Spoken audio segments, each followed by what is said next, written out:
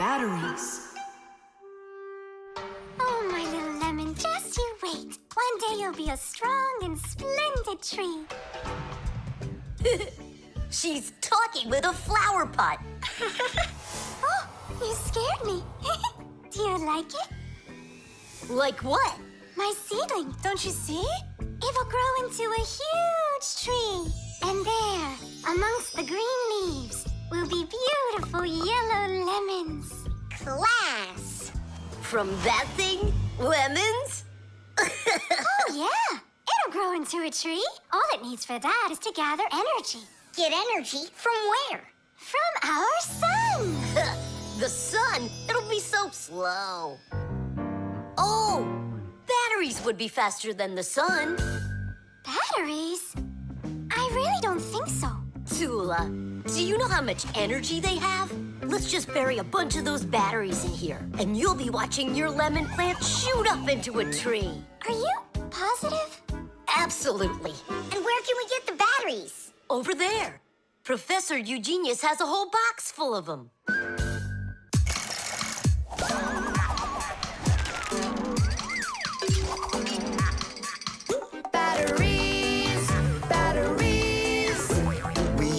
Every day and need them by the ton.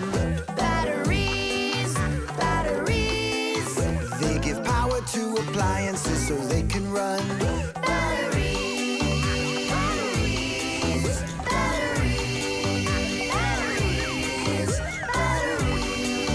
batteries, batteries, batteries. That does it. We'll be seeing the first lemons before the week's over. The first battery in the world was made in Italy more than 200 years ago. When two different kinds of metal were placed in salty water, electricity started flowing through a wire from one piece of metal to the other. Many years have passed since then, but batteries still work in pretty much the same way. Today, you can find batteries being used for electricity just about everywhere. Tiny batteries are used inside of wristwatches, while big batteries can power cars and even ships. With new batteries being produced by the millions, we have to think, how should we get rid of the old ones? You can't just throw away batteries because they'll poison our soil and water. The best way to dispose of batteries is to take them to a special collection station that sends them to factories for recycling. Yes, it's a terrible idea to bury batteries. You can kill any plants that are growing there. And this is the very reason why Professor Eugenius puts all of his used batteries in that box over there, so he can dispose of them properly. Hey, where are they? Oh, my seedling. We harmed you. What? Where are the batteries? They're in the flower pot. How come? So the lemons would grow faster. From the batteries? Who came up with that idea? It will die! Hurry! We gotta go save it! The soil's contaminated. We've got to find a new home for the seedling. But where? Over there. There's a pot with healthy soil. Let's do it! Batteries, batteries. They come in different sizes, shapes, and colors too. Batteries, batteries. Could be yellow, might be green, or maybe red and blue. Batteries, batteries, batteries, batteries,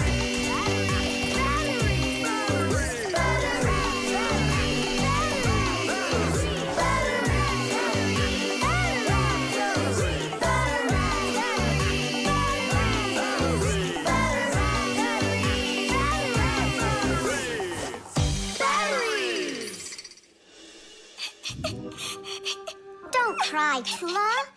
The seedling will be perfectly fine. It will grow big and strong with branches full of beautiful lemons and oranges. And watermelons. It's a lemon tree, Fire.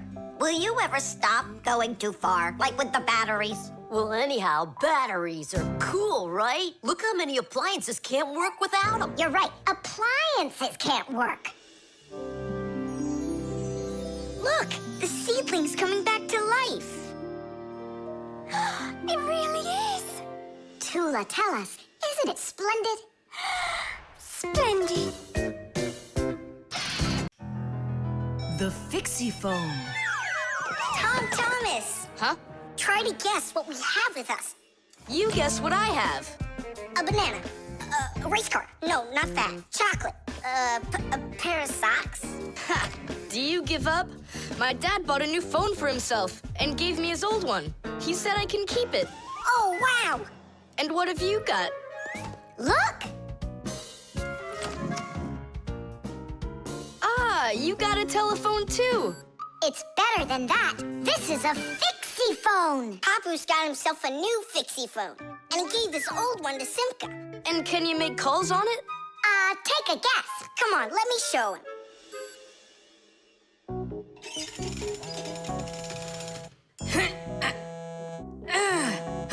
Hi there, Papoose. Hi, Nolik. Why are you calling? Just to say hi. Nolik, don't just call me if you know I'm working. All right. See that? So what? I can make calls on my phone. Calls to humans, that is. But to Fixies, you can't. A Fixiephone is a smartphone made just for Fixies. Not only can Fixies call each other with it, but they can get onto their own special Fixie internet. On a Fixiephone, you can find a camera, a flashlight, news, games, movies, and Fixie ditties. Those are the Fixies' favorite songs. Fixie kids love them, and so do their parents, because Fixiphones can easily let parents know where their kids are and whether or not they're in trouble. Over the years, humans have learned how to turn telephones into mobile phones and mobile phones into smartphones. They use them to call each other and to go onto their internet. A smartphone is almost as powerful as a computer, but they still have a long way to go to be as good as Fixiphones. Yeah, that's really cool, guys. Only this phone does the same. But can your phone do this? Take a look over here. You mean here? It's just a mouse. And now, look here. Whoa! But he's not on there. But look, he's here. And that's not all. Watch. A mouse helps the user navigate around the computer. And when we move it... You get it? No one else can see the Fixie except for you, and he can help you. Super! Oh, it'd be great to have my own Fixiephone. What are you talking about? You're not a Fixie. What a shame. I'm off to school, guys. He gets so upset. He even forgot to take his phone. I have an idea.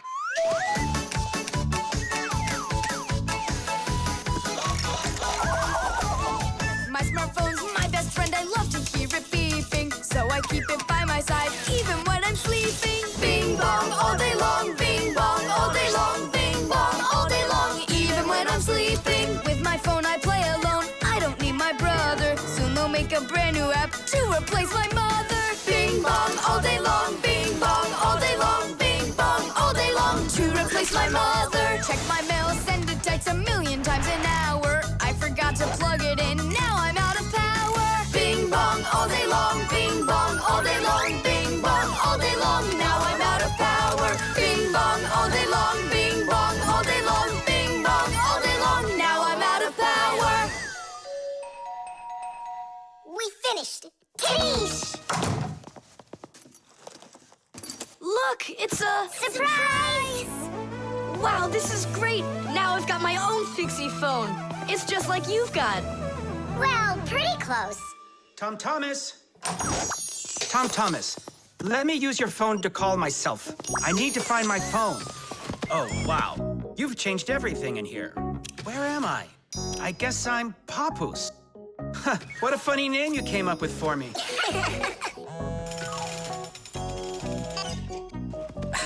Nolik, just stop. I don't have time for your fooling around. What? Who is that? That's, not Nolik. Who is this? Do you know who I just called?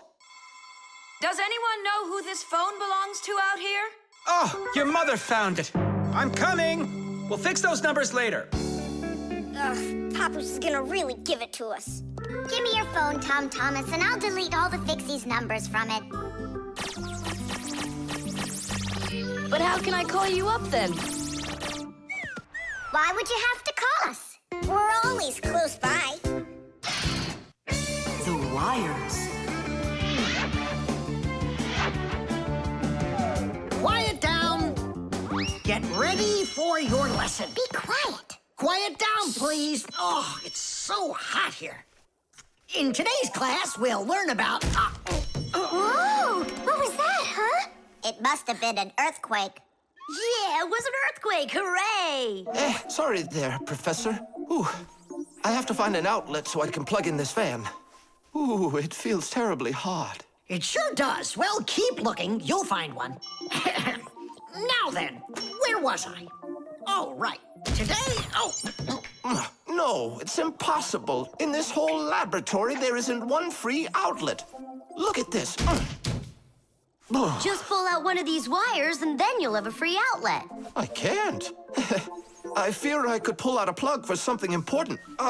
Volt himself would get all tangled up in these wires. Whew. Don't worry about it, Professor Eugenius. We'll find a free outlet for you.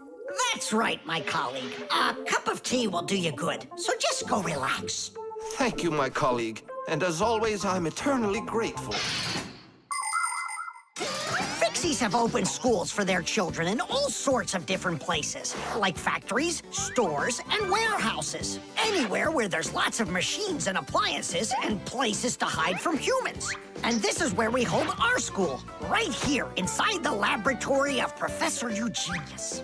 It's a fantastic place for me to hold class. Every day, new devices, materials, toys, and even food are brought here for examination.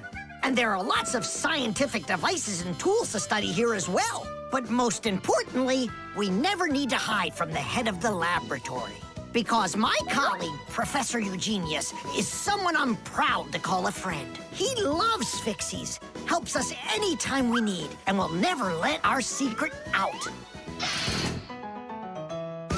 What should we do first? We have to start out with pulling apart these wires. That'll take a second. Over here! No, here. Nolik, come help! Let's do this. Come on, come on, come on, come on, come on. Just one more time. Stop it! I can't get out! Loosen the wires! We need to pull out this one! Stop this nonsense, will ya?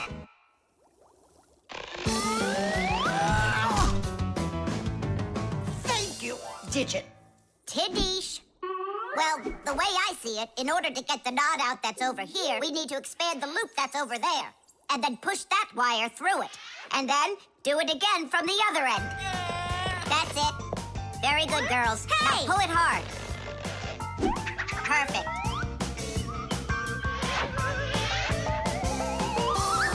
Hey, check it out. This green wire up here isn't plugged into anything. Then no one's using it. So that means we should go and pull it out from the outlet. Got it.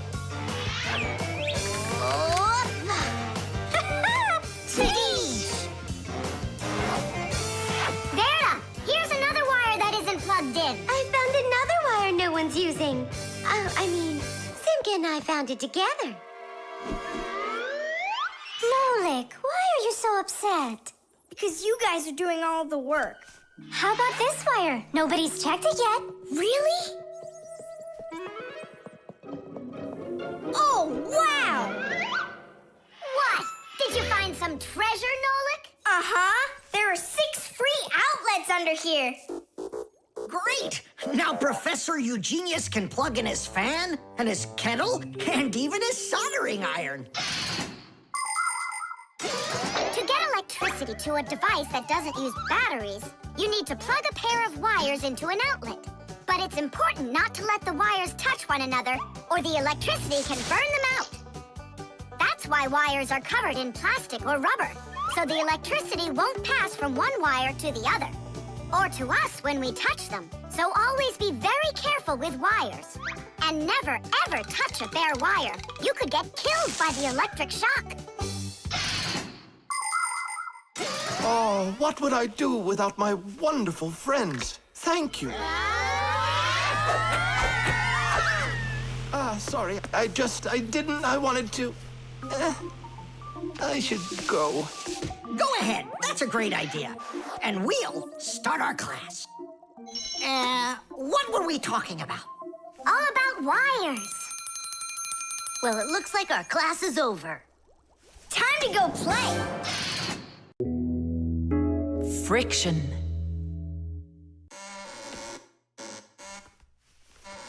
Oh, Tom Thomas, that door of yours squeaks terribly. Yeah, and it's not easy to open either. Well, that's because the hinges are rubbing. That's why your door is not working right. How can I fix it? Just reduce the amount of friction. How? With some oil on the hinges. I can do it for you because I've got a pack-a-mat. All right. Simka, can I help you? Sure you can. Wear the pack-a-mat, all right?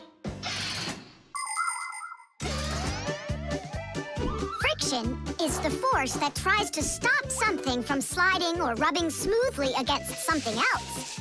Rubbing can make things wear out quickly if there's a lot of friction. If you want less friction, you need to put something on the parts that rub against each other, like oil. There are special kinds of grease used to keep clocks and wheels turning smoothly. And for skis, a special kind of wax can be used to make them go even faster. That's it. Now the top hinge. It's all done. Go ahead and check how it's working. It's not squeaking. I told ya. You guys are the best. I gotta go. Go where? I'm gonna go sledding. Maybe you'll take me with you? Sorry, Nolik. You don't have a sled to ride on. I'll see you later. Simka, should I grease the saucer? What for? It'll slide down the hill just the way it is. Ah, okay then. Wait here for me, Nolik. I'll be back real soon with a surprise for you. Yeah, oil slippery. I know what I'll do.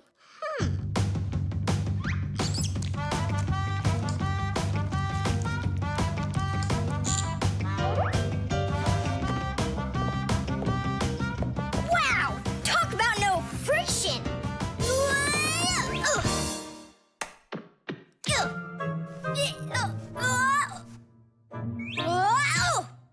Hey, anyone? Help! Help! Simka! Nolik, are you all right? Just stay where you are. I'll be right there.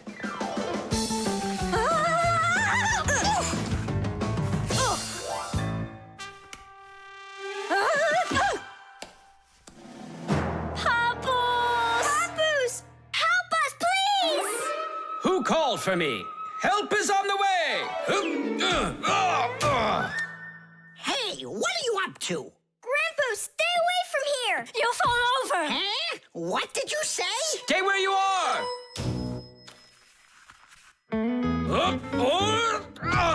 What happened here? I poured some oil on the table Why'd you do that? to reduce friction. That's brilliant. Nobody move! I know exactly what to do.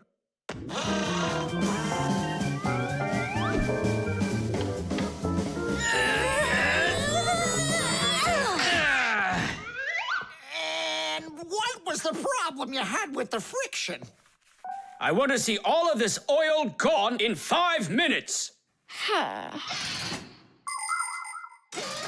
Engineers are in a constant battle with the force of friction. They want less friction so that cars will run faster and their parts will wear out less quickly. But just imagine what the world would be like if all of a sudden there was simply no friction at all. Everything would start slipping out of our hands and falling off the table. Knots would untie themselves, and that's not the half of it. Cars wouldn't be able to run without friction either. Wheels would spin around and around in one place, unable to grab onto the road. We wouldn't even be able to walk.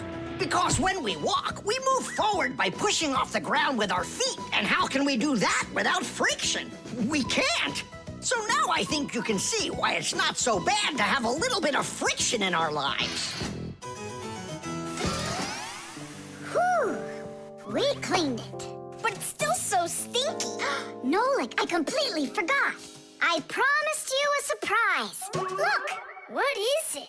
I made you your very own saucer for sledding. Oh, that's great! Only, what good is this thing without snow? Nolik, hey! Look what I've got for you. Snow? Yeah. Is it real snow? Really? Yep.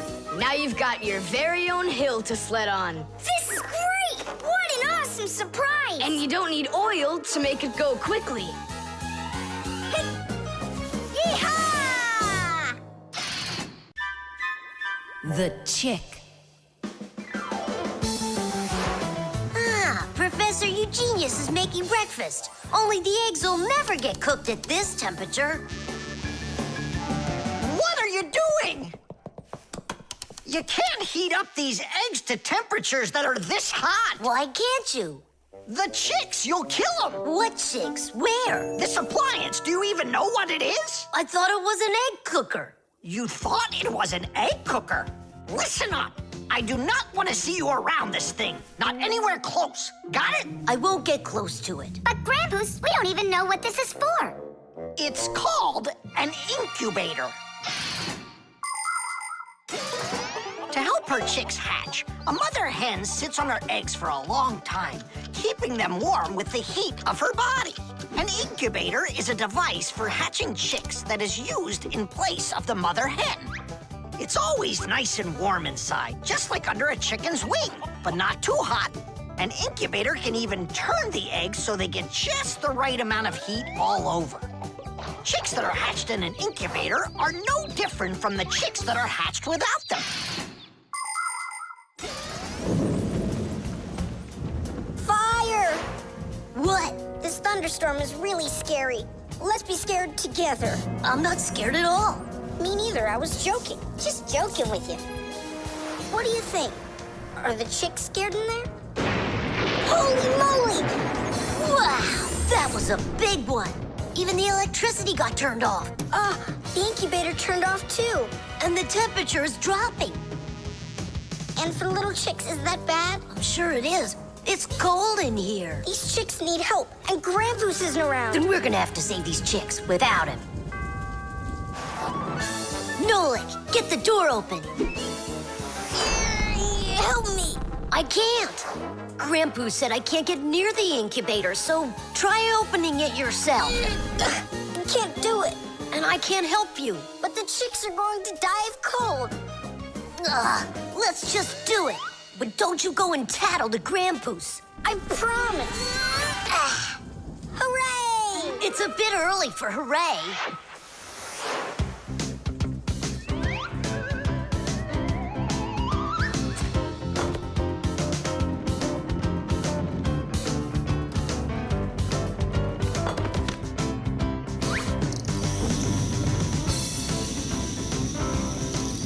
Candle? Yeah, we'll warm up the chicks with the fire. Class. Time for hooray? Now, yeah. Tanish! Like sparrows, ducks, storks, and ostriches, all birds lay eggs and sit on them to help them hatch. And it's not only birds. Other animals like snakes, crocodiles, and even turtles have babies that they hatch from eggs. To protect their children, they try to hide their eggs, like deep in the bushes, in the cracks of rocks, or in the sand. By the way, roe is also little eggs, just without the shells. From this fish roe, little hatchlings are born that will grow into big fish. And from tiny frog roe, tadpoles hatch that will then develop into full-grown adult frogs. And you've heard of dinosaurs, right? Well, those giant reptiles that lived millions of years ago, they also hatched out of eggs.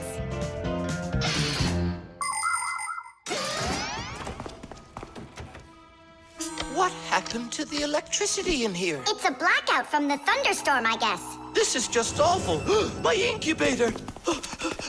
Someone lit a candle, and the temperature is normal. So who put the candle in there? Tell us right now. Nolik, don't be a tattletale. It was me. By yourself. By myself? Of course yourself. I wasn't allowed near it. Well, yeah, he wasn't allowed near it. All by yourself. Then well done. You saved the chicks. Our hero. So, Fire, follow his example. And you, Nolik, accept our heartfelt thanks. Look inside. They're starting to hatch. All right, Fire. Come take a look. Now I'm allowing you.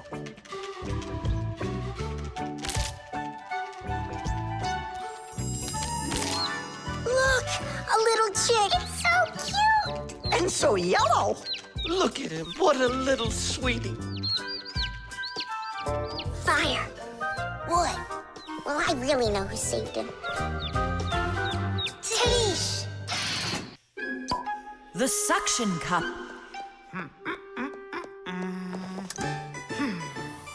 Where's Professor Eugenius? Did you see him? Not yet. Strange. He told me he'd be here today to conduct some tests. Rampus, right here under the glass. There's a note.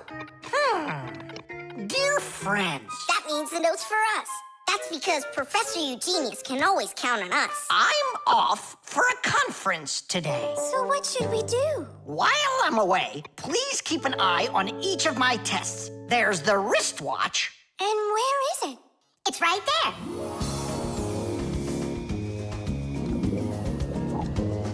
Look! How come the watch is in the water? So the fish can know what time it is? Nolik, don't be silly. This is the test he made for the watch. You see? It says water resistant right there on the back. That means that water shouldn't get inside of it. I see. So the professor needs to check if it will work underwater. Understand? Yep, I got it. The watch is working. So now, the doorbell test. We'll go look. It's over there.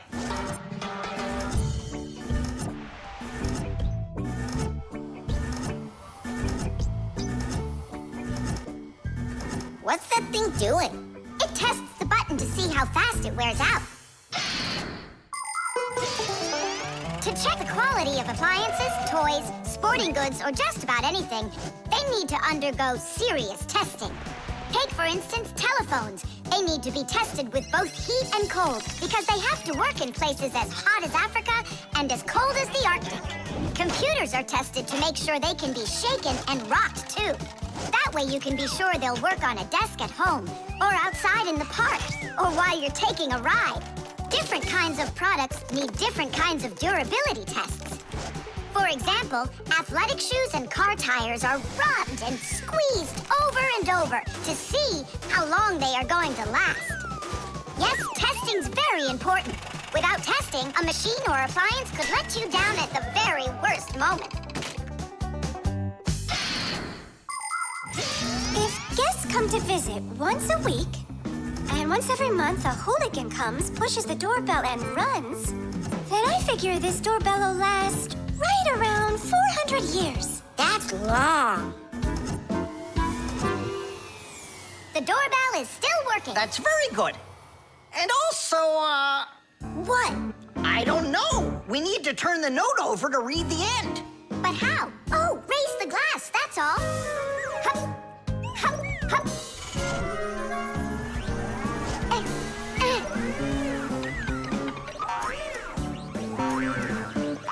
I can't get a hold of it.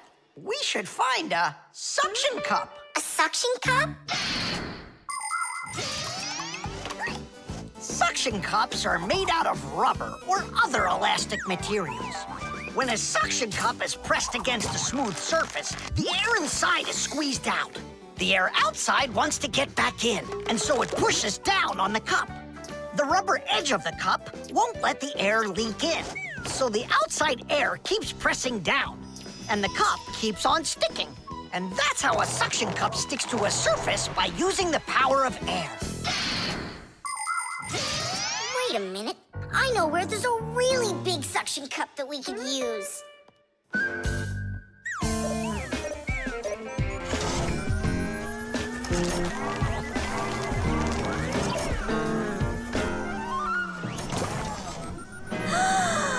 a huge suction cup, Nolik. Stitties! Well done, Nolik. Only we need to hurry before air gets under this suction cup and it unsticks. My suction cup will never unstick. Well, let's see what it says here. Simka, you'd better hurry. And make sure nothing gets broken here in the laboratory while I'm away.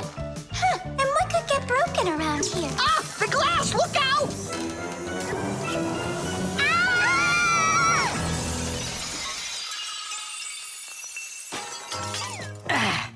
Yeah, so much for that. And who's going to clean up all this broken glass? You don't know? Nolik. He told us to use that suction cup. No, Simka. She was reading way too slow. Listen, there's no need to fight. I came up with the idea of the suction cup. I should clean this. Come on now, Grampus. We'll clean up this mess. Professor, I still think the suction cup was a great idea. The stain.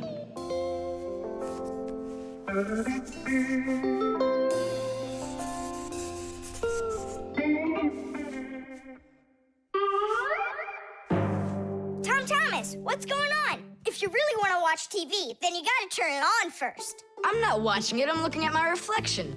I'm working on a self-portrait. And which shelf will you be painting in your shelf portrait?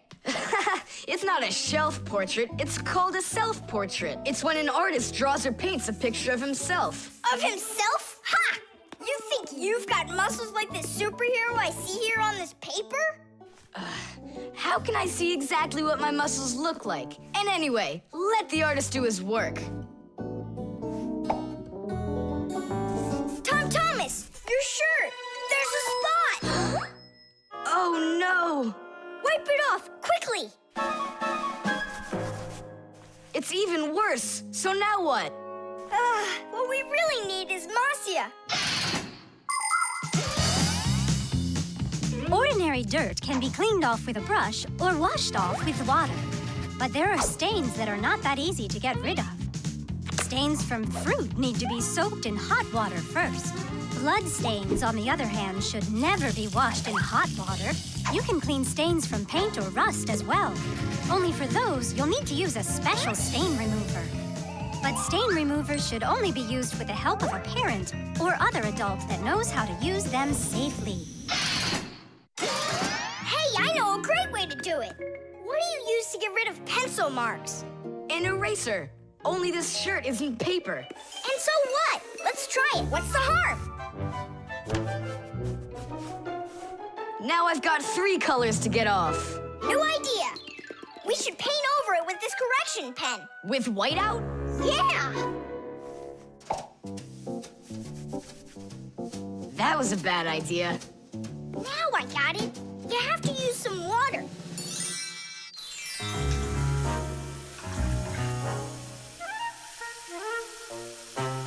The wash should be better, don't you think? No, you can't wash whites with colors. And you've got a white shirt with colors all over it. Then how about if we try some more water? How much more can you use?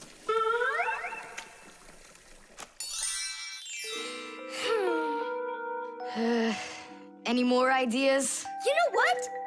It's possible we did something wrong. Everything you did was wrong. You should have used a spot remover to clean off that stain. A spot remover? No way! Oh, take a look at it, Simka. I think it's marvelous. They painted that white shirt so nicely. Toola is Simka's best friend. She's very tall, almost as tall as Papoose. Yeah, she's the tallest one in her class. And she's strong, too. Toola loves to laugh, and she does it louder than everybody. That's just the way she is. Cheerful and kind. Ready to help anyone who needs it, and making sure her friends are getting along. Of course, I don't like that she treats me like a baby, especially since she's the one that's a scaredy cat. She can even get scared of a cute little spider. And she believes in all sorts of silly superstitions and horoscopes. Toola will believe anything you tell her, which is really great because it makes it so easy to play tricks on her. But she takes it all in good fun. That's because she's Toola. It was on purpose, wasn't it? Well, yeah. Tom Thomas, no! Your mom will punish you for just one of them. And now you're gonna make more stains? Don't worry, Nolik. I forgot that this is an old shirt, and I'm allowed to get it all dirty if I want. And I tried so hard to clean it. Put another spot there. And over here. One in the middle. And a line over there. Splendid. That looks great. And how about down there? Wow. It's like fireworks. Splendid. There's a name for this style of painting, and properly speaking, it's an abstract painting. They have lots of lines and spots, and everyone sees whatever they want in them. Yeah, look! A golden ball by the river! And there's Tom Thomas with an F on his report card! Tom Thomas, what did you do to your room? And your shirt? You know what they call it? It's, abstract art. There's something good in it. I like it. Abstract art. Isn't it great? Ah, my little artist. The fire extinguisher. So, who can tell me, in the home, what is the greatest danger of them all? Chuzaka! Well, dogs are dangerous for us, but what is very scary for us and for humans? Fire! Huh? Where? I was just answering what you asked us. Although your joke was awful, Fire, your answer was actually correct. Nothing can be worse than getting caught inside a house on fire. Don't know much about chemistry, but I can handle circuitry. That's an interesting idea. I have to try it out. And that's why every Pack-A-Mat has a fire extinguisher inside of it. And how do you turn them on? Well, I'll show you at the end of the lesson. Nolik, listen, yell fire. How come? I just want to find out how the professor turns on a fire extinguisher. Forget it, Fire. I won't do it for you. Fire! Huh? Huh? You again. I was joking. It's a stupid kind of joke, and I want you to leave right now. Actually, I should call your parents to discuss this terrible behavior. Fire is no joke at all. Remember, never fool with fire. Of course, you should never play with matches or with lighters. Everybody knows that. But those aren't the only things that can cause a fire inside of a house. So can a stove or a fireplace. And don't forget electrical appliances, like electric burners, space heaters, and irons. If you act carelessly around any of these appliances, they can cause a fire. And we should never forget to take extra special care with sparklers, candles, and fireworks.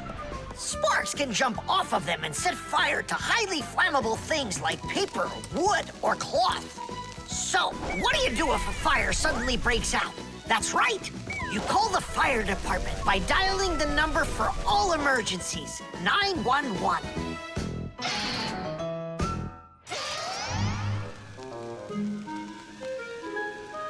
Huh? What's going on? No way. No way! Fire? It's burning for real! Fire! What do I do? Oh yeah! I need a fire extinguisher!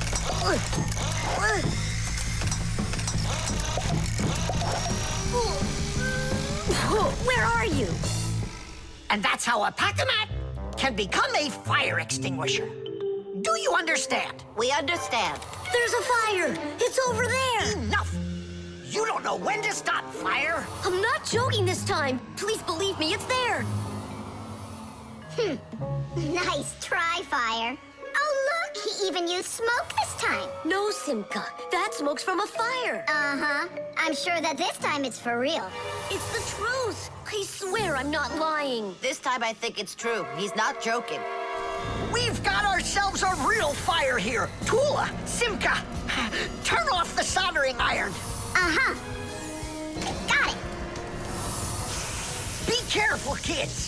You have to stay back here away from the fire. And what can I do to help? Take out your fire extinguisher.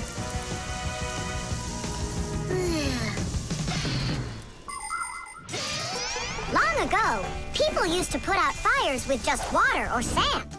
Today, people also use fire extinguishers. Fire extinguishers are cylinders with hoses. They're usually painted red, so they're easy to see. The cylinder is filled up with a special powder, or foam. If someone needs to put out a fire, they point the hose at the fire, pull out the safety pin, and squeeze the handle. The foam or powder shoots out of the extinguisher and puts out the fire. Our fire extinguishers are just too small for this fire. We have to find Professor Eugenius to put it out. I already did. All right, where's the fire? Ah. Ooh. Hooray! We put out the fire! You Fixies are just the greatest. Thank you. You saved the whole laboratory. Not at all, colleague. If not for you Fixies, I can't even fathom how this could have ended. And what I'm wondering is how the fire got started at all. Fire? I had nothing to do with that. Yeah, sure. Then who was yelling, fire, fire? You know what? Maybe it was you that set the fire. Well, if that's what happened, don't even think about coming back to school without your parents. Colleague, wait. It's all my fault. I didn't turn off the soldering iron. Forgive me. Now we know whose parents the school should be calling. The Draftsman.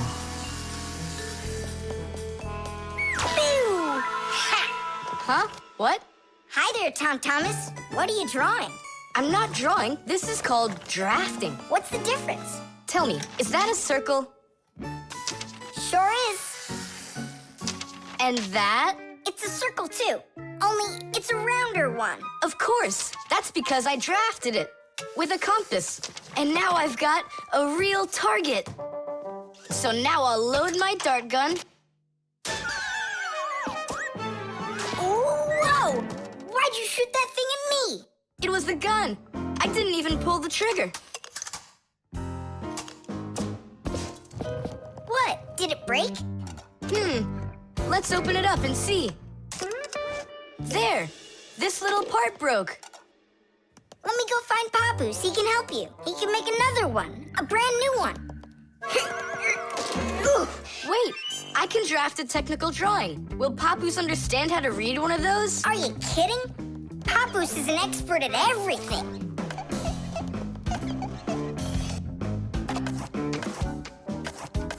Done. Wow, Tom Thomas, you're a real technical drawer. A draftsman, Nolik. That's what they call it. Try drawing a perfect circle by hand. Can't do it, huh? Well, with the help of a drafting compass, your circle will turn out great. Just put the needle point in the center and turn the compass, and it's done. A compass is only one of the many different tools for drafting. For example, if you need to draw a straight line, use a ruler. And if you need to draft a frame for your picture, you can use a triangle. First draft one side, and then the other. And then to finish your frame, just turn the triangle upside down and draft the two remaining sides. You'll get a perfectly squared frame. There are also drafting instruments for making curved lines. They are called irregular curves, or French curves. But actually, now people use computers more and more for drafting technical drawings. Papoose! Huh? What happened? We really need your help. One of the parts broke in Tom Thomas's dart gun. Could you make it? What kind of part exactly? Look, here's a technical drawing. So, you even got a technical drawing. Very good then, let's take a look at it.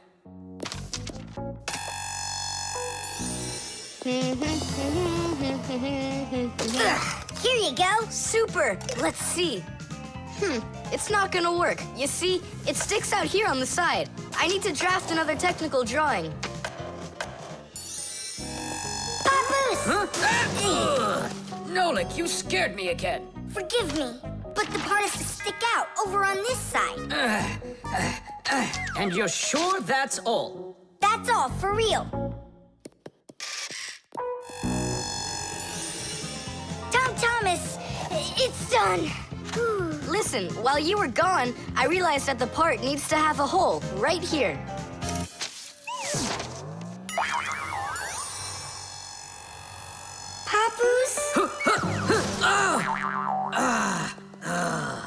Again? Sorry about this, but there's a hole in this thing, too. A technical drawing is a special kind of drawing. It has to precisely describe the thing that needs to be made. To do that, the drawing must be very accurately drafted and include all of the measurements. And that's not all. If the object is complex, it must be drafted from at least 3 sides, including the front, the side, and the top. You see?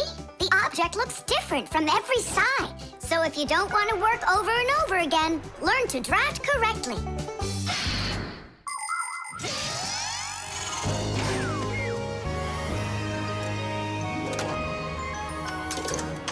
Kaboom.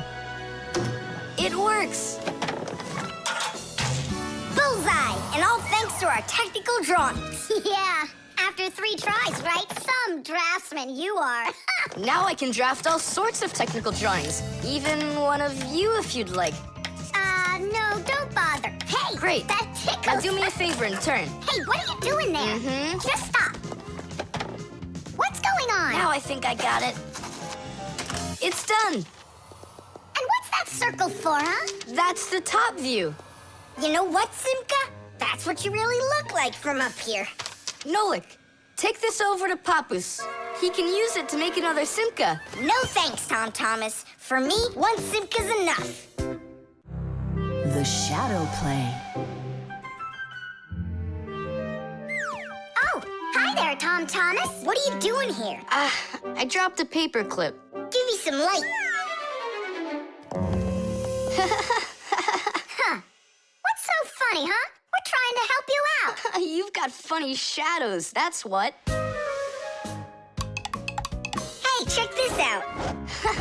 It's an eagle. And Simka is a goose. She looks more like a moose. I do, huh? All right, and take that. You're like real actors performing in a show. Uh-huh. Actors playing a theater, you know? And we're just under a bed. And so what? How about we make our very own theater? A theater with shadows. Class! Tom Thomas, we need a piece of paper, a huge sheet.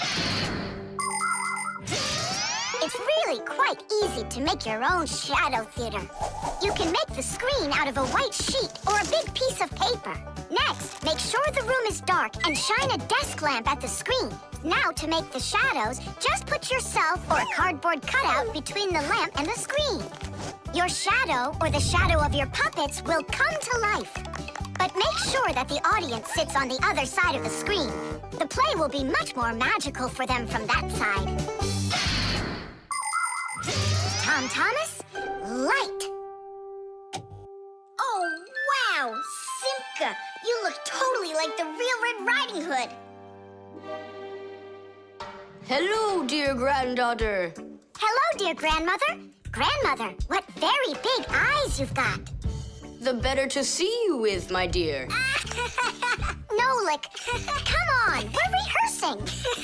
The wolf's voice is funny. Grandmother, I never noticed what very big teeth you've got. They're so much better to eat you with, my dear. Yum, yum, yum, yum. Let them out, wolf. Or I'll get them out, myself. Ha ha! You'll stop me with that little stick? Hey, that's not in the fairy tale. But in the fairy tale, it's a normal hunter. And what do you think I am? Look for yourself. You're way too small to be the hunter. Fine, then go do your play without me. Well, I guess I'll have to make the hunter out of paper then. That's all. Take a break. I'm really thirsty. She was so salty, that grandma. Nolik, don't be upset. The wolf is huge, and I'm so little. Then let's make you bigger. You see? Now you're bigger. Yeah, you're right. And if we go back here, then I'm even bigger. Now you know. If you go back here near the lamp, your shadow will get bigger on the screen. Class!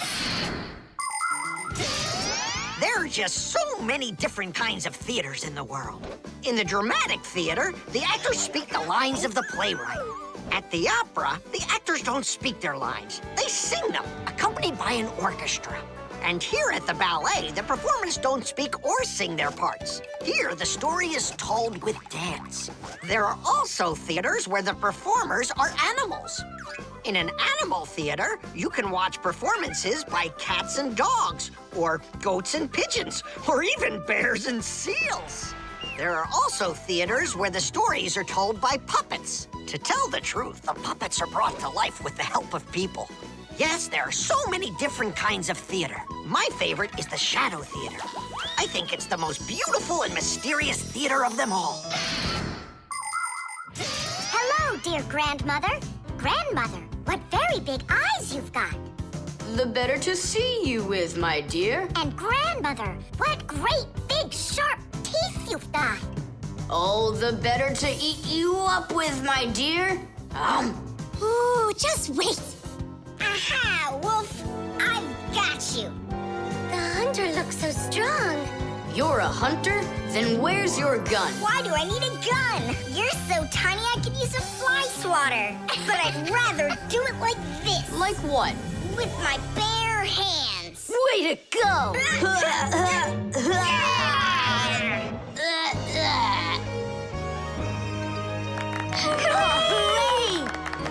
Splendid! Who was your favorite? Mine was the grandmother. Well, I think Red Riding Hood was the best. For me, the hunter. He was so mighty and so fearless. And for me, the special effects. The vent. Tom Thomas. Tom Thomas. Okay.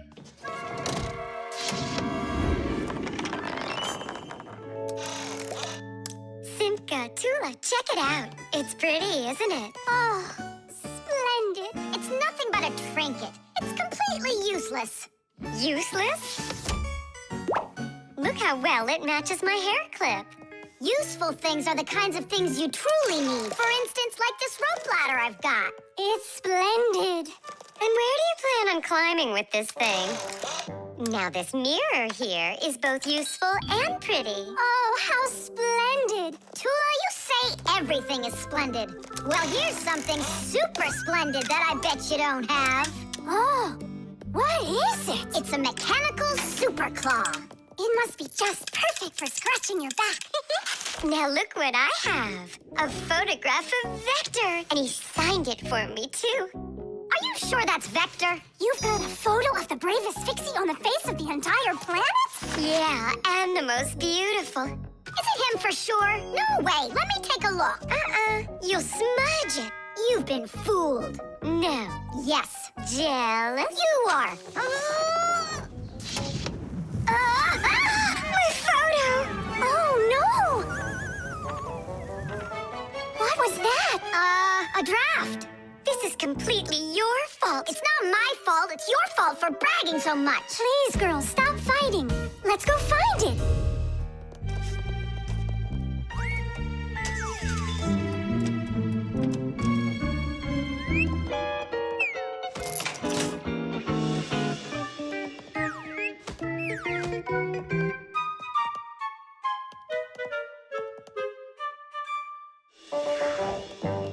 It's just horrible to lose a picture signed by the most famous Fixie ever. It will be horrible when that picture of a Fixie is found by humans. So where could it be?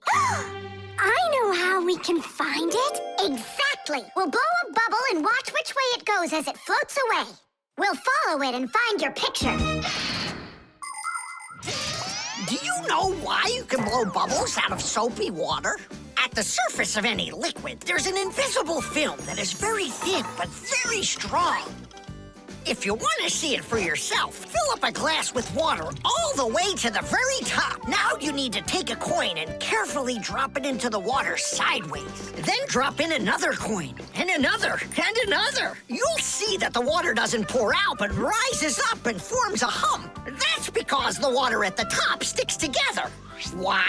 Because of a force called surface tension. Thanks to surface tension, water can form drops. It also helps us blow soap bubbles, because when we add soap into the water, the film gets even stronger. but still not strong enough to stop the bubbles from bursting. Okay, it's ready. Now we need to blow. Do it together. And... I don't think this way's gonna work.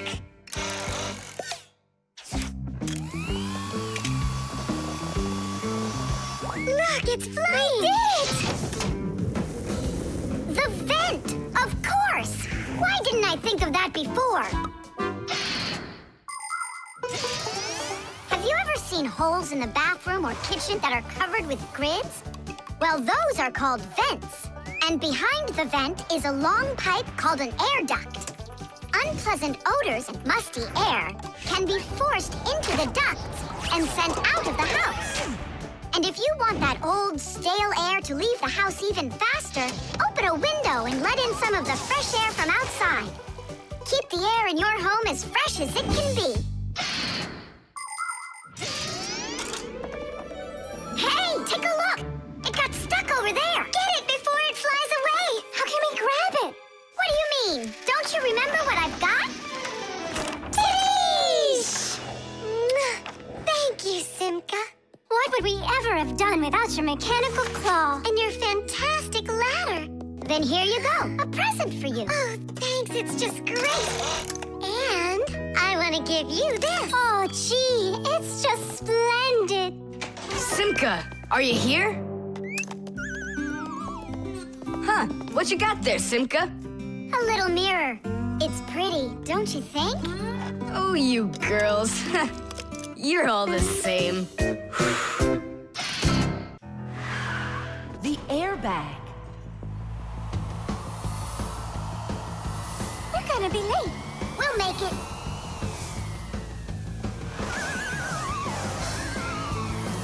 Whoa!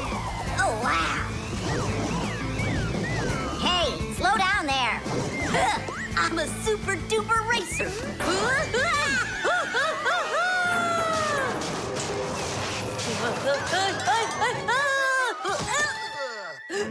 Well, Fire. Again risking your life. And super racers like me can always count on luck. You know, Fire, counting on good luck is stupid. It would be better if you would keep your mind on safety. Actually, today, Professor Eugenius has something really special to show us. He's going to be testing an airbag. What's that? Ditch it. Explain it. Everybody riding in a car has to wear their seatbelt, because if the car has to stop quickly, the belt will hold the person back. But there are times when even seatbelts don't give enough protection, like when a fast-moving car crashes into something. When that happens, the driver and passengers can be protected by an airbag. You can't see them when they're folded up because they're hidden, but if the car is in a crash, the airbags blow up very quickly, and the person bumps into the bag instead of banging into the steering wheel or flying through the windshield.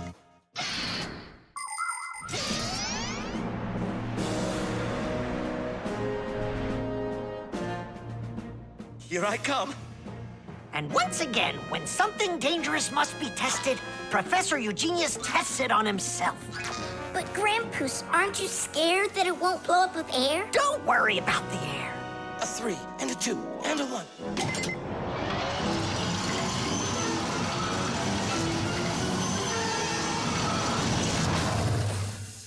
The airbag filled up in an instant. Did you notice? Yeah, but how does it do it?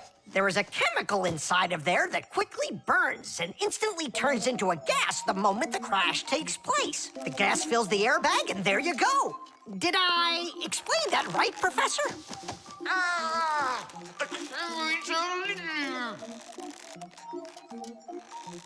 We've got to get him out. Stop! We'd better call for help.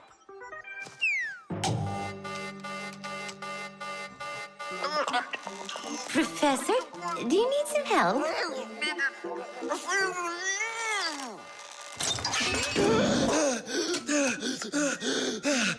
Thank you, Elisa. Sorry to take you from your work. You're free to go. Professor, how did you manage to press the button from way over there? I managed to hit it on the fly. You are just astounding. To keep small children safe while they're riding in a car, they must be buckled up with a seatbelt inside of a special booster chair.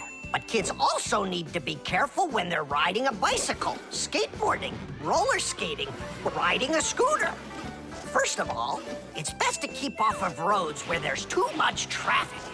Second, put your protective gear on. For your arms and legs, wear elbow pads, gloves, and knee pads. For your head, wear a helmet. That way, if you fall down, you won't get badly hurt. And third, make sure that people can see you.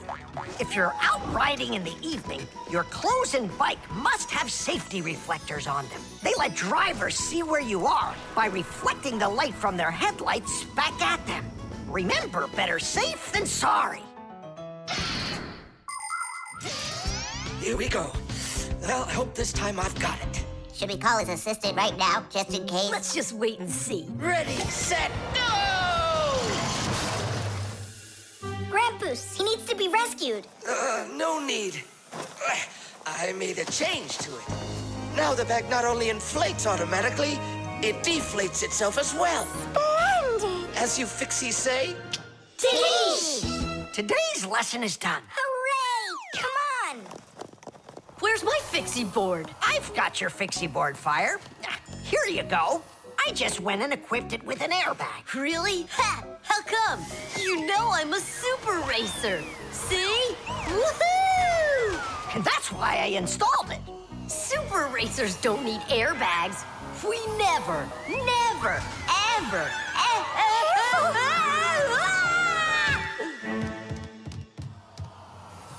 Oh, wow! Is that airbag cool or what? It's a very original design he used there.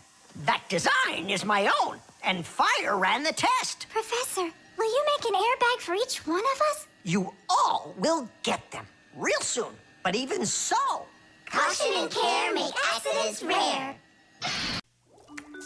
The Keycard. Whoopa! well, Professor Eugenius, your kennel's back in action. Tidish! ah, why thank you. I've been longing for a cup of tea. Yes.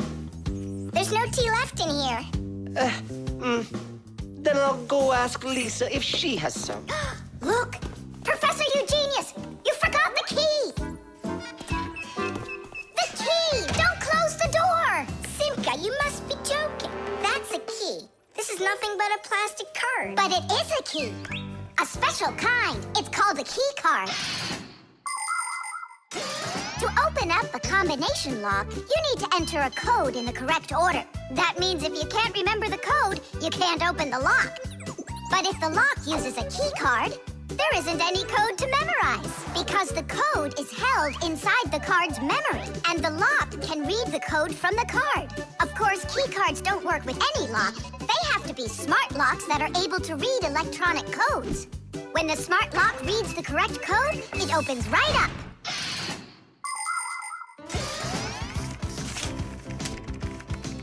Elisa, do we have any tea here? Of course, Professor Eugenius. Wonderful. I'll take one bag then. Oh, I left my key inside the lab. Can I borrow yours? Just don't forget to give it back. Of course I'll give it back.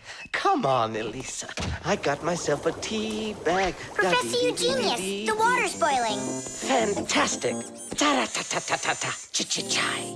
Wait a second. Oh no. I was supposed to give something back to Elisa. Why don't you go and ask her? Right. I'll be right back. Professor Eugenius! That's card number 2 now. Elisa, I promised you something, didn't I? Yes, the key. You said you'd return it. Yeah, sure. Let me get it. Just a sec. Oh, I locked it in the lab. It's terrible. How will you ever get back into the laboratory now? You see, there is one way, but it's a secret. Would you mind leaving for a couple of minutes? Colleague, Professor, can you do me a little favor? The key. I think I left it on the table. Yeah, right. It's true. So how do we solve this? I need to think about it. What's there to think about? We just have to go and push it under the door. You think you can do it? Yeah! It's time to get to work. Hey, what's going on? Oh, were you just calling for me? Yeah, no, Lisa, not for you. It's so heavy. Do you know where Digit ran off to? Ugh. Digit's off somewhere thinking. He's always doing that when it's time to work. Ugh. Hard to port. Hard to starboard. Way to go, Nolik. Then who were you talking to? Actually... Oh, what's that? Where? What? What was that? Come on, let's try again. Look, do you see that? It's telekinesis. It's the power to transport things with your mind. You are just astounding. Was that done with your mind, too? The door? Yeah, sure. You are a genius. Professor Eugenius is a very talented scientist and a dear old friend of the Fixies. He always helps the Fixies, and the Fixies are happy to help him too. Professor Eugenius let the Fixies set up their school right here at his laboratory. It's hard to imagine a better place for a Fixie school. People from all over the city bring all sorts of things to the laboratory to be tested, from computers, phones, and furniture to food and toys. Professor Eugenius uses his expertise to check the quality of all these different things.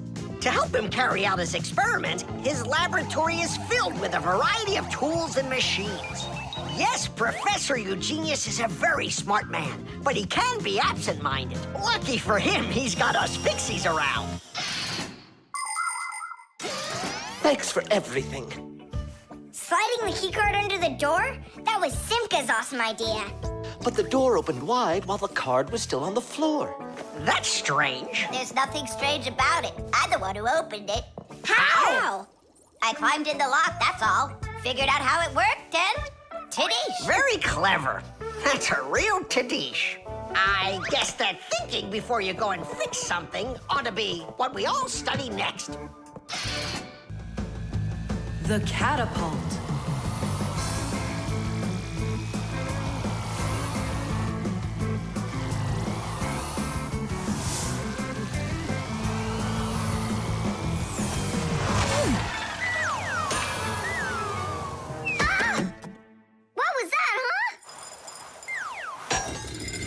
Strange. Tom Thomas isn't here. There's no way these toy soldiers could have shot it themselves. Now that was a good shot. It wasn't real long, and not high either. And off target. It was pretty awful. It was good, but awful. I got it. So what do we do? We need to raise it up a little higher. Hey, Fire, Nolik. Why in the world would you shoot at a Fixie? Fixies, they're supposed to be in school right now. Actually, I'm on my way to school. How about you, Fire? Why aren't you in class? Because there it's totally boring. But here, look at what a cool shooter we found. Ha! What did you call it? You've got no idea what this is. It's called a catapult, guys. A cat with gold eyes? It isn't a cat with gold eyes. It's a catapult, guys. Catapults are ancient propulsion machines. They were used to shoot stones, heavy arrows, or barrels with burning tar. The main part of a catapult is a special piece of rope. It is twisted very, very tightly like a spring. The rope is then wrapped around a big spoon. And then, if you pull the spoon back, put a stone in it, and let it go, the catapult fires a shot. Ooh, and the stone flies far, far away. Uh-huh. All right, so here we go. Came up short. What do you mean short? What are you aiming at? You'll see. The spoon needs to go further back. Just a little. Guys, you're gonna break the glass. Nolik, now push. All right. Yes, right on target. Now let's fly out into space. Wait, what space? What kind of flying? Who's gonna fly? I'm gonna fly. Right out the window. Right up to the moon. First fixin' onto the world, Nolik. Are you ready for your flight into space? Yes, sir. Nolik, get out of the spoon now. I'll be the first Fixie on the moon! Yeah! Nolik, enough of this! What kind of joke is this? It's not a joke at all. He's gonna fly into space. And how come it's not you? Because he's lighter. Hold on! Humans didn't go straight into space themselves. They sent dogs out there first. Nah, Chusaka's not gonna fit in here. Simka, why don't you go and let us finish? Fine, I will go. But only after Nolik finds himself a helmet. You're right about that. I'll go find a helmet.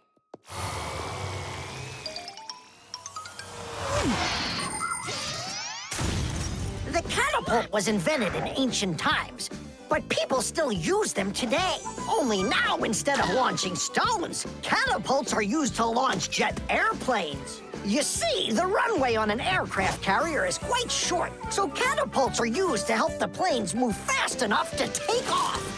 Catapults can also be used to save the life of a pilot. When an airplane has an accident, a catapult activates in the cabin. The pilot is shot into the sky and comes back to the ground with a parachute. A plain old slingshot is also a kind of catapult. It's just a very little one. But be careful with this toy. It can be dangerous to others and to you too. As for us Fixies, the only time that we use catapults is on a peaceful mission. Habus, hurry! Our Nolik's getting shot to the moon with a catapult! What? And if I meet new Fixies up there, what should I say to them? Hi there. And you can ask them to launch you back. So? Let's do it! Fire! Launch it! Stop! Don't! Simka! Nolik! I'm not getting out!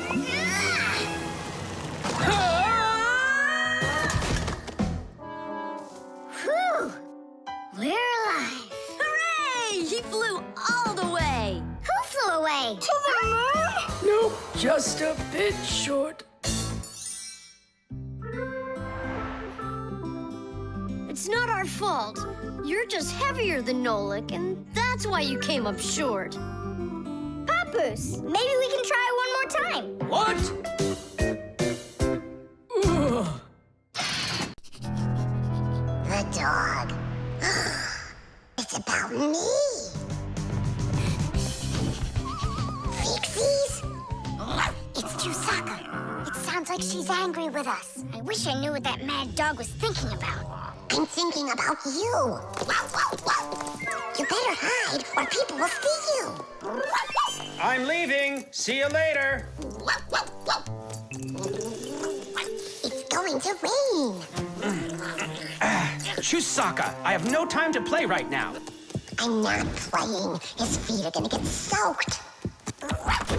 Tom Thomas, I'm off. Don't be late. Chusaka, that's enough. No, I need to go to school. He's got his math class today and he's leaving his math book. I'm trying to serve like a good dog, but no one understands me. Dogs have been serving people since ancient times, along with cows, horses, chickens, and other domestic animals. But of all of these animals, the dog was the very first. In the beginning, domesticated dogs looked like wolves. Over time, they started changing and were developed into dogs of many different breeds, from big shepherds to tiny chihuahuas. So a dog is not only a human's best friend, but his very first friend as well. What is that smell?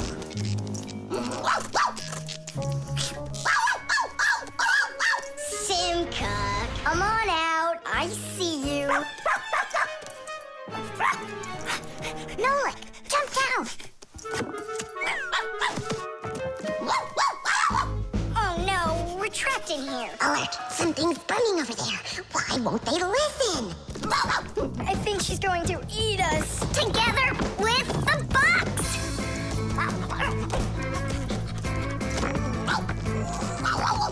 We're done for. Oh. Come on, look. The outlet is sparking. Oh no, something must have broken in there. Are we going to fix it? Kids should never touch outlets, and you know it too. It's forbidden. Then how do we fix it? Go find Papoose, and I'll stay here and wait for you. But where's Papoose? I know where he is. I don't know what she's barking about, but I think Chusaka wants to help us. Then come on, Chusaka, help us.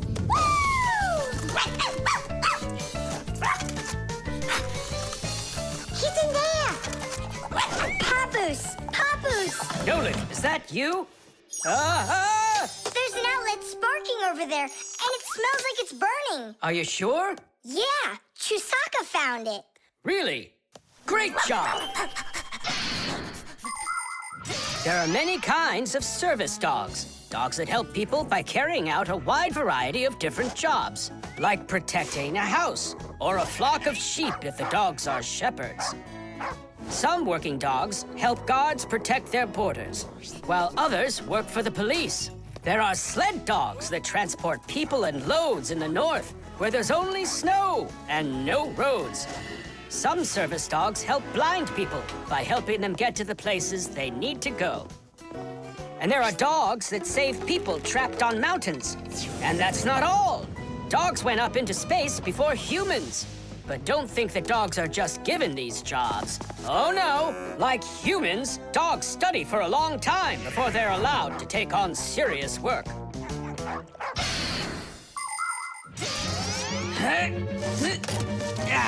That's all. There won't be a fire. Not today. Hooray! Well done, Chusaka. You're a real service dog, no doubt about it. Yeah, I'm working. I'm a real service dog. Chusaka, go away. I've had enough of you already today. Don't say that, because this working dog just saved your house from burning down. What do you mean? She smelled smoke coming from the outlet. It could be that Chusaka means well and wants to do the right thing, but nobody understands her. That's a bit hard to believe. Then what's this book? Oh, my math book. That's where I left it. Remember how Chusaka wanted to make you take it to school this morning? You're right. Atta girl, Chusaka. Well done. Achoo. What a rain. My feet got wet to the bone. But this morning, Chusaka tried to get you to wear a different pair of shoes. That's something.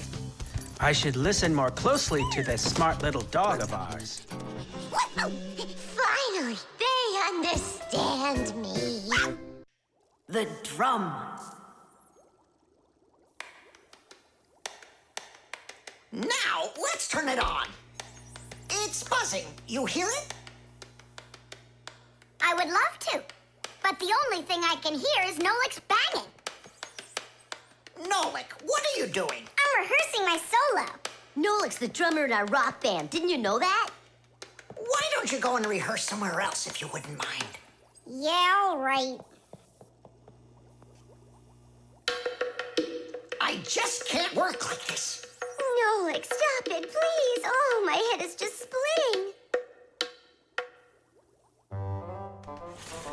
Professor Eugenius, will you come to the laboratory? There's something very strange in there. What?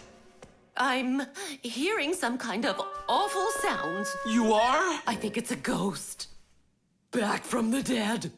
Don't you worry about ghosts, Lisa. I'll check what it is. So it's you making the racket. What? I'm just rehearsing.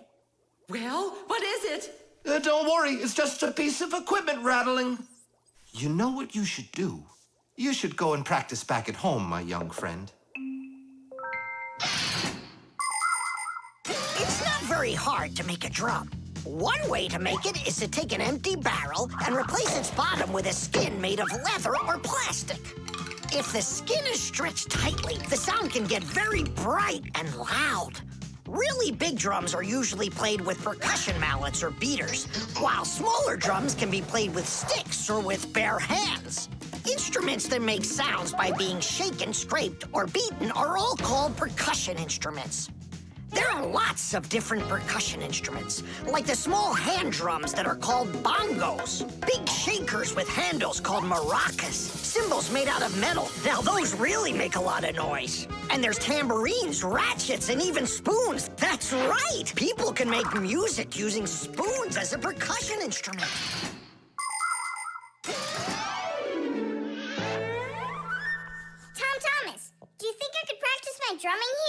Yeah, go ahead. I've just got some homework to do.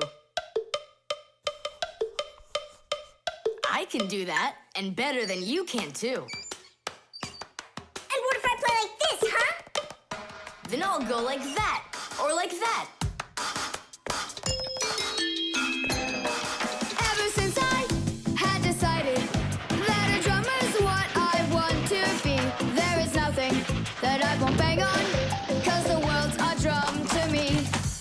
So I bang on radiators with a spoon, the pot goes boom, bam, bum. Maybe someone will take pity and they'll buy me my own drum. Bang it, bang it, bang it, boom, bang it, boom, bang it, boom, bang it, bang it, bang it, bam, bang it, bam, bang it, bam, bang it, bang it, bang it, bum, bang it, bum, bang it, bum, bang it, bum, bum. Bang the drum. Bang the drum. Both my father and my mother wish I'd play a violin instead. I don't want to. I'm a drummer, but I can drum that in their heads. So I bang on radiators with a spoon, the pot goes boom, bam, bum. Maybe someday they will get it and they'll buy me my own drum. Bang it, bang it, bang it, boom, bang it, boom, bang it, boom, bang it, bang it, bang it, bam, bang it, bam, bang it, bam, bang it, bang it, bang it, bum, bang it, bum, bang it, bum, bang it, bang it, bum, bum.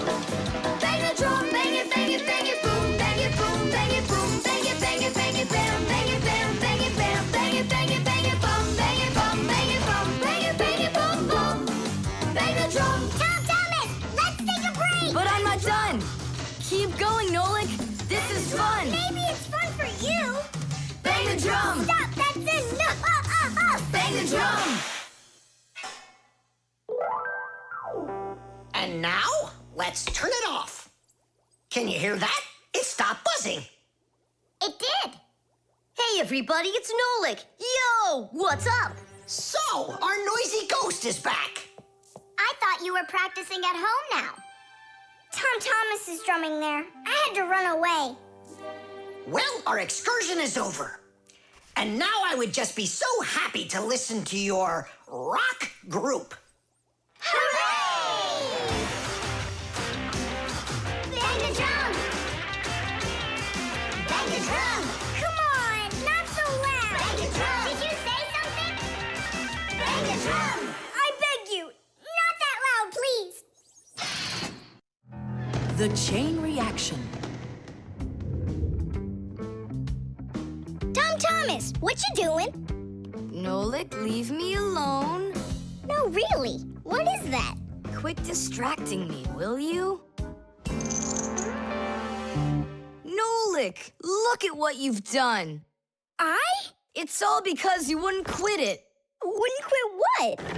I was struggling with that thing for half an hour and you ruined it. Ugh.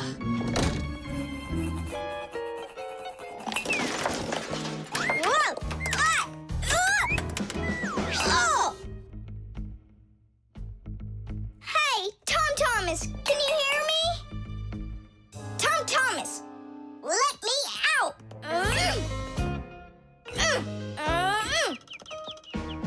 Nolik, is that you banging?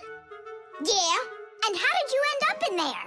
None of your business. Why are you so rude to me? 'Cause I feel like it. Oh, yeah? Enjoy sitting there. Well, who needs you? Goodbye.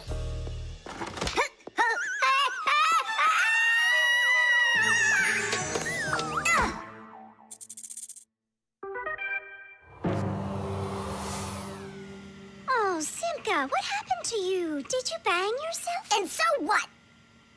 Does it hurt? Leave me alone, Toola. You always have to be fussing over everybody. Come on, why are you so angry, huh? Nolik was rude to me. That means you have to be rude to me? Forgive me, Toola. And where's Nolik right now? There. Let's go see him. Nolik, it's Toola. Are you all right? I'm fine. Why were you so rude with your sister? 'Cause Tom Thomas was rude with me. I get it. It's a chain reaction. A what? Setting a log on fire isn't easy. But it's easy to light a match. Use the match to light kindling, the kindling to light a twig, and the twig to light the log. Have you ever seen a fire grow? It's an example of a typical chain reaction.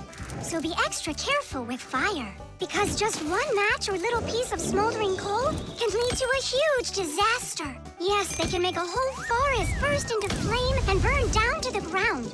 And all because of a simple chain reaction. I don't get you. What chain reaction?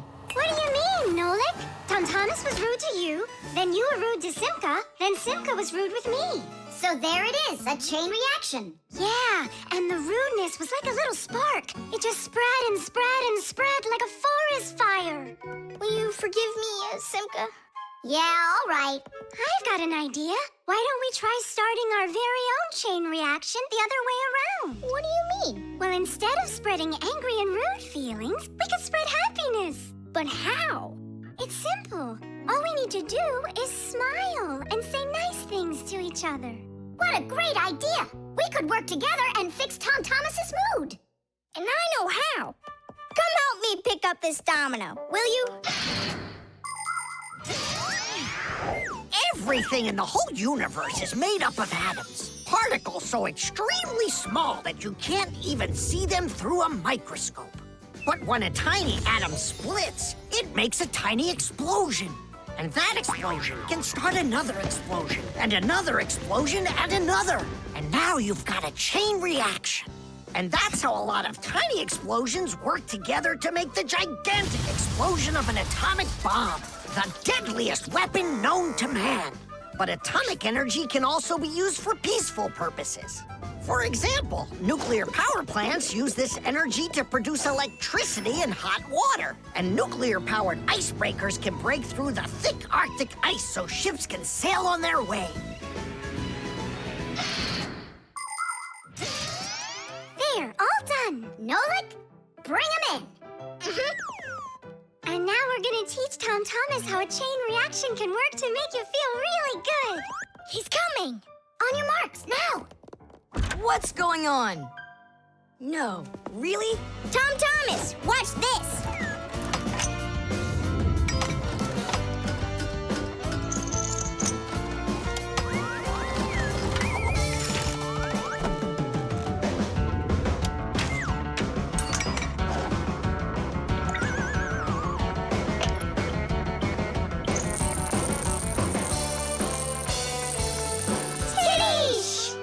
That was so totally awesome! I can't believe what I saw! How did you do that? It was just a chain reaction. What? A chain reaction. The clocks. Go around, left side. That's crazy, you'll crash. No, I won't. See, I told ya. What? Huh? Nothing. Now you talk with your computer like it's your friend. Listen, that's enough playing for today. Oh, Mom, just a little more. I'll give you half an hour while I cook dinner, and that'll be enough for today with the computer.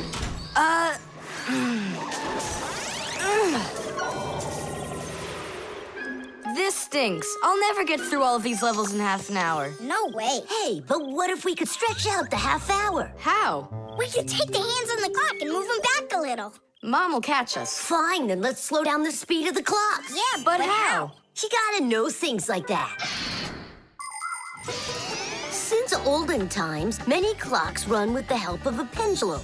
The pendulum controls how fast the hands of the clock turn. If you make it longer, the pendulum will start to swing slower, and the clock's hands will slow down. If you make the pendulum shorter, the clock will tick faster.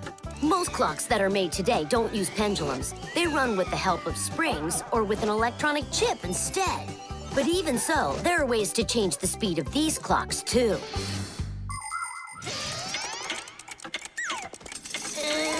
Push it! Wow, you did it! It's amazing how much slower it is. That'll give you lots of time to play. But now you gotta slow down the clocks in the kitchen. Yeah, and every other clock you got.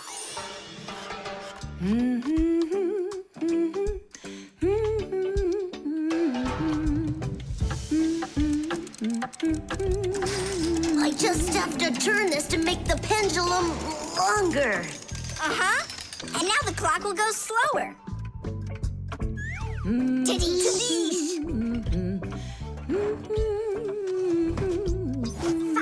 Now that clock over there. Let's go do it. That's it! We slowed down every clock, and your mom didn't see a thing. That's great. Yeah. Wow, Tom Thomas, you're cool!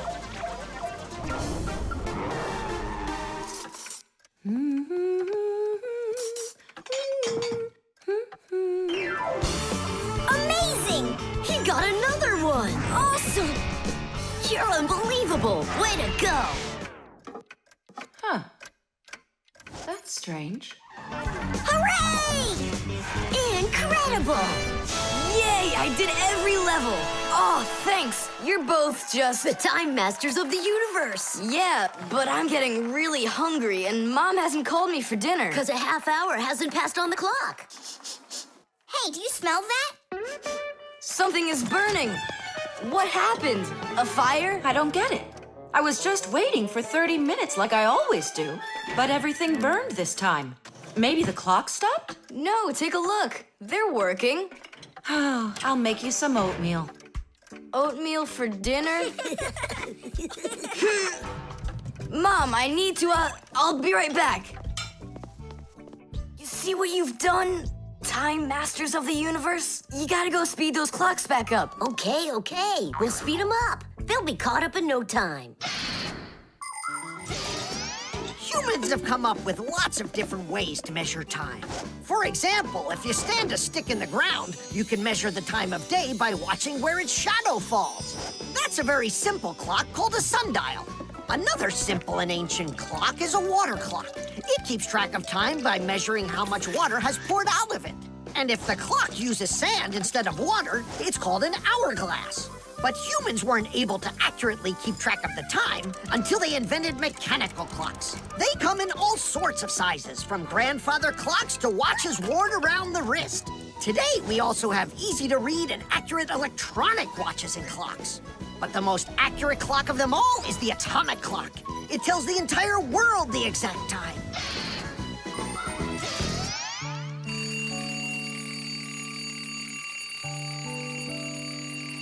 Tom Thomas, why is your alarm clock ringing in the middle of the night, huh? Really? Is it still night out? Look, Tom Thomas. But the clock says that it's morning. Interesting. Yesterday, Fire and I sped up all the clocks, so that's the reason the alarm went off. Sped him up? Are you crazy? Tom Thomas asked us. So what do we have to do now? Don't you know? Get to school, it's time. I'm joking. Go back to sleep. Don't worry, I'll get all the clocks working right again. Can I go and fix them with you? Ha! Fix them? You boys are the ones that always make the problems. GPS.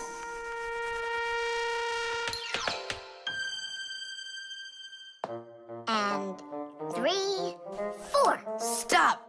Who goes next? I'm next. 5. 1, 2, 3. And... Wait, I gotta choose a route. Should I go here or there? choose already. Nolik, what are you doing over there? Nothing at all. Just waiting at my place. Good, and don't get off it. Well, Fire? What was that? The alarm on my Fixie tab. Oh, our lesson's about to start. Hurry! What about the game? Later!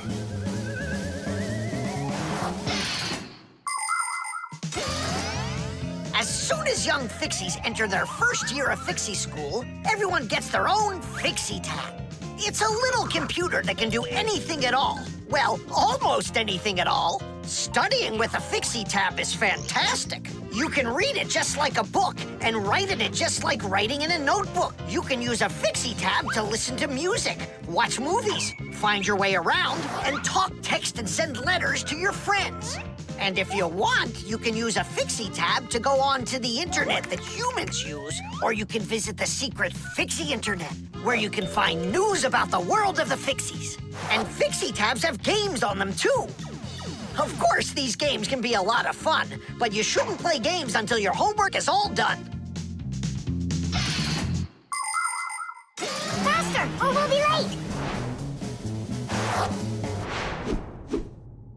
know a shortcut we can use. This way.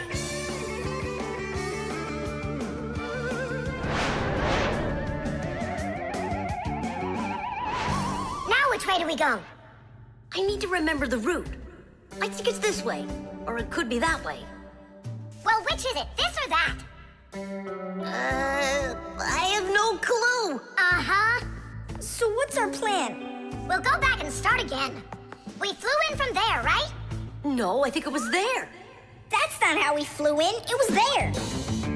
I think we're lost in here. Uh-oh.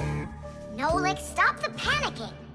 I only went uh-oh. I'm not panicking yet. It's your fault, Fire. I know a shortcut. Go this way. How are we gonna get out of here? How do I know? All I know is that we're late for our lesson.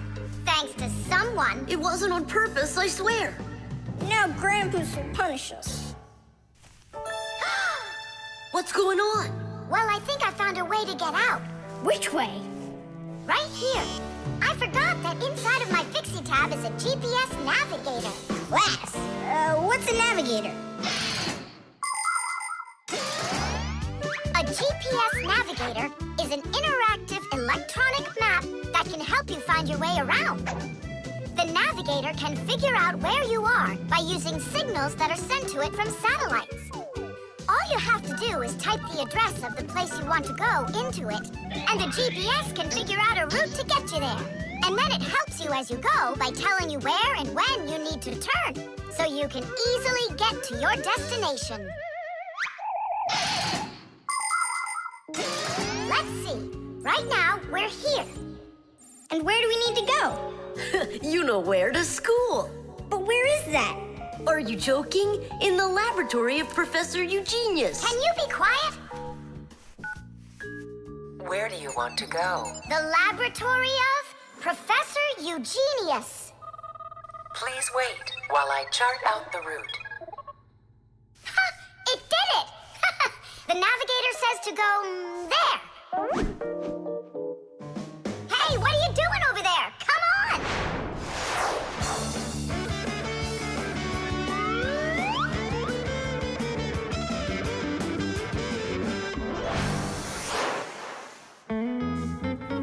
And if you happen to go off route, the navigator will give you a different way to... Well, you finally made it. Unfortunately, you missed an important lesson today. We got lost. Forgive us. In case you're wondering, we were studying navigators. And you know what? We just used a navigator to get here. Yeah, it showed us the way we had to go. Well, that's certainly quite lucky for you, because now you don't get an F. But from now on, kids, you have to get here on time. I promise you that. Because now we know where to get our shortcuts from. The team. The first period is almost over. Tom Thomas's team is leading 2-0. There's no getting around the difference in class. Simka, pass to me!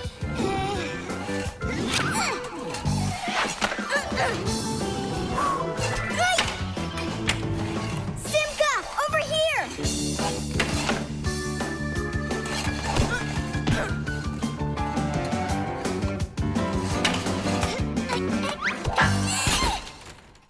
Goal!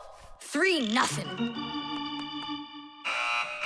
And that's the end of the period. Time for the teams to take a break. This isn't a fair game. There's 6 of these guys and only 2 of us. Go ahead and call your classmates. I'll still outscore you. You sure about that? Uh-huh. Well, Tom Thomas, you asked for it. Young Fixies take classes and study just like human kids. But Fixie schools are quite a bit different than schools for people. To begin with, there are no more than 10 students in a room. In Simka's class, for instance, there are 6, and the children don't study in one place. On one day, the lesson could be inside a refrigerator, the next day in a computer, and the day after that in a vacuum cleaner. This is the best way for Fixies to learn all about them and put their new knowledge to the test.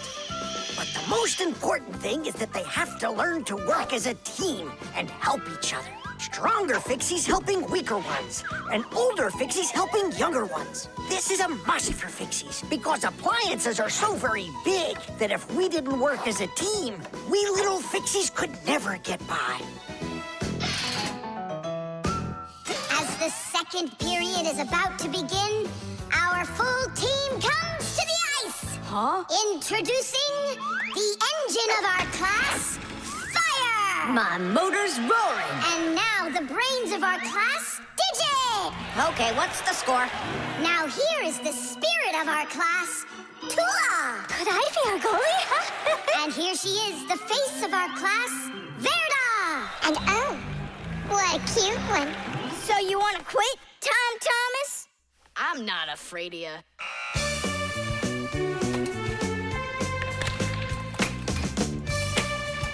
Nolik, pass! Shoot! I'm calculating the angle to use. Whoa! Oops! Pass it quick! Quit sleeping! If you're gonna scream at me, I'm not going to play at all. Wow, that's some team you got there.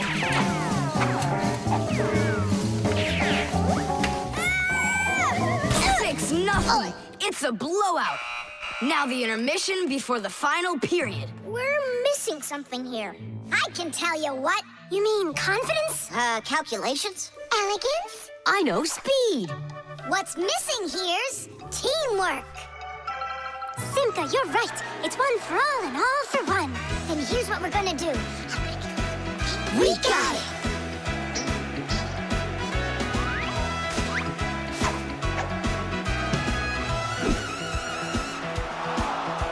Attack and check, don't lose control. A line change on the fly.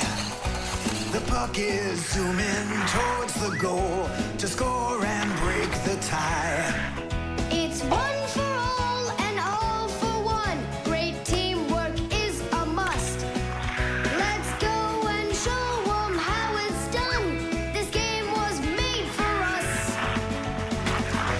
Hockey's our game.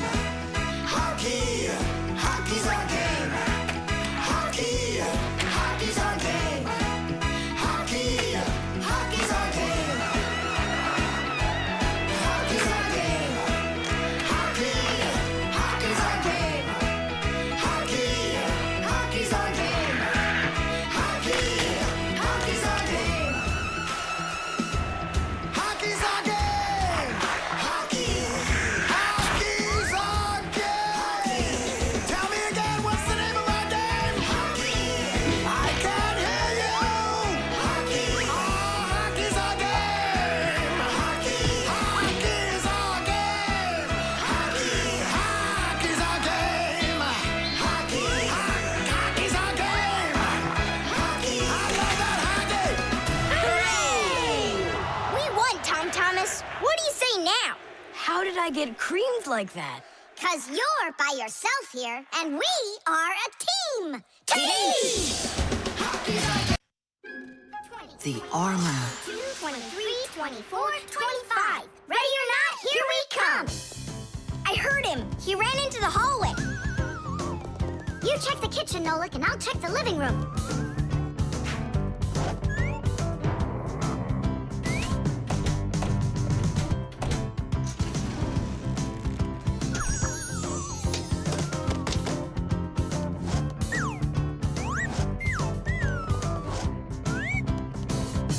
Well, I just don't get it. Where could he be hiding? The office. We forgot to check in there.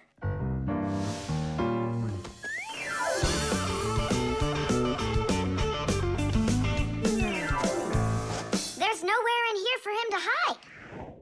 Inside the shark. Ha, Nolik. Tom Thomas couldn't even fit half of himself inside of that shark. Yeah? Then in that huge vase. Uh-huh. He's all scrunched up in there and laughing at us. Oh! Simka! There, did you hear that? He is in there. There's no one. But I know that I heard a hee-hee. You imagined it. Let's go take a look in the bathroom. I imagined it. It's so stuffy inside this armor.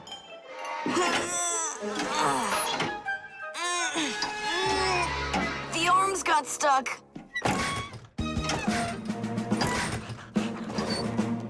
Where else could he be? Who is that? Ah! Sika the Knight, he came to life! Well, how much longer are you gonna look for me? Armor is very hard clothing worn by warriors to protect them against swords and arrows. People started making armor in ancient times, but the full body armor that knights wore didn't start until the Middle Ages. The armor worn by knights on horses was heavy. It could weigh 100 pounds, and if a knight got knocked off of his horse, he'd need help to get back up again.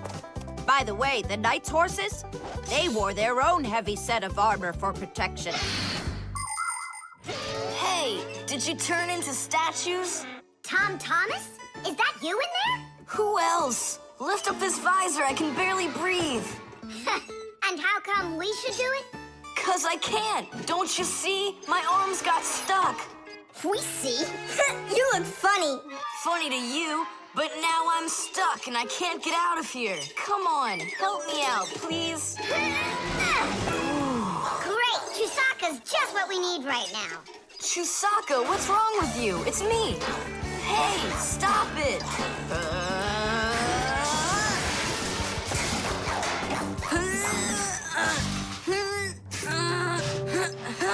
Help, I can't get up. Come on, let's undo the latches, Nolik, quickly.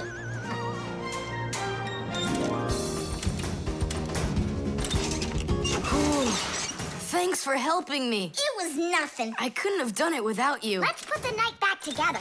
Uh-huh. Before Dad gets back. Protective clothing isn't just for people who are fighting in battles. Travelers put on special nets to protect themselves against mosquitoes and gnats. And beekeepers wear protective clothes too. If they had nothing to protect them from bee stings, their job would be quite painful. Without their protective clothing, it would be impossible for firefighters to go into burning buildings and save people. And how could astronauts go into outer space without special clothing? It's freezing up there and there's no air to breathe at all. And that's why they wear a special costume called a spacesuit when they travel. The spacesuit not only protects astronauts from the cold, but supplies them with air so they can breathe. By the way, the Fixies also wear protective clothing so they can stay safe while they work. Well, there. Did we get it right? It looks like we got it right. Only, where's the helmet? Nolik went to get it. Tom Thomas! Helmet delivery! Thanks there, Chusaka. Whoa there, Warhorse. Calm yourself down. There we go. It's all back in place again. Too bad that your knight looks like a ballerina twirling around. You see, his arm. I can't move it. It's stuck. Here's what we'll do. Give him something to hold.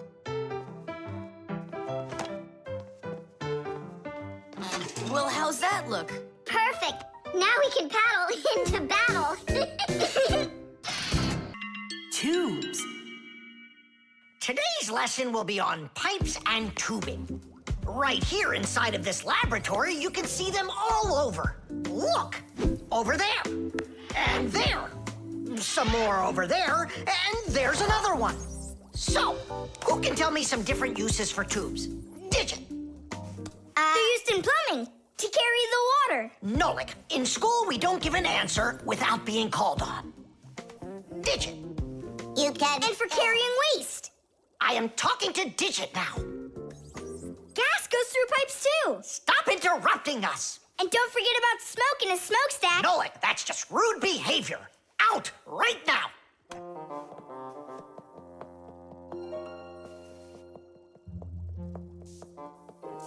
All right. And a shower hose. That's also a tube, right? I told you to get out. Yikes! And a vacuum cleaner's got one too.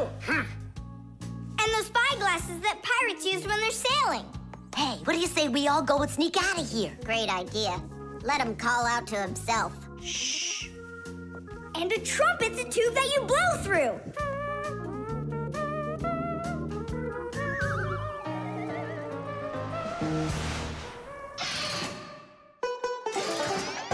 Nolik is my younger brother. There's a lot he still doesn't know, but that doesn't stop him from getting involved in things he probably shouldn't.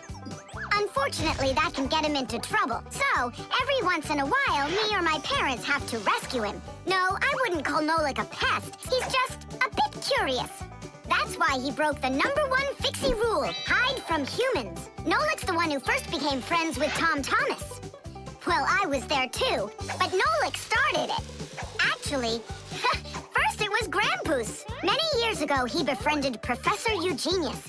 And after that, the professor let us have our school in his laboratory. So it turns out that Nolik is just like his grandfather.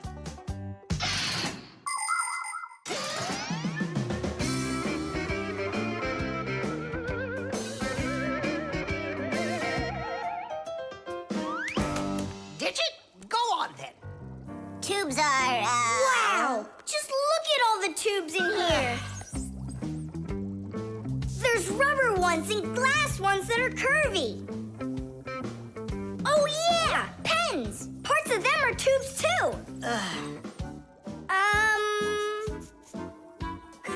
He stopped talking. He ran out of ideas.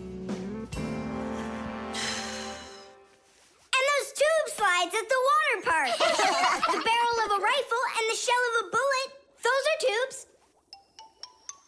Oh, there's a tube with a serious crack. And it's also dripping and hissing. It's dripping? Where? How can I show you when you kick me out of class? What's going on? Take a look. That tube up there is leaking. That's acid dripping out. Is that dangerous? It's awful. Any second now, it'll explode. Where did Professor Eugenius go? He went to eat a sandwich. So what do we do? It's a disaster. Don't panic. Fire, Verda. Go to that hose and shut off that valve. Simka, go get a pack-a-mat. We'll fix this pipe ourselves. It's very important to be sure that a pipe won't leak. But making pipes that won't leak isn't so easy. Pipes can be made by rolling up a sheet of metal and sealing it up. Unfortunately, the seam can break, and that's why people have figured out how to make pipes without seams. They do it by stretching out hot metal on special machines. And PVC pipes are squeezed out of hot plastic like pasta. When the plastic is cooled down, it hardens into a pipe. We fixed it just in time. Nolik, way to go there. Hey, Simka, where is he? Don't know. He finally left. Here I am. Nolik, I want to thank you for being alert, and I'd like you to join our class. Tadish! Only don't forget, in my class, students cannot answer unless they're called on. Now then, pipes and tubing. Digit, please continue. Well? But Nolik said all of them already. Nolik. Not all. A straw for drinking a shake is a tube, and some noodles are tubes made out of dough. And what's it called? That thing. A hole in a mountain. Wait a second, I'll get it. A volcano. That's not it. They go this way. I mean the kind that go like that. Heh, they're tunnels. You got it. Well done there. Yeah. The prosthesis. Simka, over here. Take a look at what I found. It's a bear. Ooh. What bear did you find, Nolik? You know, it's the one Tom Thomas told us about. He was his best friend in the whole wide world. Until he became friends with you and me. What? Uh-huh. Let's try to wind him up.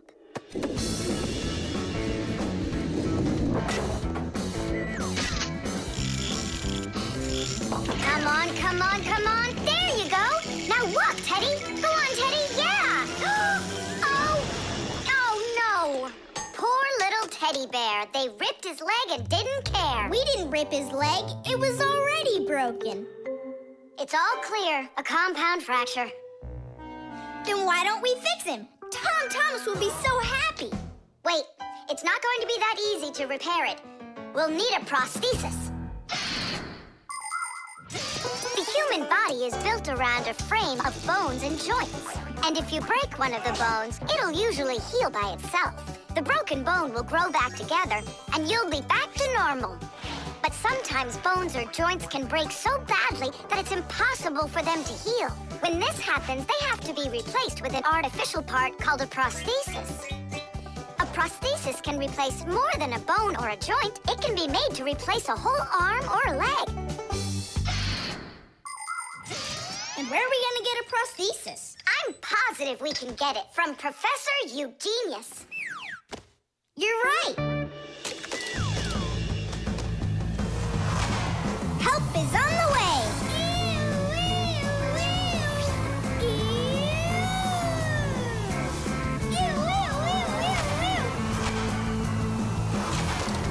Hello, Professor Eugenius. Ah, I'm pleased to see you, dear children. How do you do? Hi there. Professor Eugenius, can you make a prosthesis? What, have you broken something? No, not us. It was the bear. He broke his leg. What bear? The teddy bear that used to be Tom Thomas's friend. Ah, now I see. Today, with the help of modern prosthetics, more is being replaced than just arms and legs. For example, if you lose a tooth, it can be replaced with an artificial one. That's also a prosthesis. And there are times when a person starts losing their vision because the lens in their eye gets foggy and can't focus. For this, there's another kind of prosthesis, a new clear artificial lens. A prosthesis can also be used to help people with poor hearing. A tiny device can be put inside of somebody's ear so they can hear what's going on. And that's not all. People have also learned how to treat a sick heart by replacing its worn-out parts with prostheses. What fantastic inventions these prostheses are. It's amazing what they can do. They help people live a full life. Professor, is it working out? We'll know soon enough.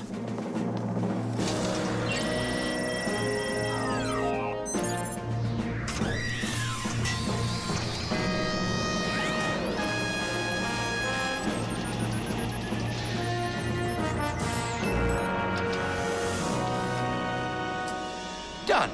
Here you go. Thanks so much for your help, Professor Eugenius. Not at all. Take care, kids. In gadgets and devices, our work will never end. Appliances are fickle, they need a loyal friend. At morning, noon, and midnight of every single day. When there is an emergency, you know we're on our way. 1, 2, 3. Inside we'll be all day and night. We fix things right. Well, now this old friend of Tom Thomas's will be just like new, Nolik. Simka, if Tom Thomas makes friends with the bear, then what? Will he stop being friends with us? Hi, everybody. Hi there. Oh, my teddy bear. You found him for me. And you fixed him. Ah, thanks a lot.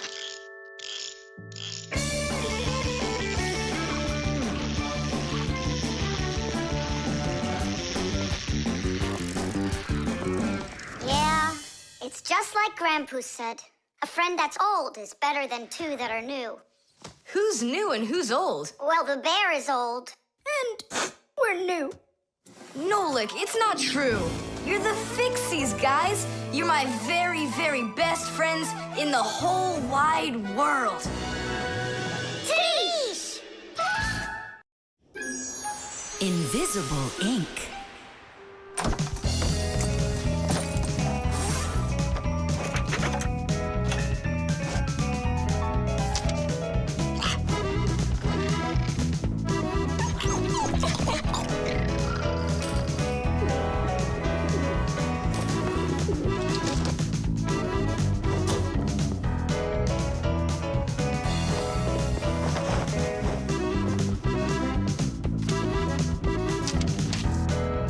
To Tom Thomas.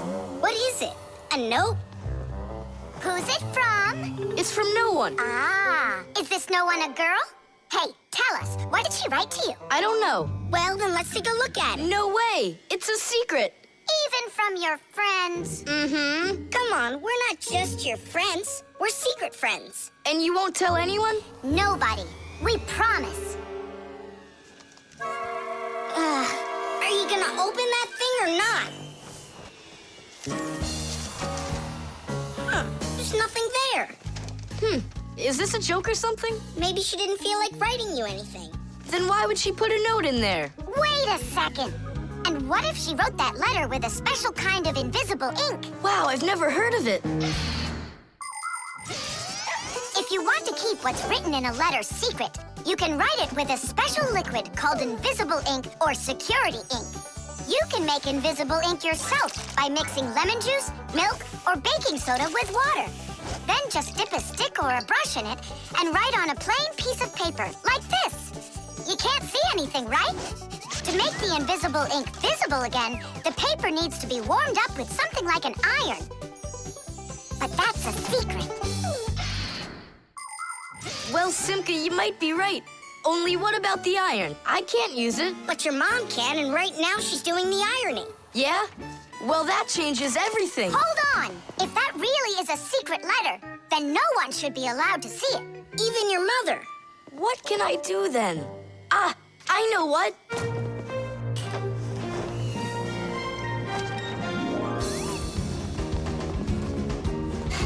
Mom, can you iron my shirt too, please, will ya? What's wrong with it? There's nothing wrong, it's just that the pocket's wrinkled. Ah, sure, I'll do it. Since when did you start worrying about things like this? All done. Thanks, Mom. That should do it. What? What is it? Huh? Tom Thomas, I really like you. Katya. Katya's in love with you, isn't she? And what about you? Do you like her? I don't know. She does get straight A's. You like her. You and Katya kissing in a tree. Nolik, stop your teasing. Well, are you gonna write her back? You think I should? Of course, silly. I'm scared that someone will see it. Then why don't you write it with invisible ink like she did? Yeah, go get a lemon. Nowadays, it isn't very common for people to write letters by hand and send them by regular mail. Today, people mostly send letters through the internet. But even electronic letters should be written with some of the same simple rules of politeness used in handwritten letters. For instance, you need to write a greeting at the beginning of your letter, and a few kind words at the end are always appreciated. Something like hugs and kisses, or all the best, or see you soon. And before you send off your letter, it's best to read it through to check for any mistakes. And one more thing. If you receive a message from someone, don't take too long to answer them, because they might think that you'd forgotten about them, and that can hurt their feelings. To say it simply, when you write, be polite.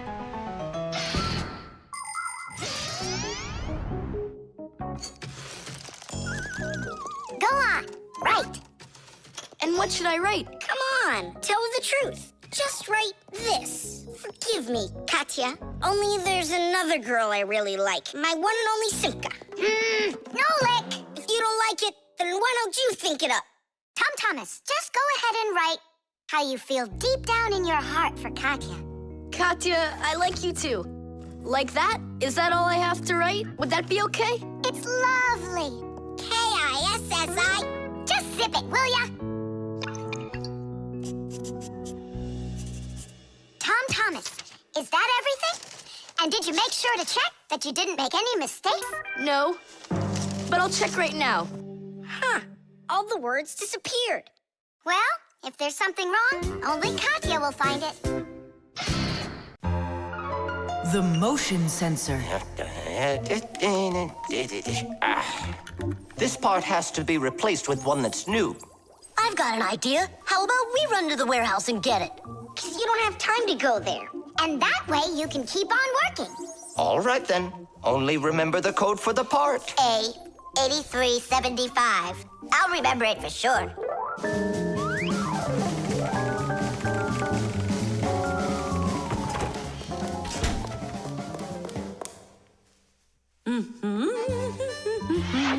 Why is a Molly's always there at the wrong time. Do we have to wait till she goes away? What for? We'll sneak out behind her. Did you find the part? It's here. Are we ready? Yeah, we're ready. Let's do it.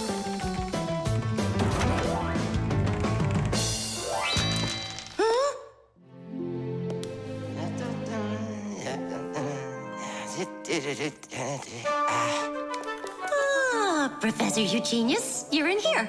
Do you know why this door just opened? And closed by itself? Of course I know, Elisa. It's because I converted it into an automatic one. You see, I installed a motion sensor above it. A motion sensor is like an electronic eye that watches everything that moves in front of it. Did you ever wonder how doors open by themselves at places like stores or at the airport? They open with the help of motion sensors. If the sensor sees that someone walks up to the door, it sends a signal to the door's electric motor. The electric motor opens the door and then automatically closes it after the person walks through it.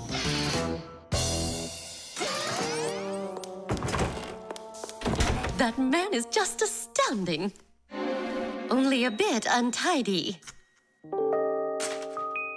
The door is automatic now? Then why didn't it open for us on the way here?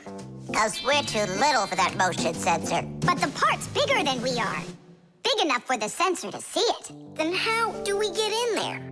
We can fool that thing if we stay close by the wall. Now let's keep this as close to the wall as we can.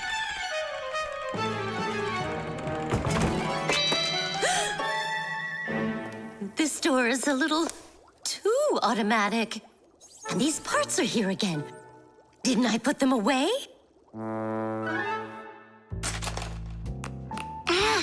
The sensor still noticed us.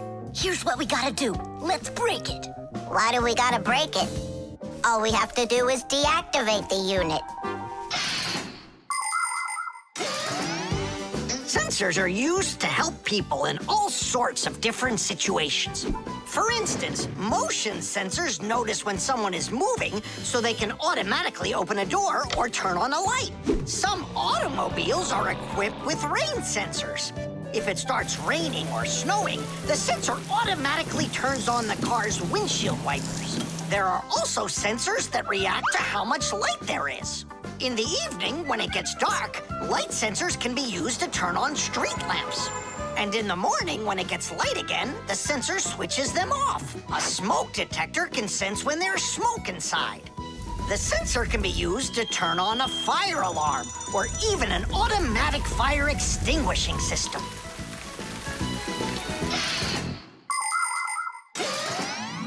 I turned it off. That should do the trick.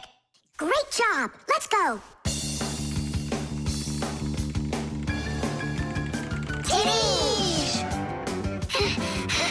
Professor Eugenius, mission accomplished. Well done, Fixies. Actually, not that well. This part here is A7583. Uh-huh. And I asked for A8375.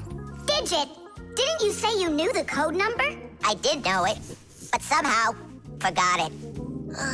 Digit, I can't believe that you forgot it. All right, we'll just have to go out one more time. Thanks, but no thanks. I'll get it this time. I forgot to warn the professor that we've turned off the sensor. And I'm afraid he's expecting that the door will automatically open up. Professor! Stop!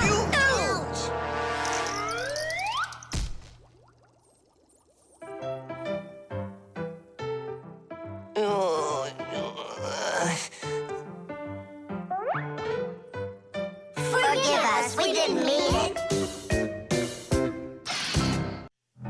The talking doll. Well then, now you know what you need to do to fix it. Professor! Professor! Our lesson is over. I'm sorry to be a bother. No problem, Professor Eugenius. Our lesson's over. I've got an urgent matter. You see? You've got yourself a talking doll. Yes, only she speaks Japanese. The problem is I've been asked to get her to talk in English. We can teach her. It's a new technology. I'm puzzled. Don't you worry. We'll figure it out, Professor. Thank you, my colleague. You're always there when I need it. What would I do without you?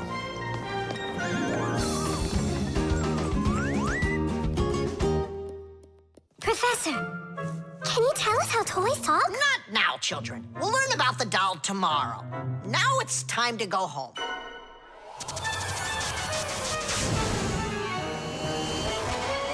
I already know everything about that doll. You do? Changing her voice is so easy that anyone can do it. How? Here, come, I'll show you.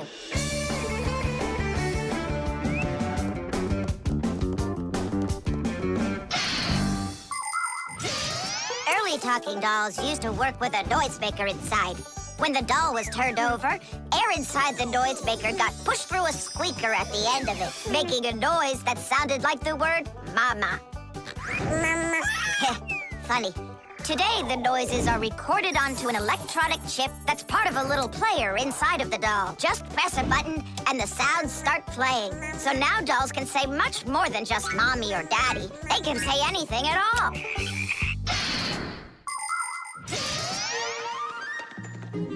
Well, here's the chip. This is where the recording of the doll's voice is. That's awesome. Can you re-record the voice on there? Well, yeah. Okay, I gotta go. See ya. Wait, Nolik, I thought of a really funny joke to pull. What if we slipped them and then we do something? Well, now, as I promised yesterday, I'm going to tell you all about talking dolls. Some start talking when you rock them, while others react to noise. And for this little lady, you need to press a button to get her to talk. Who wants to? Toola. Me? Well, okay. I can do it. Go ahead. And you'll hear her say, "Hi there, Mama." But in Japanese for now.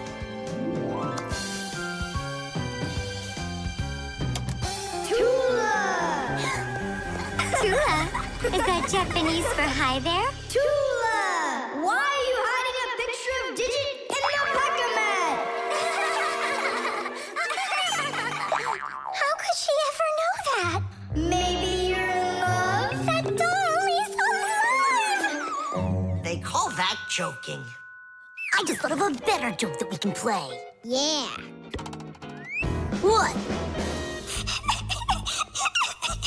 Toola, don't cry. She's not alive. She is alive. I'll tell you who did this horrible thing. It was Fire and Nolik. It's true, but now the joke will be on them. How? It's easy. All we gotta do is go. The smartest Fixie in our class is Digit. Sometimes I think that he knows everything about everything. Professor Grandpus has a lot of respect for him. Digit's always in thought whenever you see him, and he doesn't like when anyone distracts him. He just has no time for fooling around with the other boys. Digit prefers to solve problems using his brains and not his muscles. That's why he can have a tough time in gym class. But he's so sweet that it makes you want to help him. To tell you the truth, Digit isn't always great fixing things with his own hands. But no one understands technology better than he does. If something breaks, Digit can always figure out exactly what's wrong with it and the very best way to fix it.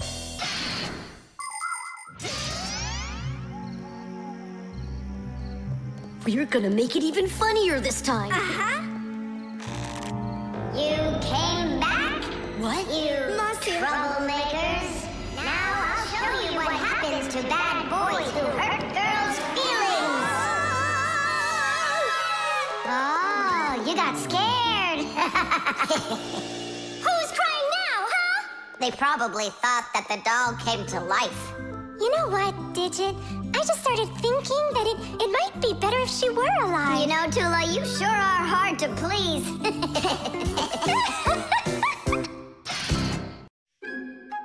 The oven.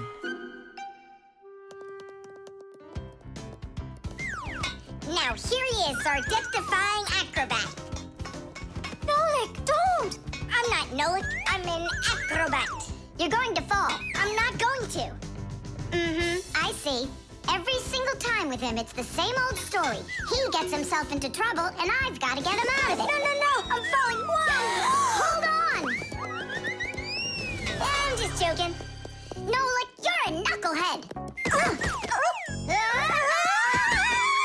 Simka, Toola, we're down here. Look who's in trouble this time, huh? This isn't funny at all. Need some help? We can manage this ourselves. Right, Toola? Well, all right then. See you later. We gotta get out of here. Tom Thomas's mom is coming. Hide!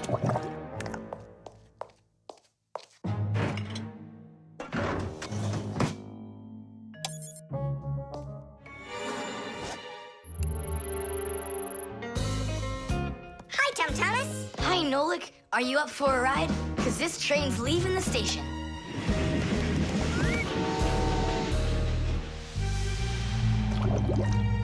Nice place. It's the oven. It's beautiful in here and not hot at all. Splendid. It isn't hot right now, because it only started warming up.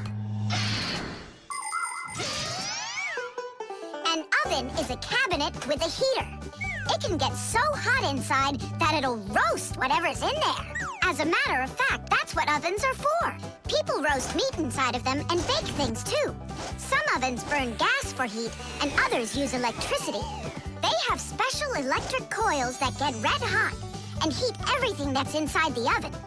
So be careful around ovens. A hot oven can burn you very badly.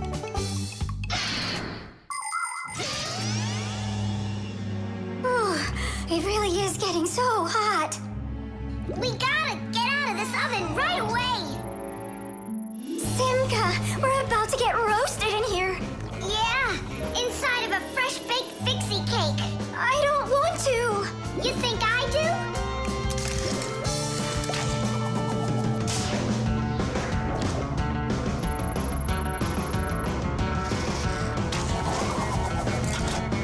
Here, grab on tight. This way.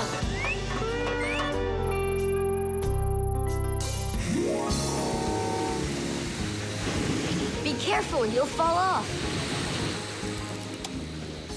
You're just like Simka. She told me the same thing, and then she was the one who fell. Right into the batter. Together with Toola.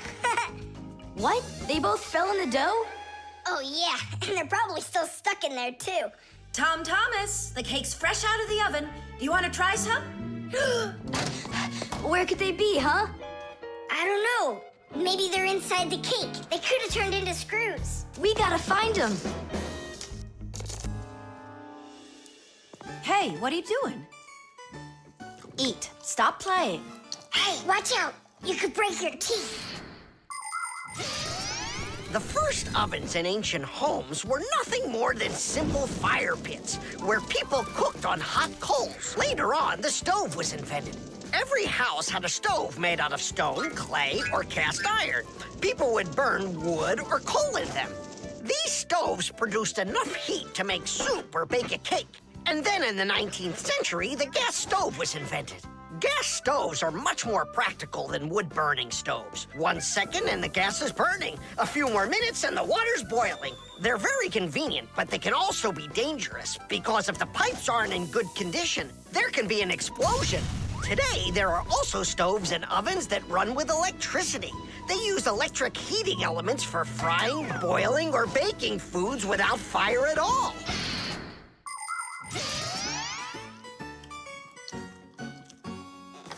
Tom Thomas, I think you'll explode. But it's so incredibly good. I just can't stop eating it. Keep chewing, Tom Thomas. That's as much as I can chew. Hey, what are you guys up to? Up to? We're trying to save you. You're not in the cake? Then how come I was eating all of this?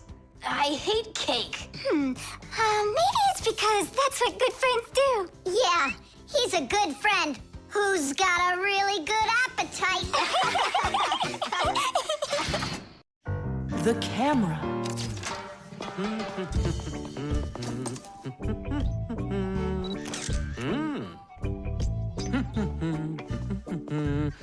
Stop right there and let me see how pretty you look today. Well, just don't tell that to the elevator. Bye-bye. Check it out, Nolik. Class, huh? You're not gonna get in trouble for doing that? No. My dad gave me permission to take a few pictures with this camera. No, I mean the picture. You're sure that your mom and dad will like that you took it without asking for permission? But look, what a good picture. You know what, Tom Thomas? You're like a regular paparazzi or something. Paparazzi? They're the ones that take one photo and get millions, aren't they? You're right. And don't care about anyone except their photo paparazzis. Did you ever wonder how a photo camera works? Let's say you want to take a picture of nature. The light that's outside goes into the camera's lens. That's the glass eye on the front of the camera. The lens takes the light from the scene outside the camera and turns it into a tiny picture that's inside the camera. Then the picture is recorded onto a special electronic sensor called a matrix that's sensitive to light. Click, and there's your photo. What a great idea. Now I know. I'm going to be a paparazzi. Hey, what about your promise? What promise? To never take a picture of us. We're a secret. Stop. Hey, relax. I'll delete them all later. Tom Thomas, stop this right now. I won't until I get a photo of you. Nolik, let's run. You can't run from me.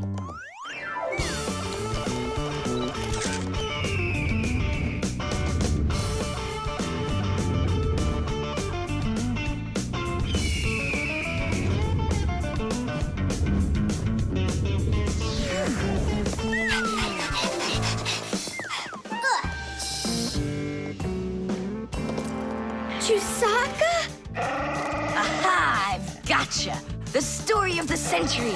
The monster and its prey.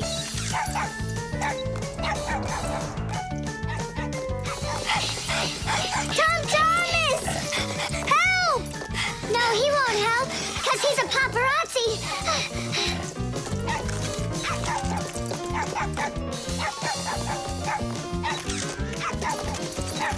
Yes! I got it! That's my best photo yet! What's all this noise about? Awesome shot! The first cameras were invented almost 200 years ago, but they worked very slowly. If you wanted to have your portrait taken, you'd have to sit still for a whole hour. After film was invented, cameras got much faster, and it became possible to take about 10 pictures a minute. On a piece of film, everything appears to be backwards. Black parts of the picture are white, and the white is black. It doesn't look normal until the picture is transferred from the film to a piece of photographic paper. Now people shoot pictures with digital cameras that work without any film at all. You can look at what you shot instantly on a screen to see if you like it.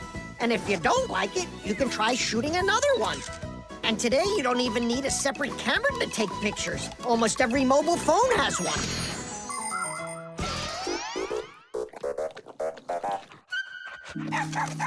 Simka Nolik, are you in there? Hey, come out. I'll stop shooting photos of you. Aren't we friends? I'm sorry, guys. Well, your friends were almost eaten alive by a dog. Please forgive me. Want to look at the photos I took? Sure, go on, show us what you got.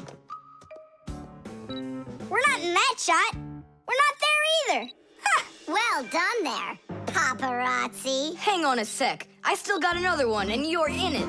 I know for sure. Look! I'm zooming in. It's impossible.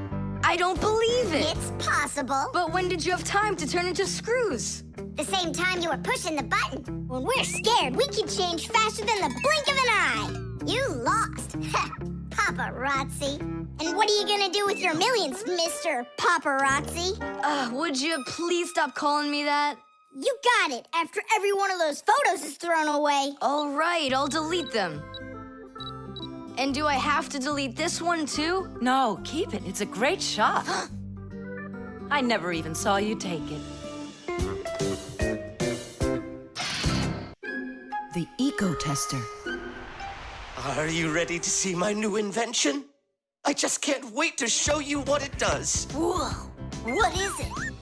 An Ecotester. And what is it for? This device lets you check vegetables or fruit, so you'll know if they're safe to eat.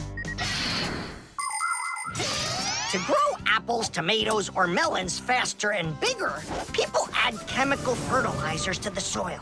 But there's a problem if too much of these chemical fertilizers is used.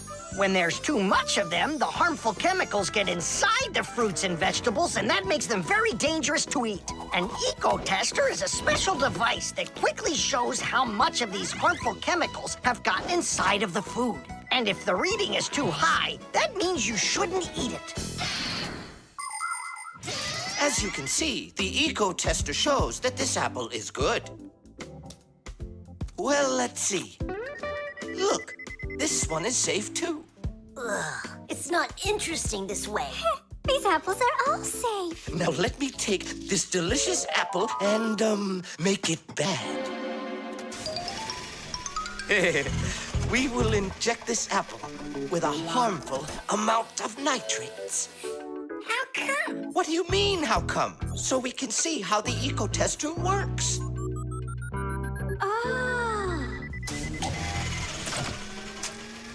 Whoa! Aha! So you see, the Ecotester clearly shows this apple is poisonous and can't be eaten. Is it only for apples or for any kind of fruit? Any fruit or vegetable. I can get a watermelon to show you. Could it really be true that watermelons can have nitrates too? Of course they can have nitrates. Humans often act without any concern for nature. The waste from factories, airplanes, cars, and cities causes tremendous damage to nature. Species of plants and animals disappear. Air, water, and soil become polluted. And many other kinds of ecological problems appear. And humans shouldn't think that ecological problems are just nature's problems. Because when humans harm nature, they are also harming themselves. People breathe in the dirty air, drink polluted water, and eat food grown in soil contaminated with chemicals. If humans don't want to drink milk filled with poisons, and they want to eat ecologically clean fruits and veggies, then they must learn to treat nature as their friend. Hey, why don't we test these apples ourselves? Nolik, help me out.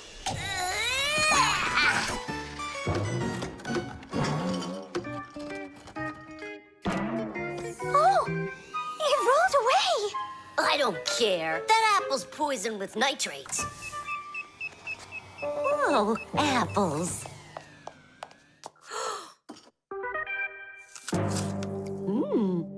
Elisa, don't eat that! Lisa, stop! Please sit down. What? You bit into it? Yes, and what? Oh no, it's poisoned. What? Do you have trouble talking? Oh, yeah. You feel faint? Oh, I'm fainting. Elisa, hang in there. What? There's no poison in that apple she ate. Oh, my assistant. Oh no, I've poisoned her. Oh, Lisa, please. There was no poison in that apple. Oh no, he didn't hear us. What should I do? I know how to make him hear. Hello? It's an emergency. It's a case of poisoning. Not me. I poisoned someone. Yes, with an apple. Poison. Oh. Professor, this apple has no poison in it. The bad one rolled away onto the floor. Did it really? This is just fantastic news.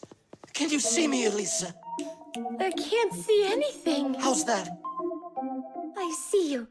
I can see you. I can see again. I have great news. There's no poison at all in this apple. Are you sure? It's perfectly fine. Here, take a look. The Ecotester shows that there are no harmful chemicals inside. It's wonderful news. This is one excellent apple. and nutritious. This appliance of yours is simply wonderful. Now she'll say he's a genius. Professor, you are a genius. Thank you for saving my life. Oh, it was nothing. Actually, it was Nolik. He saved her life. I did? Dropping the watermelon was your idea, wasn't it? Ah, you're right. I saved her life. Modeling clay.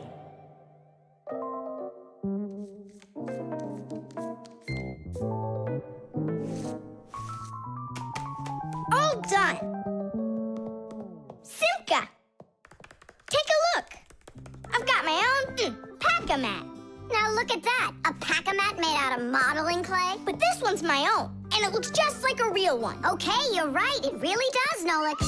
Simka! Nolik, what's up? Hi there, Fire. Want to play some tag with me? I really wish I could play tag, but unlike you, I've got tons of work. Yeah, like what? Well, a bathroom hook fell down. Tom Thomas broke the lamp on his desk. The aquarium has a tube that's leaking. So go and play. I have to get a pack-a-mat. Oh. I wish I could play tag. Hold on. Nolik, you've got a pack-a-mat. Uh-huh. Although I gotta say, it looks a little strange. That's because it's... Let's fix everything before Simka, with your pack-a-mat and my fixie board.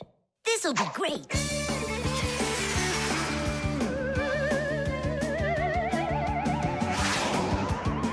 So where is that hook that fell down? All right. Nolik, get out some sticky stuff. From where? Obviously, from out of your pack-a-mat. But it isn't real. I made it out of modeling clay today. Out of clay? Well, it totally looks real. Long ago, back in the Stone Age, people learned how to use clay to make their dishes and sculptures. But the modeling clay that we use nowadays was only invented about 100 years ago. Actually, modeling clay is just plain old clay with some ingredients added so it won't dry out. And dyes are mixed in to make all the different colors. There is just no end to all of the fun things you can make out of modeling clay. I got an idea. Go on, turn around. What are you doing? Grabbing glue out of your pack-a-mat. All right, get up here. Will it stick? Yeah, of course it will. Let's go and fix the lamp.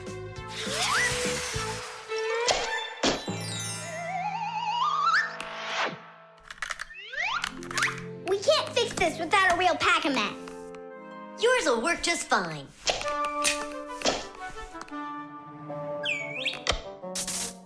Tadish!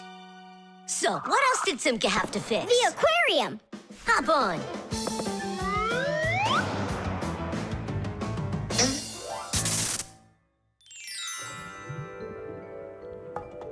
Well, where's that leaky tube? Here, it's leaking at the joint. Yeah, this tube is gonna need a lot of modeling clay. Give me the rest of your pack-a-mat. Sure. And here's a souvenir. They're all done. What's all done? We already fixed everything. And what did you fix it with? Modeling clay. Ha! Modeling clay isn't gonna hold anything. Well, I say it will. Wanna bet? All right.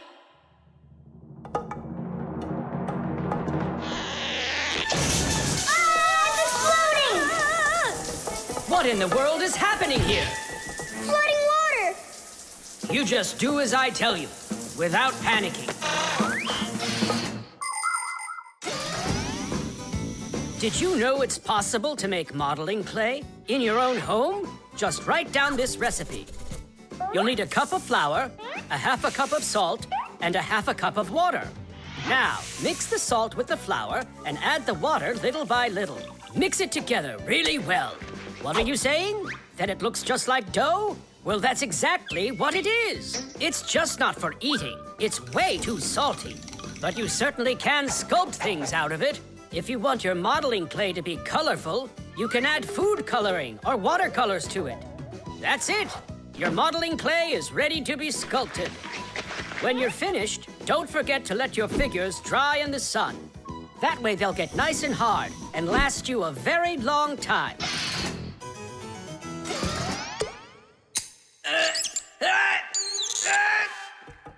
Phew. We almost didn't make it. And did you fix the lamp with that modeling clay? Uh-huh. And the hook, too. That was not a good idea. But it was really quick. Hey, that's true. That's why I want to give a medal to you. You're heroes. For real? Of course you are. And here it is, your medal. But it's made out of modeling clay. Your reward fits your heroic deed. The video call.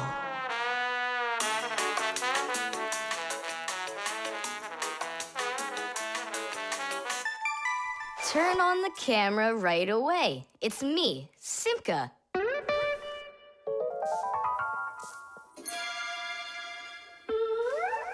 Just as I expected. Nolik, why aren't you in school? School? It started? No, but you'll be late if you don't hurry. I'm on my way. Simka, is that really your Fixie school? Well, actually, it's the laboratory where Professor Eugenius works at. He lets us have our school here. Who's that, Simka? Look. Is that the professor? Where? Oh, come on, Tom Thomas. That's the Manipulator.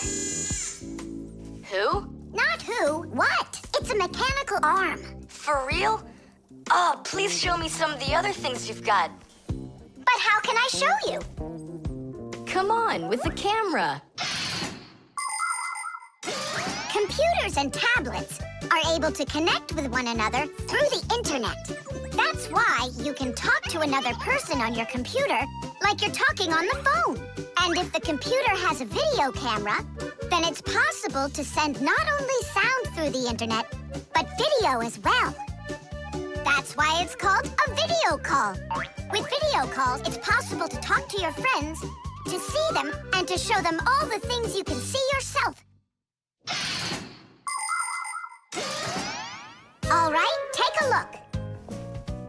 Over here we have chemistry equipment. And over here... Hey, Tom Thomas. It's good to see you. Wow, you flew there so fast. Nolik, get out of the way. You're blocking the view of the lab. I am not blocking the view. Stop it! Go away! You go away. Tom Thomas, what are you watching? Is it time to turn into screws? Too late. He already spotted us. It's just a cartoon about these funny little guys. Can I watch with you? Nah, it's boring, Dad, and I've already seen it. Next, that blue guy, he starts jumping. Watch. Now what? I say run. Start jumping. Make it cartoony. Now that redheaded character will sing. Watch. La la la la la la la la la la. Then she starts dancing. La la la la la la la la. These guys really are funny. And here are the super fast moves.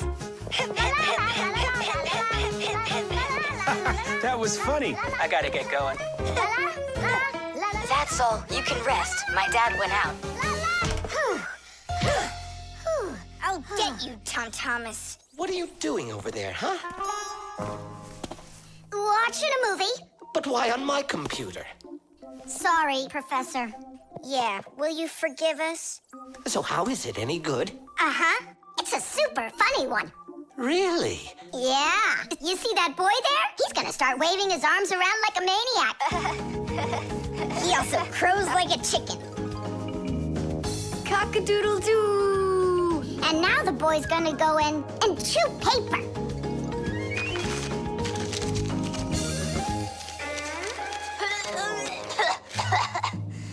I can't do this all at once. A movie. That's what we're watching here, right?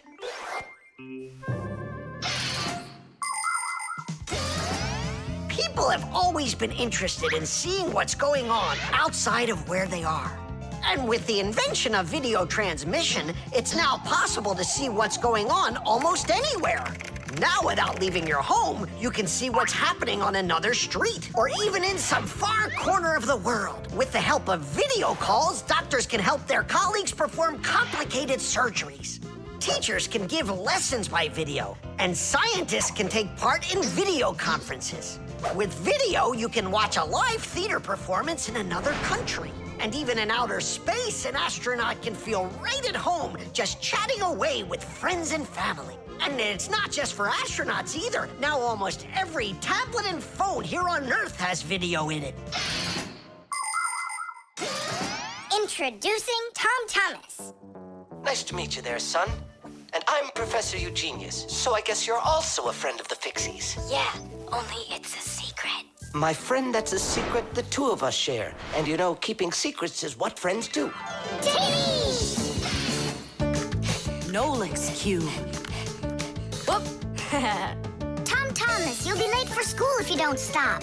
School? Don't you worry. What's he breaking this time?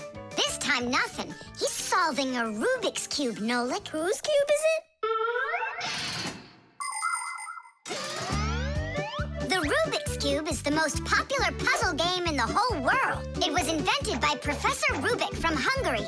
A cube has 6 sides on it. And on a Rubik's Cube, each of these sides has 9 squares that are all the same color. You start by mixing up the colors. To solve a Rubik's Cube, you have to turn the pieces, and you keep turning and turning them until each side is one solid color again. For instance, red or yellow or light blue. That's nothing. Hey, Tom Thomas, how long have you been messing around with this cube already? It's been 3 whole days of turning. 3 whole days? We could solve that puzzle in 5 minutes, now couldn't we, Simka? Oh, really? Then go right ahead. I'm off to school. Well, you ready to show Tom Thomas who's boss? Just count me out. Hey, I thought you said Rubik's Cubes are easy to solve. I never said anything like that. This problem is all yours, Mr. Bragger. All right, I'll figure it out myself.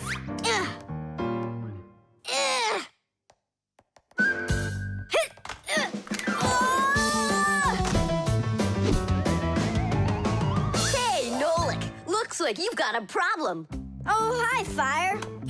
Now I'm good. Just solving this Rubik's Cube. Yeah? Can I do it with you?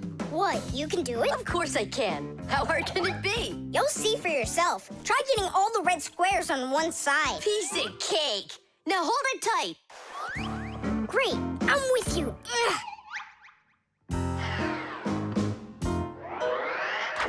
Whoa!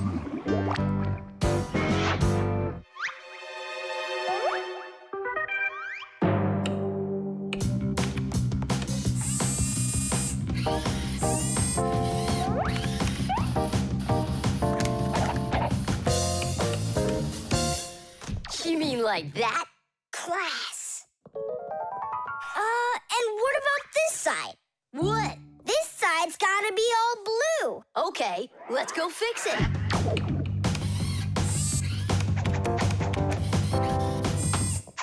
There, like you wanted. Now what happened to the red side? Huh? Simka was telling me that on each side there has to be one color. Oh, like Simka'd be able to do this? Simka can do it all. Well, if Simka can, then I can too.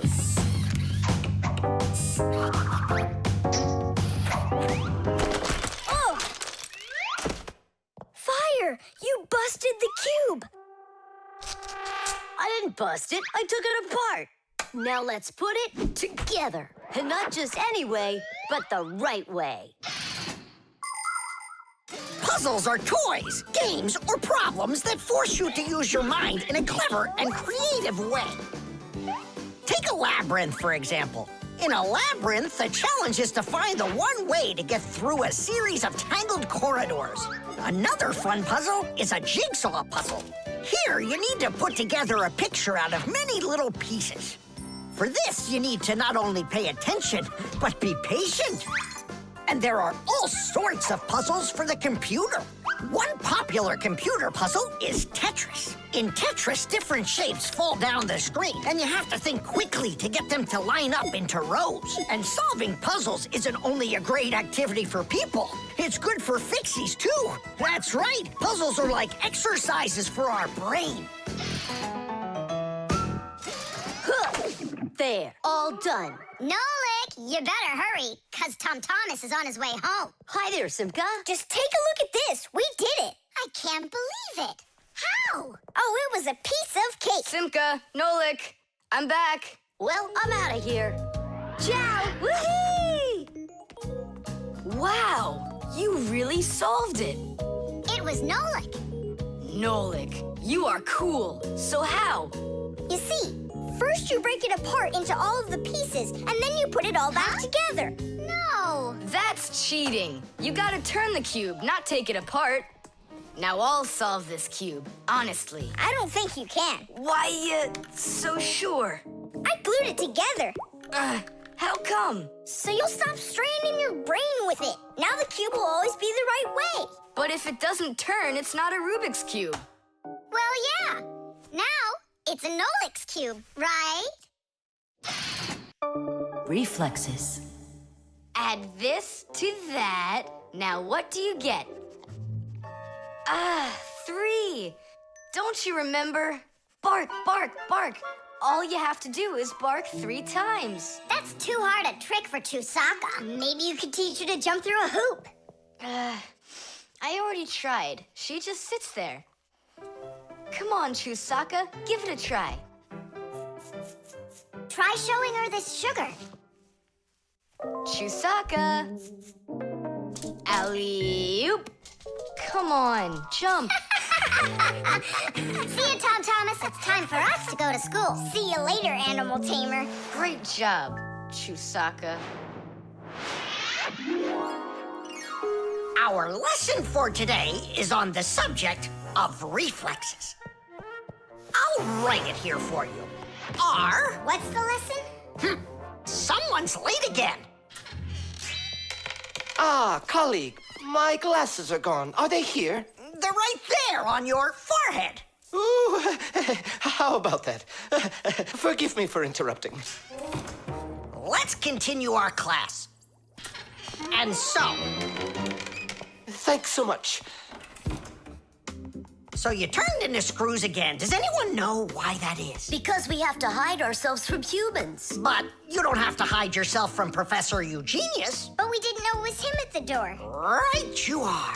You had already transformed before you had time to think. And that's what we call a reflex.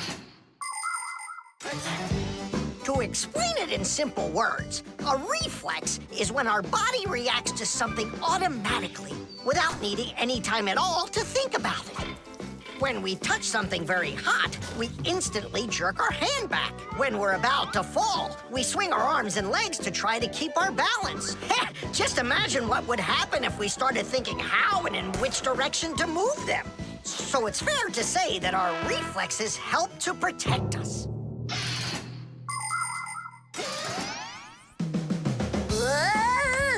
No kidding. They protect us. My nose itches.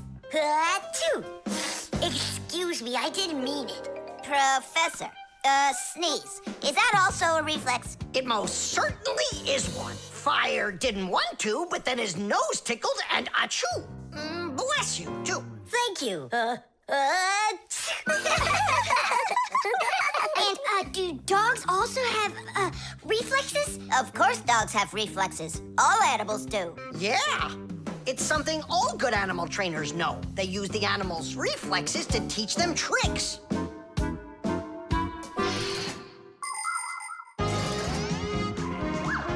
Many humans teach their pets lots of commands, like to bring a ball, to count, or even to dance. But to train a pet, you gotta know what to do.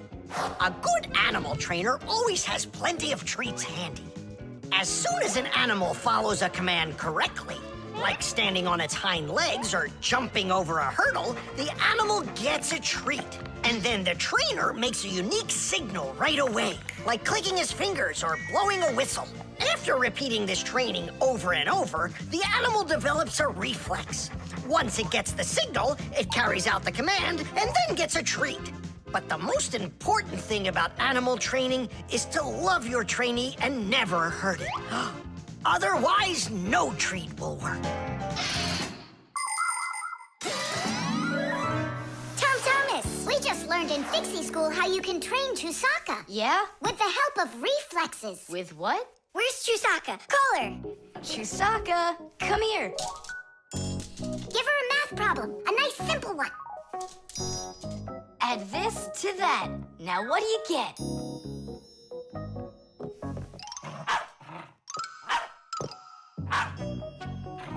It's a miracle! 3!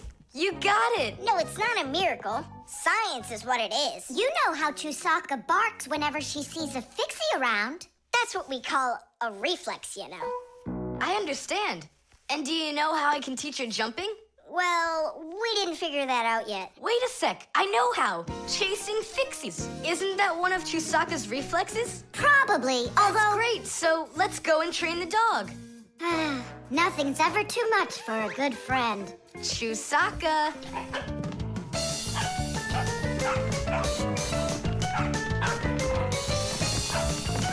It's pretty tough work being a dog trainer.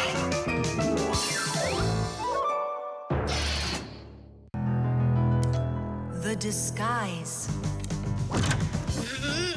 Ugh, good.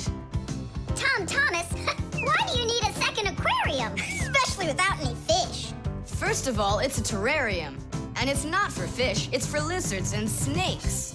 Ooh. My friend Katya asked me to take care of him while she's away. That's why I brought him here. Take care of who? There's no one in there. Ah! What is that? It's a chameleon, Nolik. I think he's awesome. It's a bad idea to take him out. He might run away. Don't you worry, I got him. What a monster.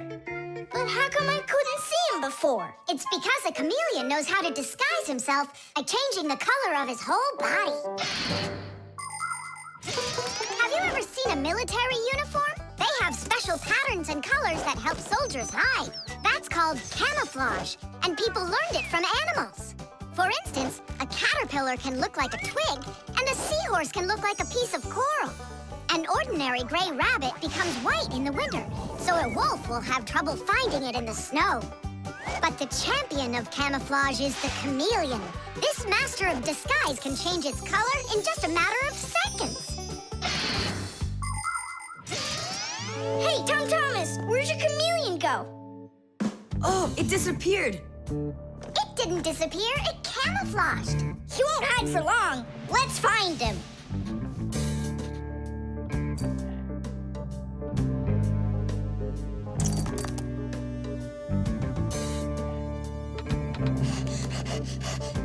Chusaka, have you seen the chameleon? Where is he?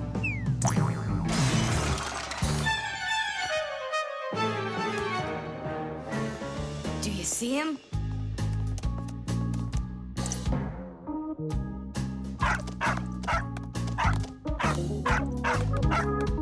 No, he's not gonna let us catch him.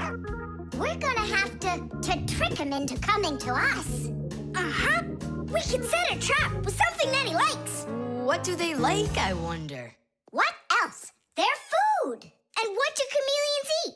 Well, like flies or caterpillars, roaches. Where's the fly gonna come from?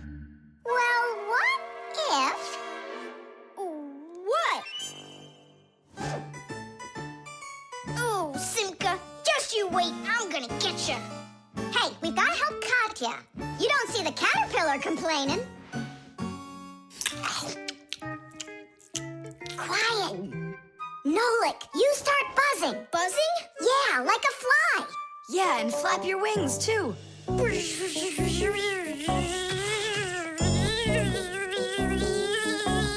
Simka, how long do I gotta keep doing this? Until the chameleon shows himself. Just keep buzzing.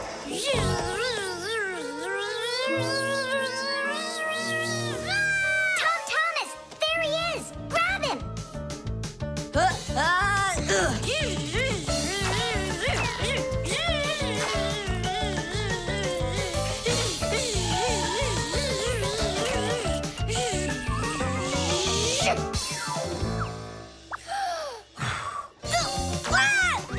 Let go of my brother. Tom Thomas, quickly. I've got a hold of him.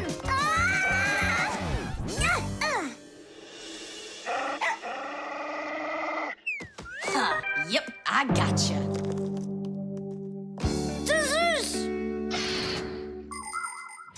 In the army, they use camouflage all the time. They use nets that look like bushes, paint their tanks in colors that make them blend into their surroundings, and even fly in special planes that can't be seen by radar. They do everything they can to disguise their location. But it's not just the army that uses disguises. Photographers camouflage themselves to take pictures of wild animals. People use makeup to camouflage their blemishes. And artists, they disguise old walls with bright, happy pictures. And people just love to put on masquerade parties where they disguise themselves in costumes and masks. And of course, Fixies have their own great disguise. Remember? Well, what is it?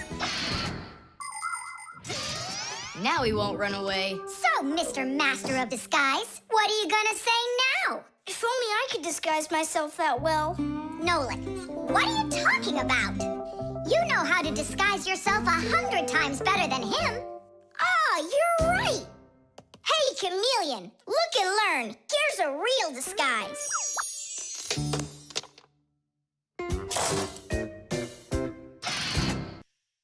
The Kaleidoscope.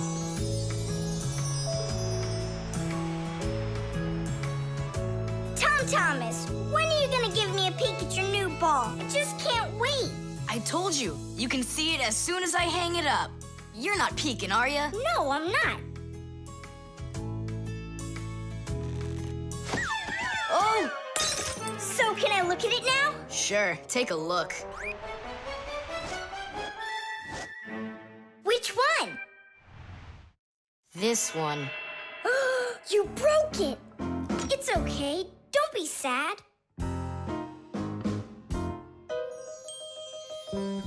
I know what to do.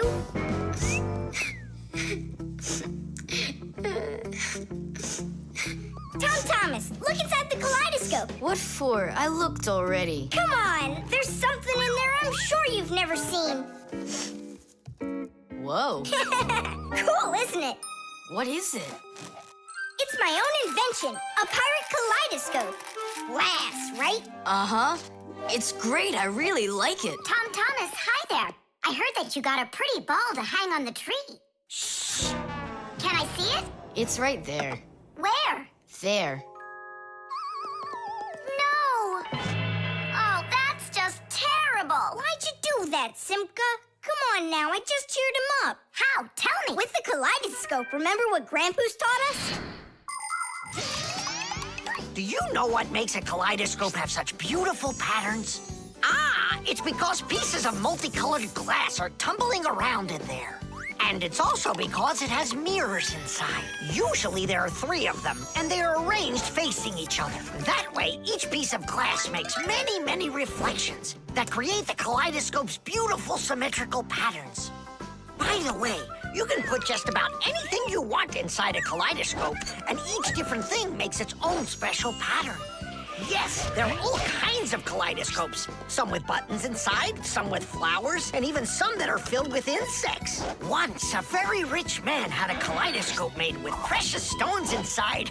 Yeah, it probably wouldn't have been nearly as beautiful if he had just filled it up with money. Thomas, look inside the kaleidoscope. I already saw it. It's pirates. Nah, it's not about pirates. We changed it. Go on, look and see. Wow. You like it? A lot. Hey, what did you put in there? A few pieces of the ball that you smashed. It's even better for Christmas, isn't it? Mm-hmm.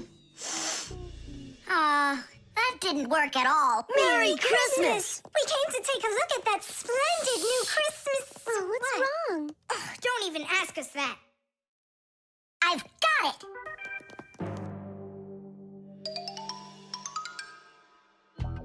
Thomas! What? Look inside the kaleidoscope! Again? I don't want to. And I'm telling you, you've got to. Fine. Cool, yeah. Merry Christmas!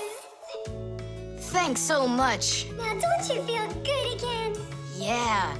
It's really something. And you're the first human in the world that's ever seen it. How about that? Turn it! It's great, isn't it? Wondrous designs that tickle the eye in the kaleidoscope. Shimmering seams, gingerbread trees in the kaleidoscope. Magical flowers just blooming with light, petals that glisten and gleam. Kaleidoscope, kaleidoscope, a crack to the world of dreams. Kaleidoscope, kaleidoscope, a crack to the world of dreams.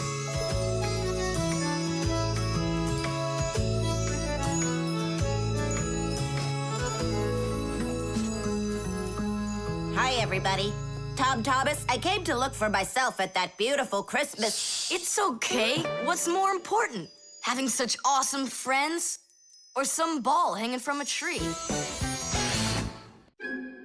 The tools. Hang on. There are these really cool things that I want to show you.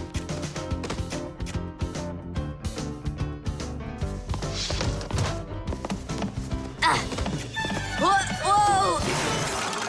Whoa, look how many things you got all at once. Your dad's gonna be so angry when he sees what you did with all of his tools. I'm gonna put them all right back where they were. And where were they? Open the box and you'll see. It's neat. There's a special place in there for each one of the tools. Try hammering in a nail or drilling a hole with your bare hands. Uh-huh, there's no way. But with the help of the proper tools, it's a piece of cake. But of course, that's only if you know how to use them. Tools need proper care. If the head of a hammer is loose or a drill is dull, then you shouldn't work with them. It's dangerous. And when you're done working, put the tools back in their places, or you'll be tearing your house apart trying to find them the next time you need them. Huh. The pincers go here, and the wrench goes over there. This drill bit's too long for this spot. Let's see if it fits in this one. Huh. Any idea what this tool is for? For splitting wood or carving stone. That chisel's what you want to own. Wow, Simka, you're a real poet. Now try to answer this little poem. When you have a thing to measure, this round tool is quite a treasure. This tool, right? I know what it's called. It's a measuring tape. Let me measure you, Nolik. Wow, you've grown. You've almost reached 1 centimeter. Class! I also have a rhyming riddle for you. What bangs a nail into the wall to make sure pictures never fall? A hammer! I was first, and the hammer goes right here. And now I have one for you to guess. If you need to screw in screws, here's the tool that you should use. A screwdriver! I was first, again. You got it right. All right, Tom Thomas, we better hurry. We still have a lot of tools here to get sorted out. Humans, just like Fixies, use hundreds of different tools to do their work. Picking the right one depends on the task at hand. For instance, if you need to hammer in a nail, use a hammer. But you don't use a hammer for a screw. For that, there's a special tool called a screwdriver. A wrench is the tool for tightening nuts and bolts. A vise is used to hold a part in place, and a drill to drill a hole. If you need to cut a piece of wood, you should choose a saw. You could use a handsaw, for example, or a hacksaw. Different kinds of pliers can be used for snipping, gripping, or bending. If you need to smooth something down, you use a file. If you learn how to work with tools properly, you can build just about anything. Looks like we did it, just in time. Oh, and how about this? Do you know what kind of tool that is? I don't know. There's no place for it in here. Just throw it out. Come on. on. And what if my parents use it? Looks like we did something wrong here. My dad came home. Tom Thomas! I'm in here. Hi there. Reading. Way to go, son. Huh? Oh. I don't get it. Where is it? What? I put a piece of metal under the table leg so it wouldn't shake, but it disappeared. So that's where the tools place is. Did you take it? What? I didn't. It must be somewhere under the table. And you look under the sofa. All right.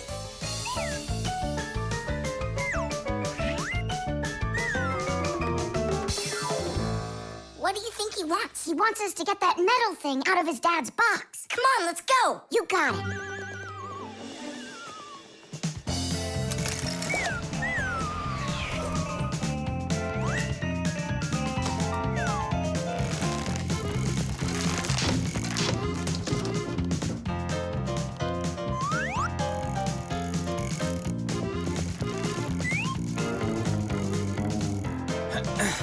Any luck? Uh-uh. Me neither.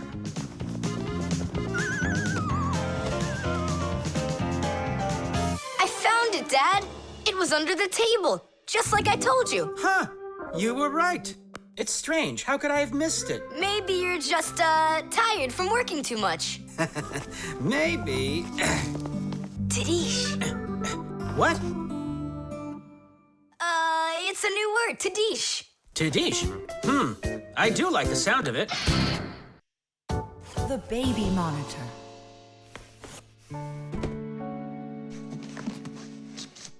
Oh, it's my old baby monitor. On. Check. Checking. 1, 2, 3. Checking. It's working. Why don't we give it to the Johnsons? They just had a baby the other day. This is mine, and I'm planning on using it.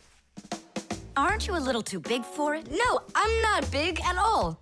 Well, I didn't realize that you're still a little boy. And a greedy one at that. They're never gonna notice this. Hey, Fixies, are you here? We're here now. Why did you call us? I gotta show you how I turned into a mind reader. I find that just a little hard to believe. Okay, then I'll show you. I'll leave you alone, and then you'll hide this button wherever you want. Then I'll come back and find it. You got it. So where's a good hiding place? Well, we gotta think of one. Right here, under the keyboard. Great! Go on, Nolik. Come on in. We're ready for you. And now, I'm going to read your thoughts. Here I go. You hit the button here. Look! Ta-da! He really does read minds. Oh, that was a lucky guess. Bet you can't do it again. Well, I bet you I can. We're gonna have to be sneakier. Verda, she's the most beautiful girl in our class. She knows it, too, and doesn't hesitate to use it. She can even be a bit sneaky, like when she needs help with her homework. Then Digit suddenly becomes her best friend. But if she doesn't want to carry her pack-a-mat, she'll say, "Fire, please help me. You're just such a strong Fixie." But all us boys like her just the same. Digit does, and Nolik does, and I guess I do, too. Although, I really like Simka more. Or maybe Verda. Or both of them. I haven't decided yet. Verda can be difficult and even bossy sometimes. But one thing I know for sure, Verda's a good friend. A friend that'll always come help. Well, that is if she's able to pry herself away from the mirror. I think that we should throw it down into this pencil cup. But then we concentrate on another place. That is good, but it won't work, Fixies. Come on in.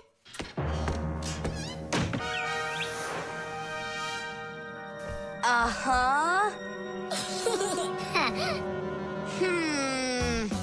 Aha! It's in here. Tadish? Simka, were you thinking about the cup? No, I swear. And my mind was blank. Then who did, huh? Uh-huh. Tom Thomas, what do you say we go again? As many times as you want. I know how he's been doing all of this. It's a baby monitor. That's how we can hear what we're saying. I don't get it. A baby monitor helps parents watch over their babies. The system has 2 units that look like wireless telephones. The parents keep one of the units by their side and put the other one in the room where the baby is sleeping.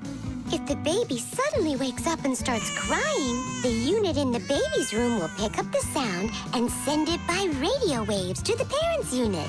Mom or Dad will hear the crying and go and comfort their child. And so he's listening to us now. This time I know what we should do. We'll hide it under the globe.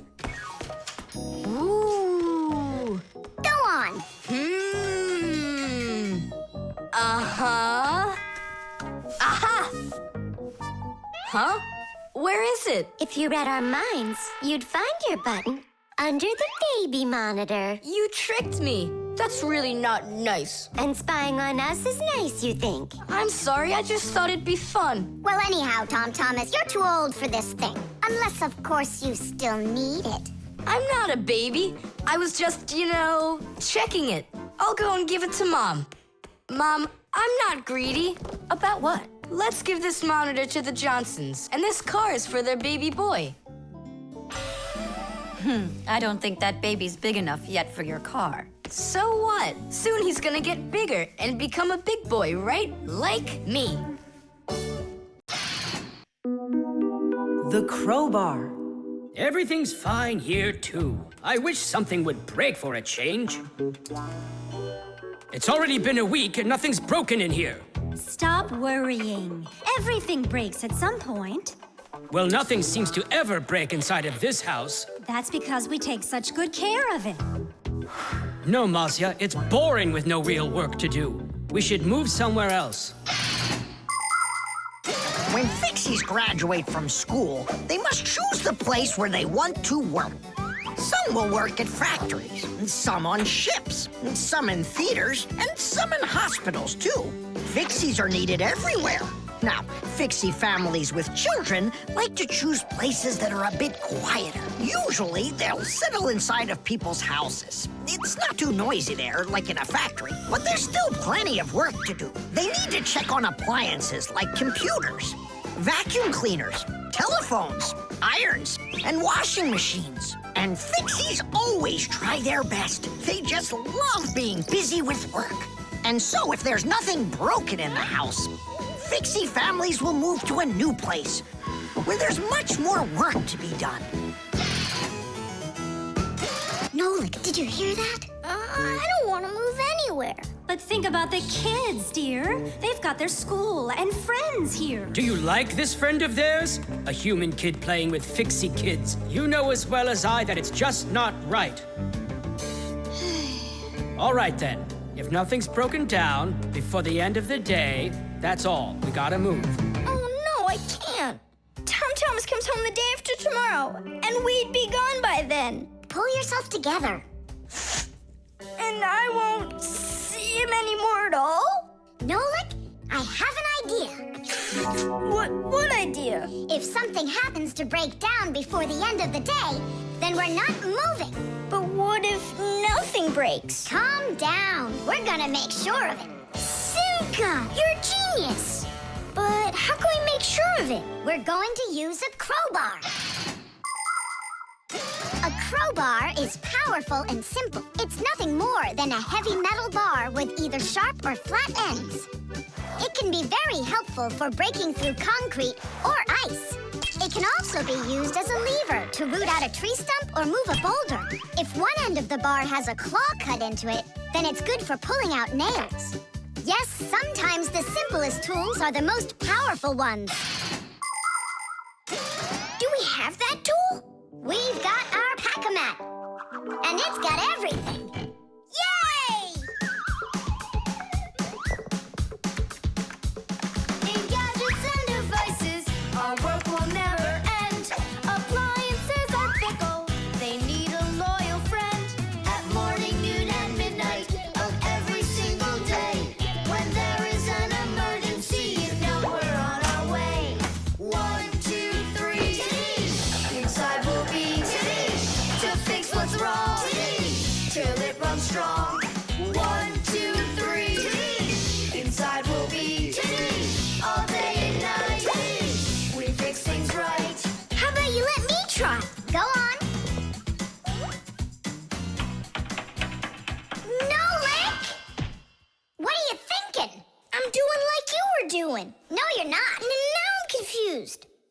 off, whatever you break's gotta look like it broke all by itself. Oh, I gotcha. And second, you gotta break it in some way that can be fixed later. Did someone say something needs fixing? Or am I hearing things? Papas, we just found out that the television's broken down. Are you sure? Yeah, and one of the keys on the keyboard is stuck. For real? For real, and the clock's not running either. Oh ho! Marcia, our life is getting back on the right track. Should we fix them? Yeah, what else? We are the Fixies. We live to keep on working, and work for us is fun. So we'll just keep on working, 'cause our work's never done. And deep inside of gadgets, if you look when it's dark, you might just see us race around like multicolored sparks. 1, 2, 3, Tadish! Inside we'll be Tadish! To fix what's wrong, Tadish! Till it runs strong. 1, 2, 3, Tadish! Inside we'll be Tadish! All day and night, Tadish! We fix things right. Tadish! Oh, that was a lot to do. You'd almost think that somebody broke it on purpose. Well, we didn't do it. It broke by itself. Yeah, this apartment still needs a lot of work. We shouldn't move anywhere. I like it here. So do I. It's the best. See, we don't need to go anywhere. The Pack-A-Mat. Simka, can I have the Pack-A-Mat? I'd like to practice with it a little before the exam. Take it.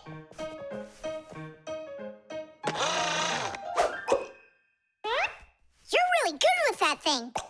Good. I couldn't be any worse with it. I wanted a vacuum cleaner. Actually, you were pretty close there. You did manage to get the hose at least. This is not at all funny. In order to get a tool out of a Pack-A-Mat, a Fixie must not only press the button on his chest, but he must also clearly picture exactly the tool he needs. By the time they are adults, this is easy for Fixies to do. But while they're children, they must study hard to master this important skill. As Fixies learn about new tools, they take exams to prove they know how they work. And if they pass an exam, the new tool is added to their Pack-A-Mats. And there's no end to what you can find inside. Screwdrivers, hammers, ladders, vacuums, and even soldering irons. But many of the tools that Fixies use look quite different from the ones that humans have. And the reason for this is very simple. It's because Fixies have to fix appliances that are much bigger than they are. I just wish I knew which tool was gonna be on that exam. I got it! You just stay right here. Grandpoos! What? On the exam, which tool are you gonna ask about? It's a secret. It's too bad. But I'm sure you can keep a secret, right? Of course. Then I'll tell you. Today's exam is on pliers, you see? You won't tell anyone, will you? Not a chance. I'll never pass it. You will. He's gonna ask about pliers. Huh? How could you know that? It's a secret. Okay, Digit. See if you can get the pliers out of there. A pair of pliers is a great tool indeed. To grab and turn things, it's the tool that you need. Just be careful how you use them, or your fingers you could bruise them. Pliers are a great tool indeed. Just be careful how you use them, or your fingers you could bruise them. Pliers are a great tool indeed. Good going. You got it. Thanks a lot, Nolik. It's not really me you should be thanking. Grandpoos, thanks a lot. For what? The secret. What secret? About the pliers. Oh, that. You know, I picked a new topic. I decided that a hammer will be the tool. A hammer? Only it's a secret. I remember. The topic got changed. It's a hammer. You sure about that? Totally. All right. I'll try to do it. A hammer is a great tool indeed. To pound in nails, it is the tool that you need. Just be careful how you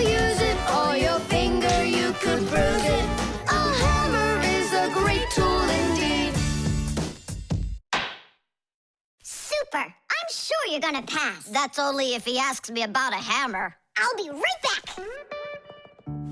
Grandpoos, it's a hammer for sure? Nah. A hammer would be way too easy for those kids. So now it is a drill. A drill? But only... It's a secret! Now I know. There's no doubt about it at all. It's a drill! A drill is such a great tool indeed. To drill a hole, it is a tool that you need. Just be careful how you use it, or your finger you could lose it. A drill is such a great tool indeed. And if it's not a drill, right! Hammers, wrenches, drills, screwdrivers, vices, mallets, saws, and pliers. All of these are super duper great tools, yes indeed. That's all. That's enough of this. I'll just go and take the exam. Yeah.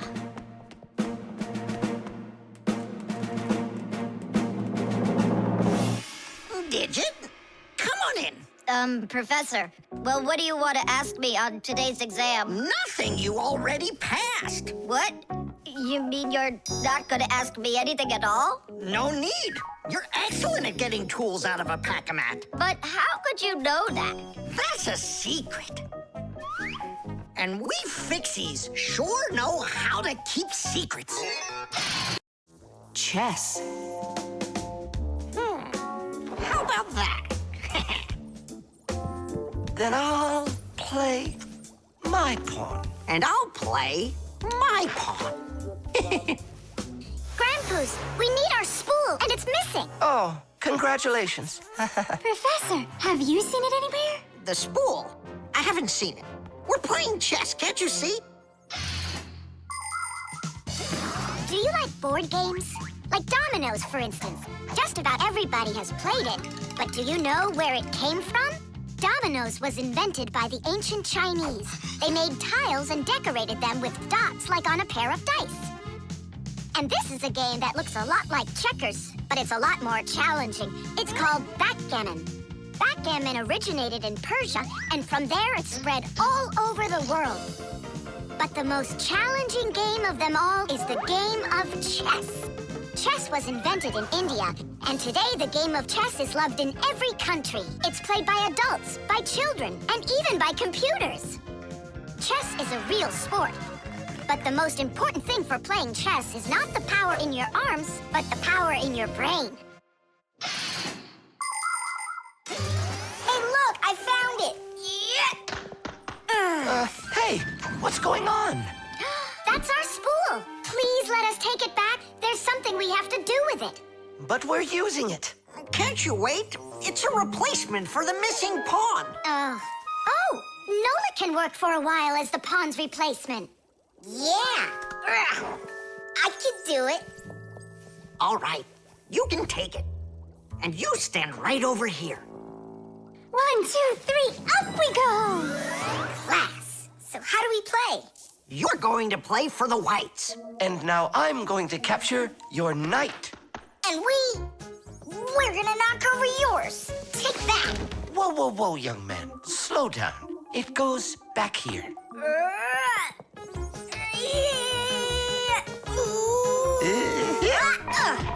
Nolik, get back to your square. What for? Pawns don't move like that. Then how do they move?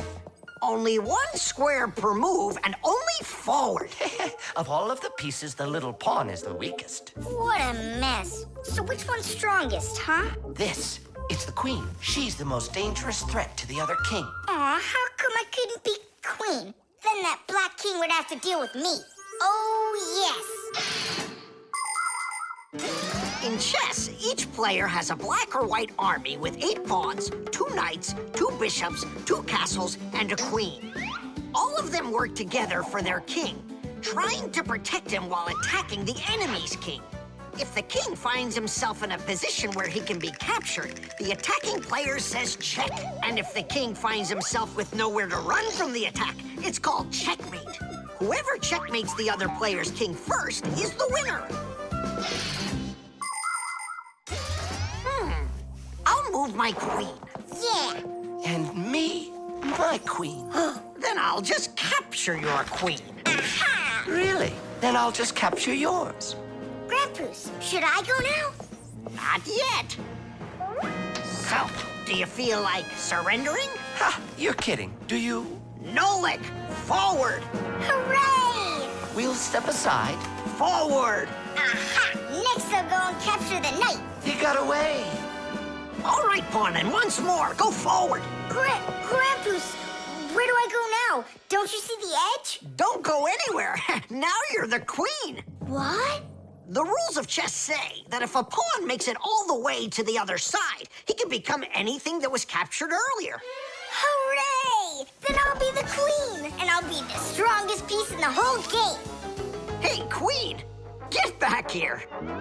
In case you don't know, this isn't over yet. We capture the pawn with the queen. Queen, this is your new place. Check. Check. Huh, yeah? Now come to here. Checkmate, my colleague. Of course it is. It is, mate. Yeah, I lost. Hooray! Tadish, tadish, tadish! Professor, we found the missing pawn for you. So that means Nolik can leave with us. I'm not going anywhere with you. Chess is the greatest game you'll ever play in your life. Oh, you should have seen how I put Professor Eugenius into checkmate. Really? Well, Grandpoos helped me a little. Actually, it was Grandpoos telling me where to move. But I'm the queen now. The globe. Ready? Set? Go!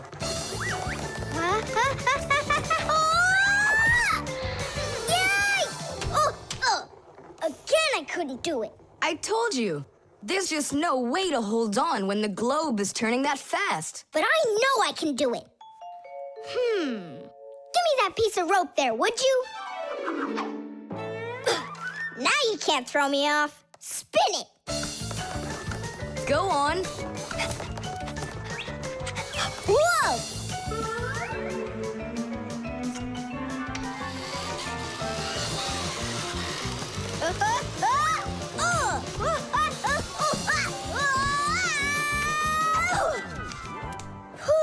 What you doing? Trying to learn a bit about the Earth's gravity? That's a globe, not the Earth. Well, a globe's a model of the Earth, isn't it? Hey, come on, Simka. The globe looks like a ball, but the Earth is flat. We walk on it. The Earth also looks like a ball. It's just a very, very big one. It's not true. If the Earth is really round like you say, then it would throw people right off of it, like the globe does to me. No, it's just that the Earth pulls everyone towards it. Are you sure? The planet that we live on, the Earth, is a huge sphere. The Earth revolves around the sun, and the moon revolves around the Earth. Do you know why they don't fly away from each other? It's because of a force called gravity that pulls all objects towards each other. The heavier the object, the stronger its pull. That's why people, rocks, air, and water get pulled towards the Earth instead of floating up into space. Thanks to gravity, we are able to walk on the Earth. Then why doesn't the globe pull on me like the Earth does? Because this globe is very light. Compared to the Earth, this globe is like millions of billions of times lighter. Compared to the Earth, we're specks of dust. He's right. Look, a speck of dust. It sticks to the globe like we stick to the Earth. Oh, come on. It's just because no one's turning it. But the Earth's spinning and we stick to it. What? I just don't believe you. There's just no way the Earth is spinning. You've really got no idea how the days all turn into the nights, do you? Do too. It's because the sun goes up and then sets.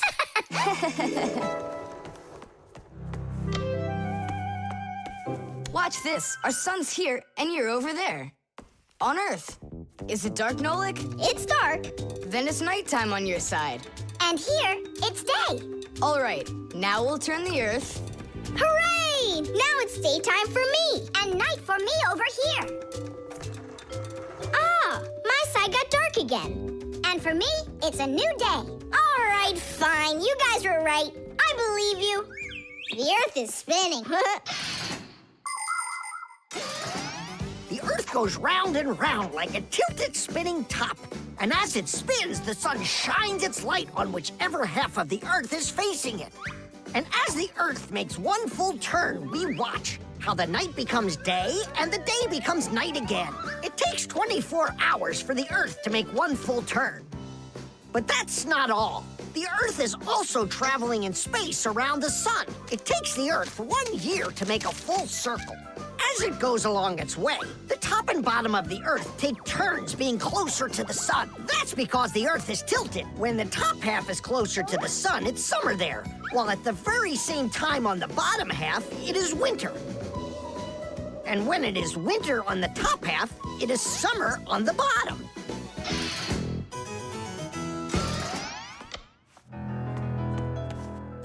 Nolik, where are you? I'm not sure. Somewhere in Kazakhstan. The force of gravity is super strong around here. So go on, spin it. You're gonna fall off, Nolik. Don't worry, just do it. Go ahead and tilt it if you feel like it. Told ya! Ha! And you were sure I was gonna fall off this globe. That's strange. Nolik, come on over here. What for? You'll see in a second. I don't want to. You really don't want or you can't. Tom Thomas, take a look. I get it. He stuck himself to the globe, didn't he? Yeah, with the chewing gum. Isn't it time to go? Uh-huh. And me! What about me? Hey! You gotta help me! Don't leave me! Should we help him?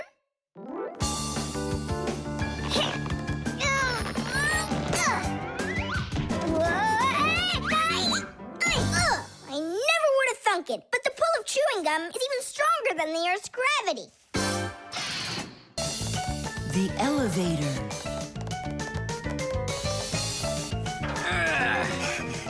Papu's Marcia, we gotta hurry. How come? Tom Thomas is going to see the circus. And what? We want to go with him, can we? The answer's no. Just you kids without supervision. Who said no supervision? His parents are taking him there. We'll be careful, don't worry. They won't even notice us. Well, if Tom Thomas's parents will be there... Hooray! We can go! Wait a second. I didn't even say yes yet. Yeah. Simka, Nolik, where are you? We gotta hurry up. Tom Thomas, it's time to go. I'll be right there. We're ready. Climb into my hood. Ha! I know who's going to the circus today. Whoa! Huh? What just happened? I think that the elevator broke down. Don't you worry. Emergency operator. We got stuck in the elevator. Understood. Please wait. We'll have the elevator fixed within the hour. That long? That means we won't get to the circus on time. Tom Thomas, we'll go get Papus and Marcia. I'm sure they can fix it. People need elevators to help them get to the upper floors of tall buildings. When someone steps into an elevator and presses a button, the elevator's electrical engine starts up. It pulls the cable that is attached to the elevator cabin, and the elevator goes to the desired floor. The cable hangs over a wheel, and it usually has a heavy counterbalancing weight attached to the other end of it. This counterweight balances the elevator and helps the electric motor do its job.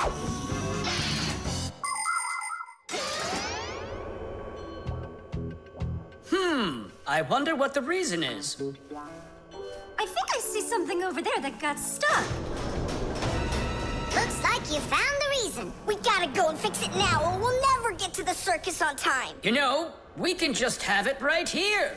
Ladies and gentlemen, presenting the Fixies Spectacular. And now your attention, please, on the high wire.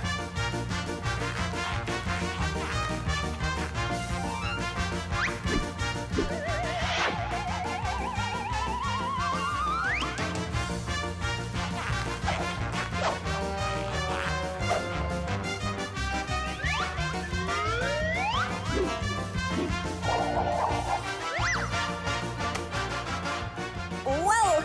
Just don't look down! Then I'll close my eyes and I won't look anywhere at all. Ow!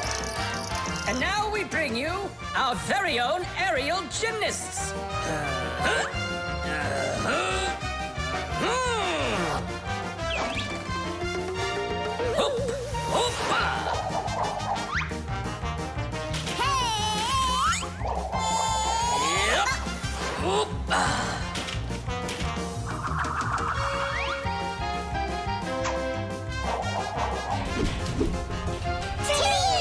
Oh, Tadish!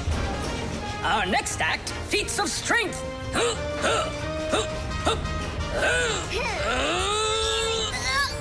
won't come out! I know how to fix it. With a death-defying circus act. Point your eyes up! Marcia, where are you going? Up to the electric motor! Do you know the right way to behave yourself inside of an elevator?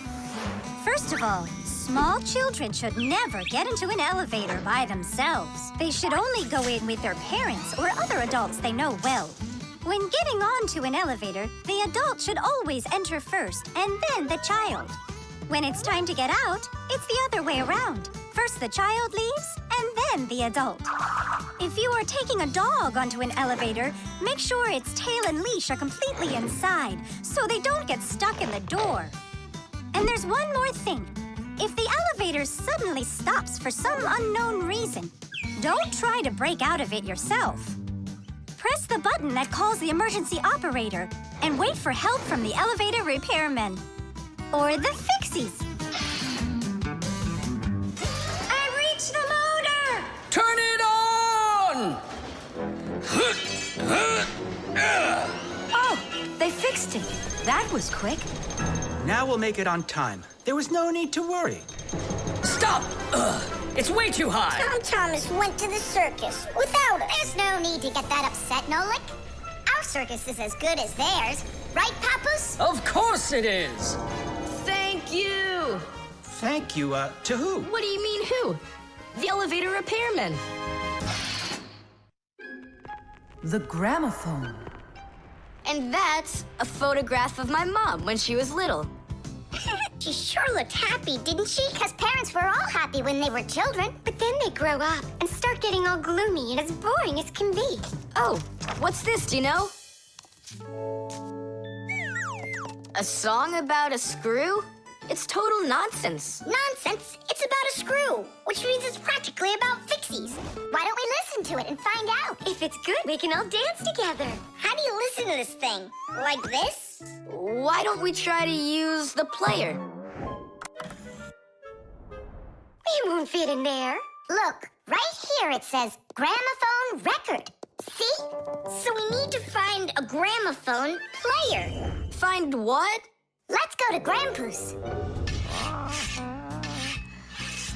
Grandpoose, we found a song about a screw we want to hear. We're looking for a player for a gramophone record. Ah, I understand. What you need is a gramophone. A gramophone is an old appliance that was made for playing back sound that was recorded onto records.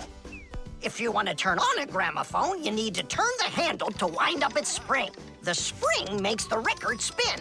Then a needle is placed on top of the record, and as it moves through the groove on the record, it shakes a little, which makes a diaphragm, a sort of mini drum skin, start to vibrate.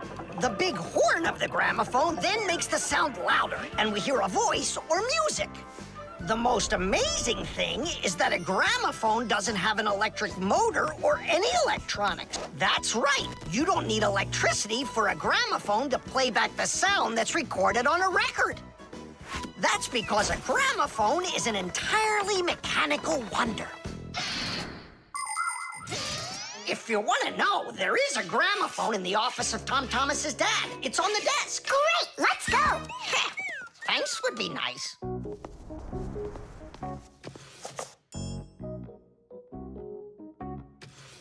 I can't find the on button. There is no on button. You need to grab that handle and turn it.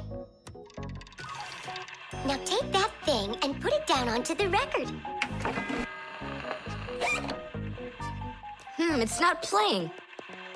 Look, there's no needle in there.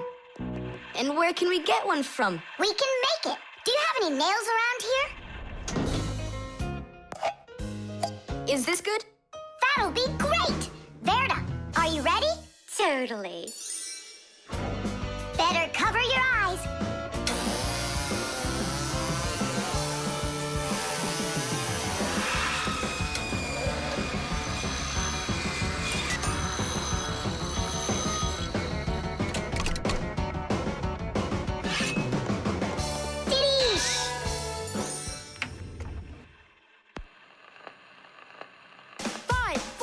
It's working, listen. A little screw went for a run, and now without this little part, everything just falls apart. If you think a screw is nothing, take it out, but just beware. Everything will break without them, with no little screws in there.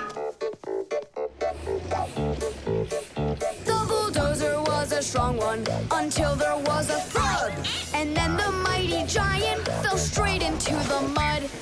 5, 4, 3, 2, 1. A little screw went for a run, and now without this little part, everything just falls apart. If you think a screw is nothing, take it out, but just beware. Everything will break without them, with no little screws in there. If you think a screw is nothing, take it out, but just beware. Everything will break without them, with no little screws in there. Tom Thomas, what's that music playing? It's a gramophone record. Gramophone? I thought it was broken. We fixed this old... not we. I fixed this thing. Really?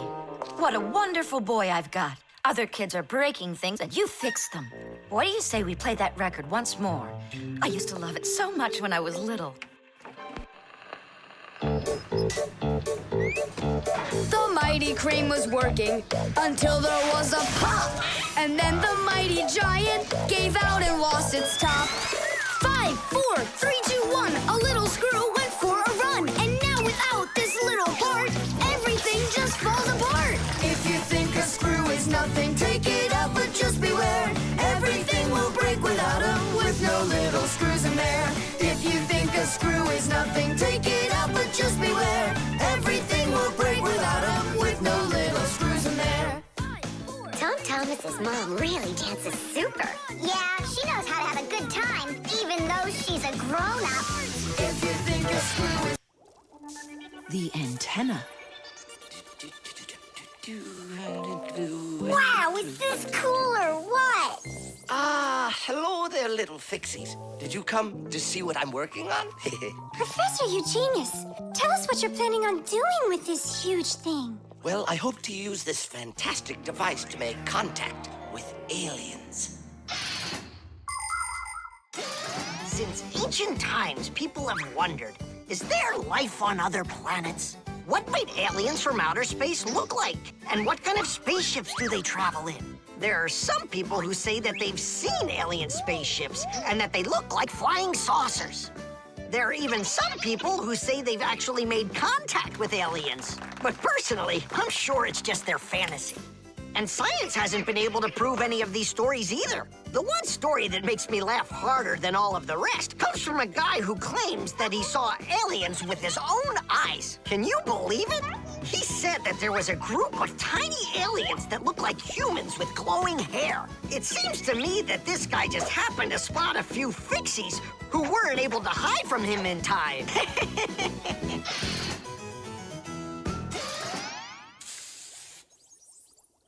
It's ready. If I could talk. And now what? If the aliens are out there flying by the Earth, they'll see this plate, get hungry, and come for food? Aliens don't need a plate like this, silly. When they've got plates that fly, flying saucers. You're both silly. This thing isn't a plate at all. It's an antenna. Antenna? Antennas help people receive radio signals. They come in all sorts of shapes and sizes, like this, or this, to pick up a signal that's very weak. Powerful antennas that are shaped like large dishes work the best of all. When radio waves hit the dish, the waves all bounce off of it and gather together into one point. This makes the signal stronger and clearer. The most powerful dish antennas can even pick up signals from outer space.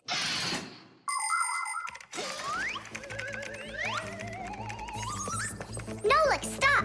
You'll burn yourself. Don't treat me like a baby boy, okay? Ah, interesting. I wonder what's inside of there. Do you know? Why don't we go and take a look? I was only trying to help him out. No need, Nolik. The soldering iron is way too hot, and I'm practically all done here. Then let's start looking for those aliens in outer space. Just 1 second, Nolik. There. Uh-oh.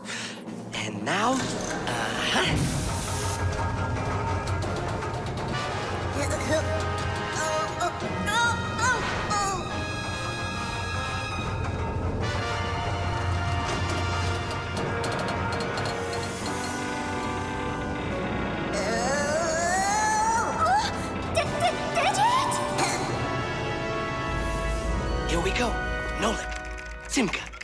see if we can pick up signals from outer space. What do you think? Is it night right now, where the aliens live? What if they're sleeping? Quit bothering the professor with your nonsense. Let us out right now. Can't you hear us? Please let us out! I'm afraid there's no way they can hear us from this far away. I can't hear any signals. It just sounds like static. Be patient, you guys, and keep listening. Digit, we all know how clever you are. Can't you think of a way out of here? I think I got it, Toola. You stay there. Yeah. I'll use a special code I know to send a signal that we're in trouble. Wait a second. Do you hear that? Could it be a signal from the aliens? Hooray! This is sensational. It means that somewhere in the cosmos are intelligent forms of life. 3 dots, 3 dashes, 3 dots. Ooh, it's Morse code. It's a signal for help that they're sending. You don't think the aliens are in trouble, do you? Yeah, I think so. And who do you think they learned Morse code from out there? Yeah, that's strange. There are hardly any Fixies that know that code. Digit does. Ah, and where is he, you know? And where's Toola? Well, I think I know exactly with which aliens we made contact. I think I know it too, Professor. Lower the antenna.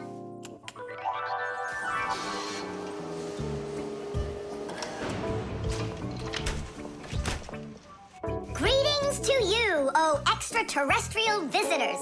Hi there. It's good to be back. What a shame. I was really hoping that we'd find intelligent life forms out there. It's all right. At least we found 2 unintelligent ones. The laboratory.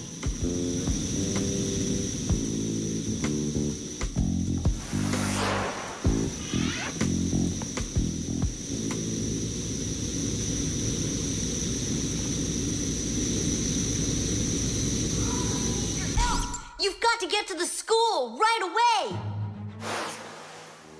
What did he say? That we've got to get to the school. How come? Did you hear why? I didn't, did you? I wonder if Simka didn't go to school today. Or if Nolik got into some kind of mischief. Oh, I'm worried this is something serious. La la la la la la. And that's 5, 6. I like this hairstyle. 7, 8. Hi there. Hello, Verda. Where's Grampus? I'm not positive, but go and look in the chemistry area over there. Over in chemistry? Tell us, was Nolik doing anything wrong today? Nolik? He's always fooling around. Right.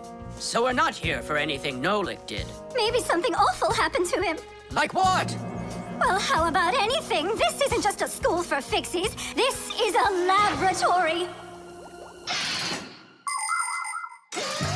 The laboratory where Professor Eugenius works is always humming. In the mechanical zone, Professor Eugenius tests all sorts of different devices to see how well they are made. In the chemistry zone, he conducts experiments on the quality and safety of food. In the electrical zone, he repairs electrical devices and checks their safety. Unfortunately, the professor can be absent-minded, and that can cause things in his laboratory to bubble, spark, or even explode.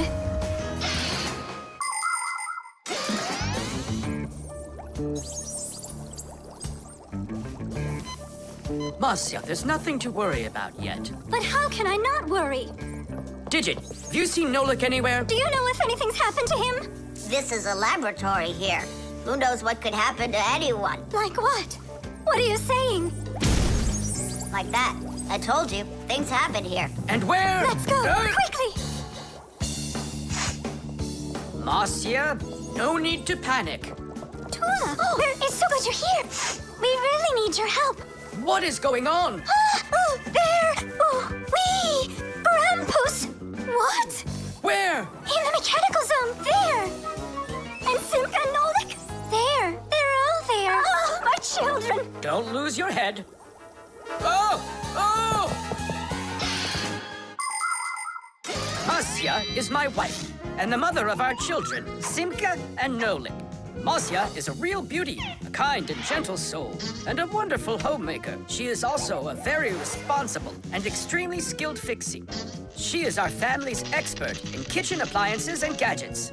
Marcia works from morning till night, fixing and cleaning anything that is in need of her expert care, because she just loves when everything is clean and tidy. But most important for Marcia are her children. She takes loving care of Simka and Nolik and tries to protect them from harm. Marcia worries about them so much that sometimes her imagination gets carried away with what might have happened to them. Although our little Nolik can get himself into situations that even Marcia could never have dreamed of.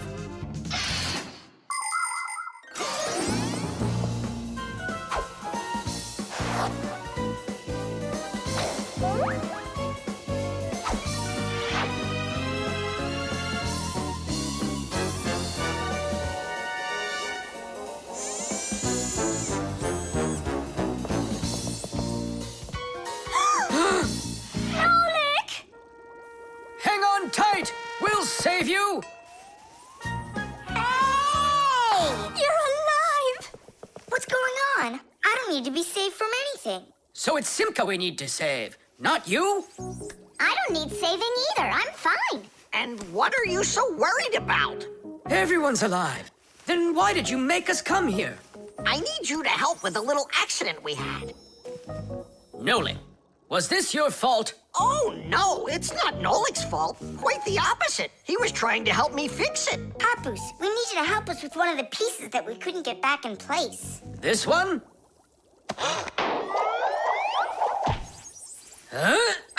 Tadish! Oh, a perfect repair. Huh, that was really the only reason we had to rush here? Why not? There was just no way we could let this wait, so I sent for you. But Fire said... Why Fire? Why is it always Fire? How come you had to scare us so badly? I'm not the one who scared you. You did that all by yourselves. Knots.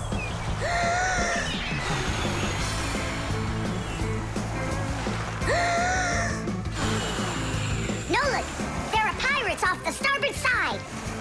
Battery, fire!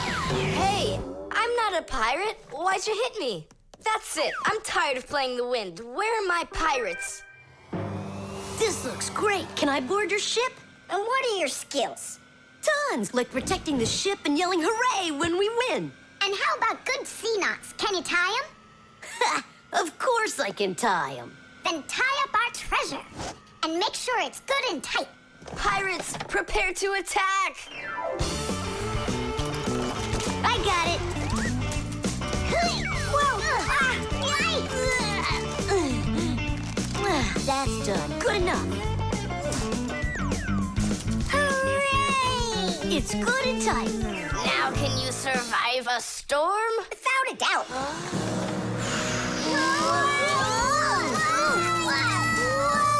Our treasure! It's sunk into the sea. That was my mom's necklace we sunk. I'll pick it all up, don't worry. No, thank you. We'll manage ourselves. He calls himself a sailor. Go and learn to tie some knots. Try tying 2 ropes into a knot. You think it's easy? A badly tied knot will untie itself before you know it. Here's one way to tie it right. First, cross over the 2 ends like this. Now, to finish the knot, you've got to cross them over again. But not this way. It's got to be in the opposite direction. When it's done, it looks like one loop inside another. This kind of knot is called a square knot. And it won't untie as long as you tie it right. And that's just one of the many kinds of knots a sailor has to learn.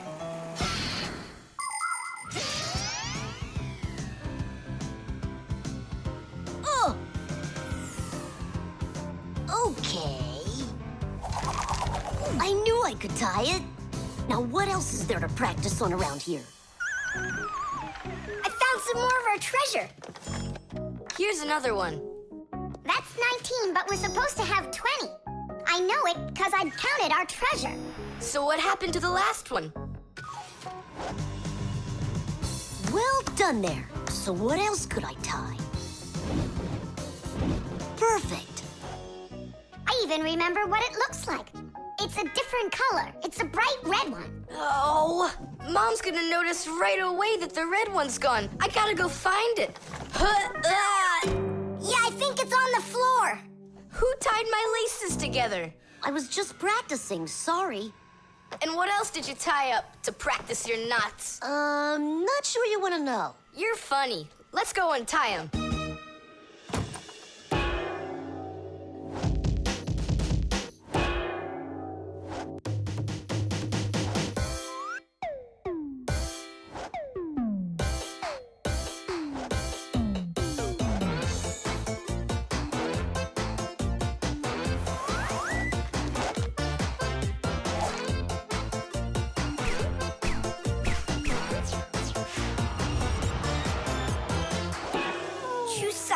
Don't look at me that way. I'm scared. She's just staring at her own whiskers, Nolik. And what have you done to her whiskers? Well, I tied them with the square knot. Fire, you're just a blockhead. And why don't you tell us what else you've done? Well, okay. I tied a decoration on her tail. That's where it is. We were looking everywhere for that thing. Fire, go and fix everything you've done. Chusaka, don't run away. Don't be scared. We just want to untie the knots. Sailors have developed all sorts of different knots. Without them, they couldn't control their sails. But we couldn't get by without knots on land either.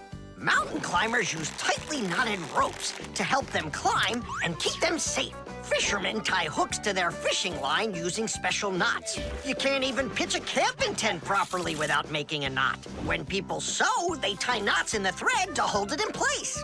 And doctors use knots when they stitch and bandage a wound. And a tie wouldn't be a tie if you didn't tie a knot in it. Sneakers won't fall off your feet. And the laces won't drag on the ground if they're tied with a proper knot. But sometimes things can get knotted up by accident. And that's one time when you don't need to know how to tie knots, but how to untie them. All aboard! Like that. Now the only thing left to do is tie a knot. Should I tie it?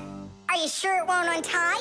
You're joking. Why don't you go ask Chusaka if I can tie a knot like a sailor? The barcode. And so, what do we do if we happen to see humans? Hide from them, right? And what if you've got nowhere to hide? Then we turn ourselves into screws. That's correct. Where could it be? Where on earth could I have put it? Oh, I'm such a scatterbrain. Ah, it's Professor Eugenius. There's no need to hide from him. He's our friend. Where has it gone? Did you lose something again, Professor?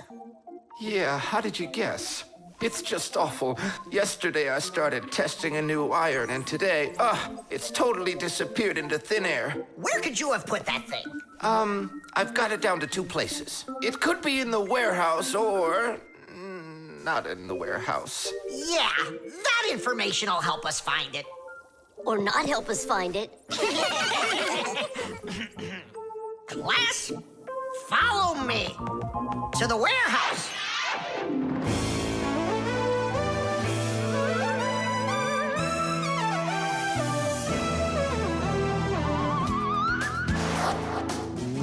Wow, look at all these boxes.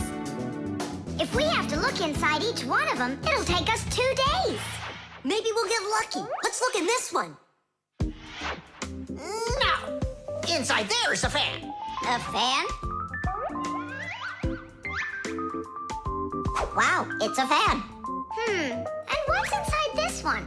A mixer. Yeah, amazing. And what's in this box? An electric kettle. Made in Germany, by the way. He's right. There is a kettle in there. Professor, is this some trick? I don't get it. Krampus, how do you do it?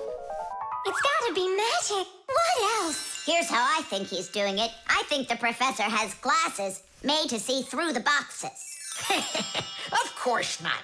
I only know how to read the barcode that you can see on each of those boxes. Oh, that. Exactly. look at the printing on packages and boxes, you will often find a symbol with a lot of black lines and numbers. These symbols are called barcodes. Each barcode has all sorts of information. What the item is, what country it came from, and even in which factory it was made. With the help of a special reading device, a scanner, it's possible to read all the information the barcode holds. It really is an excellent system for stores to know what they've got. You don't even need a scanner to do it? I can figure out barcodes without one. I'll teach you if you want. Class. Let's see. We're looking for a box with an iron. There. Well, bring in the professor. Today, on almost everything that is sold, there is some kind of mark. For instance, this kind of mark is called a barcode, and this one, a QR code. These marks help us find out a lot of information. Suppose you walk by a building and see a QR code on it. Just point the camera on your mobile phone at it, and information about who built it and when it was built will appear on the screen. Isn't that great? It's a shame not every phone can do this yet. And that's not all. There are also marks that work without pictures. There are electronic chips that can hold information. These chips can be put inside of ID cards or travel passes, and all you need to do is press the card near a reader so it can check if you're allowed to go on through. Ah, you just made my day. You found it so quickly. What would I do without you? Huh? Is something wrong? This is not an iron. Whose sandwich is that? Mine. Yesterday I wanted to put it into the fridge, only I guess I put it into my... Oh, I just get distracted so easily. Look, we need to think this through logically. If you went and placed your sandwich into the box where the iron should have gone, then you must have put your iron... in the refrigerator! Oh, here you are. Here you are, my new iron. Oh, I looked everywhere for you. Thank you, my friends, once again. There's no need to thank us at all. You're always there when we need help. You've even let us open our own school here in your laboratory. And we don't have to hide ourselves. Yeah, that's because you're so kind and you love Fixies. The Manipulator.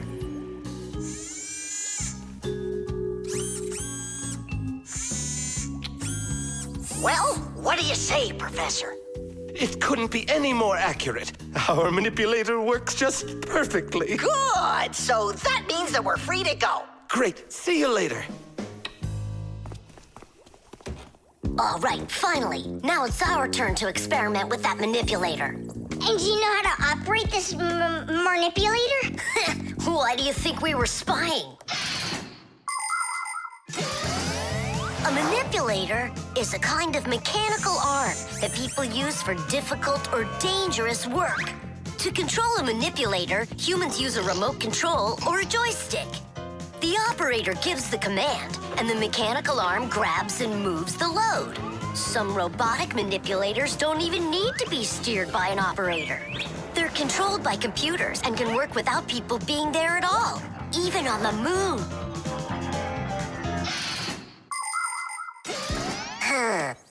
What is this button for? Uh-huh. How about this one? Uh-huh. Would you like to take a ride? Right now? You're scared. Scared? Not one bit. Then off we go. Yeah, cool. Ha, this is totally awesome. Well, hang on. This is gonna get even awesomer. Professor?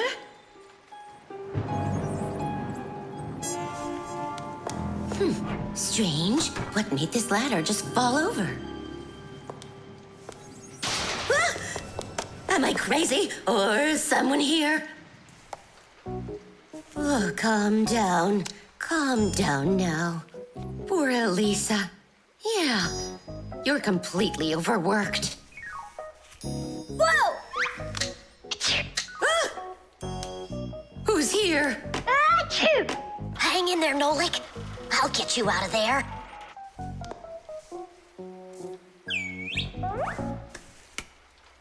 My compact's gone. Oh dear, what's going on? Ah! Stop this nonsense right now, or I'll call the police on you. I don't believe in ghosts. I don't believe in ghosts. I don't believe in... Ah! Where are you pulling me?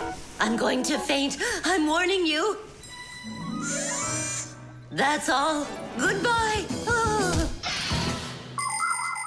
Throughout the world, humans use manipulators for all sorts of work. In factories, manipulators are used to lift and move heavy loads. They can also hand out the parts needed for assembly or even attach these parts themselves. In hospitals, more precise manipulators are used by doctors to help perform operations. Manipulators are also used in places where the work is simply too dangerous for people. For instance, where there are deadly chemicals, or places where humans can't get to easily, like somewhere underground where there isn't enough space to move, or deep under the water. Or in outer space where there's absolutely no air to breathe. So you see, mechanical arms are helpful in all sorts of places where humans are unable to reach things with their own arms. Hang on, Nolik. How can I get that thing open? Ugh, I got it!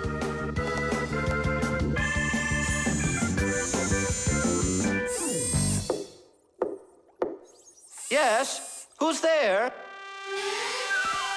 Ah! What's going on?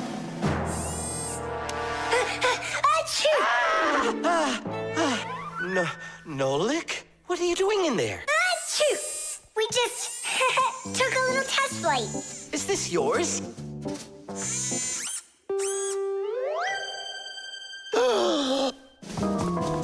Elisa! Elisa! Professor, you genius. I was attacked by a crazy arm. The manipulator. It's your imagination. Look, it's come back. Stop, I'm telling you. Professor, you genius. It heard what you just said. Calm down, it's okay. It was a little malfunction, but I took care of it. You are just astounding. And don't think that I'm through with you. With me? With you? No, with the manipulator. Let's go, Elisa. Yeah, let's go, Professor. Great job, Fire. And why fire? Achoo! The instructions.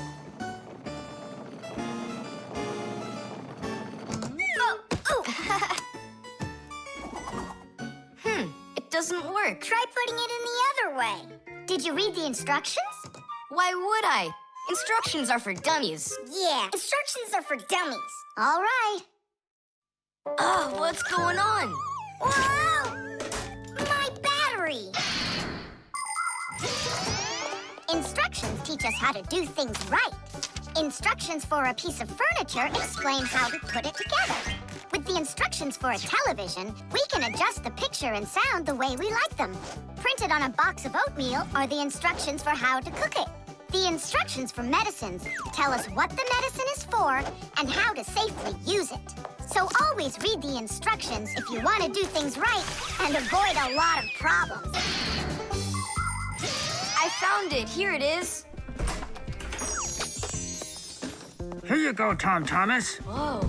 We got you a new chair, but it has to be assembled, and I'm afraid it'll be a little bit difficult for you. No, it won't. Don't worry, Dad. I'll do it. Finish before dinner, and we'll get ice cream tonight. A creamsicle.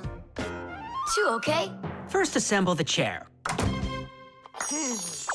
Thomas, can I help you put the chair together? Come on. Hey, first you two need to read the instructions. Simka, stop being such a bore. What, like I haven't seen a chair? Or like I haven't seen a chair?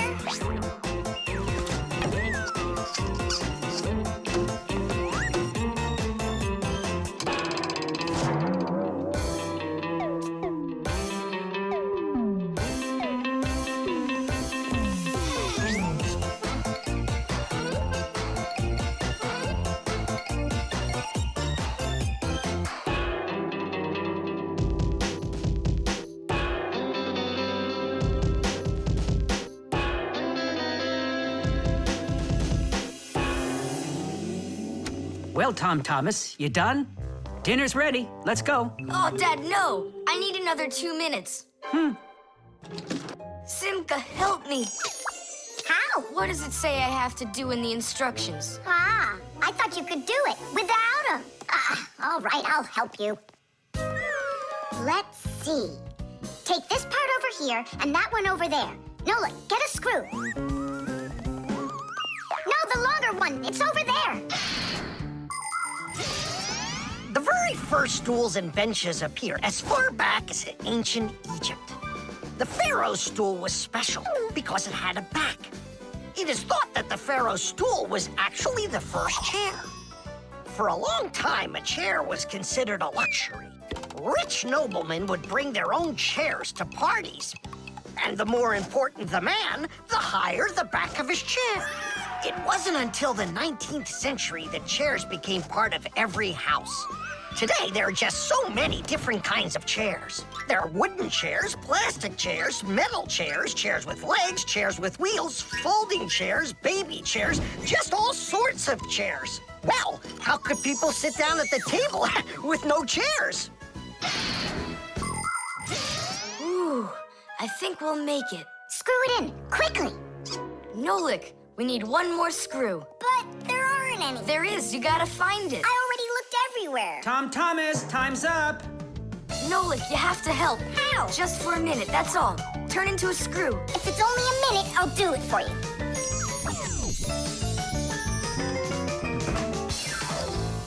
I'm done.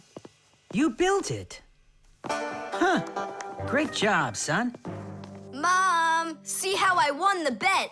Can you believe it? He put the chair together. You're so brilliant. Go on, have a seat.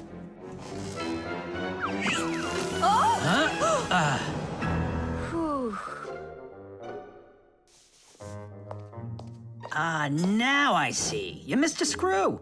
But I screwed it in. It must have. What? Must have what? Look. Here it is. Now this screw's not going anywhere. And that ice cream you won? Well, you just lost it. Well then, Mr. Chair Builder, time for dinner? Yeah, in a sec. Where is that Nolik? He ran away. What a traitor. No, he's not. He promised you he'd become a screw for just a minute. And the minute was up. Well, where is he then? Over there. He's studying the instructions for the clock. Hey, Tom Thomas, it says that we put the wrong kind of battery into the clock. We should have used that kind. You see, Tom Thomas? If you don't want to be a dummy, instructions are for you. The bee. Tom Thomas! Hello. How come you're eating jam straight from out of the jar? Because it tastes so good. Oh, a bee!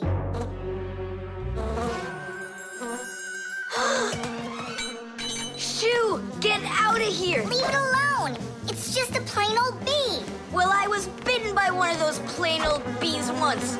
Tom Thomas, don't do it! Go away, you pest!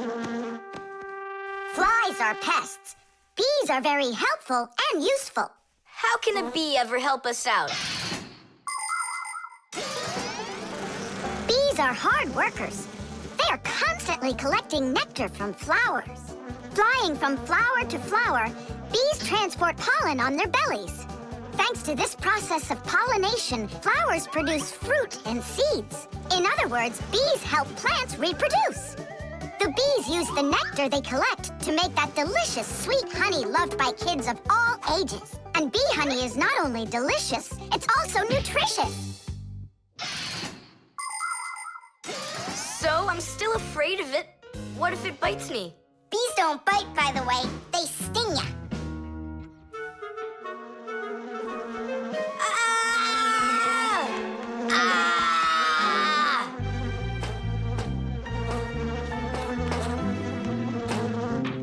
Well, now I'm gonna show ya. Don't! The bee's the one who should be afraid, you tyrant. Yeah, you let it go. tyrant! Why are you calling me names? Who's stopping her? She can fly away if she wants. We need to show her the way out. Well, how? Here, little bee. Fly this way. Why don't you try going? Then what can I say?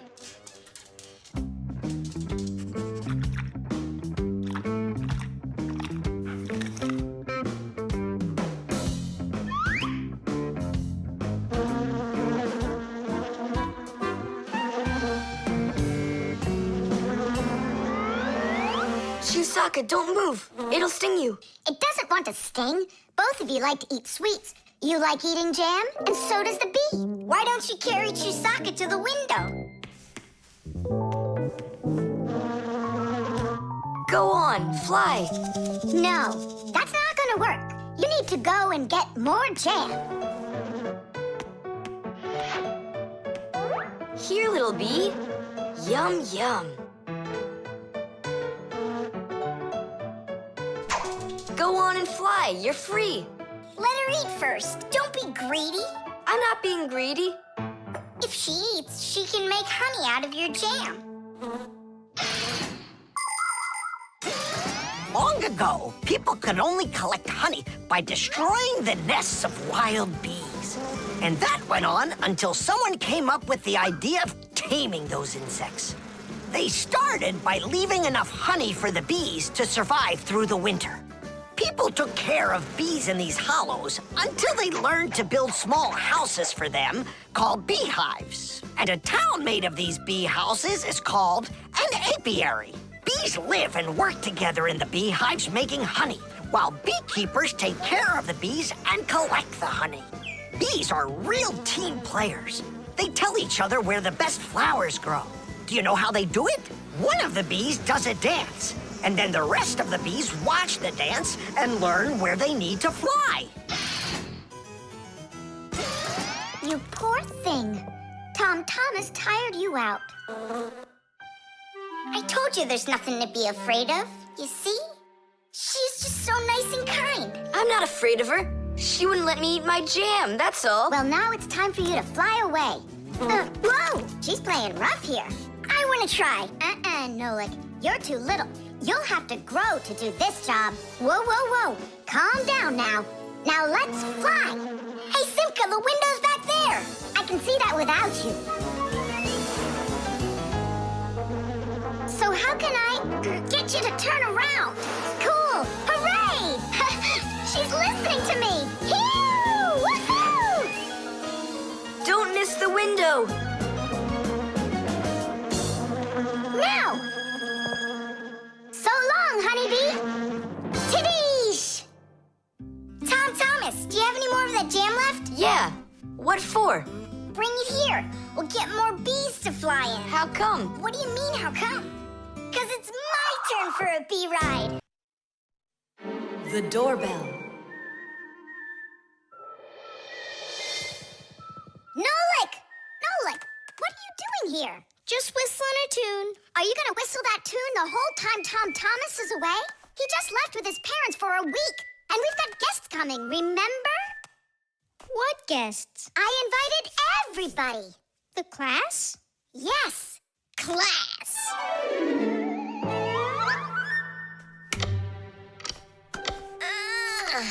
Are they sleeping in there what, huh? First they invite us, and now they don't want to let us in? I'll share the present with you then. Fire. Maybe you'll get it to work now. When they get here, they'll ring the bell.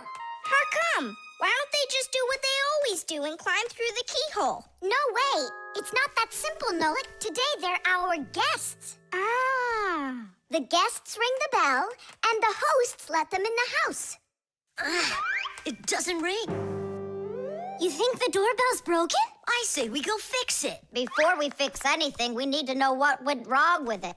First we'll fix it, and then we'll know what it was. Back in the olden days, people would hang a bell over their doors with a string, and guests would tug on it to make it ring. Today, doorbells are electric, and they make all sorts of different sounds. Some buzz, some ring, and some even chirp like birds. The sound comes from a box inside the house called a chime. To make the chime ring, you push a button that's located outside. The button works just like a light switch, but instead of turning on light, it turns on sound. Verda, will you join me? Whoop!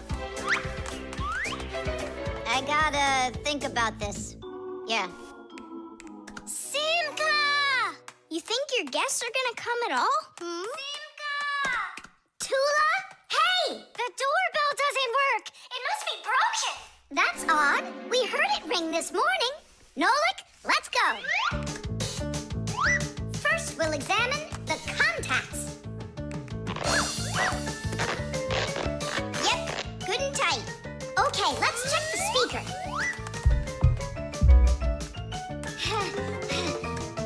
The speaker's fine. Maybe the electronics are the problem. And what if we disconnect these wires and switch them? What'll that do? We'll know soon enough.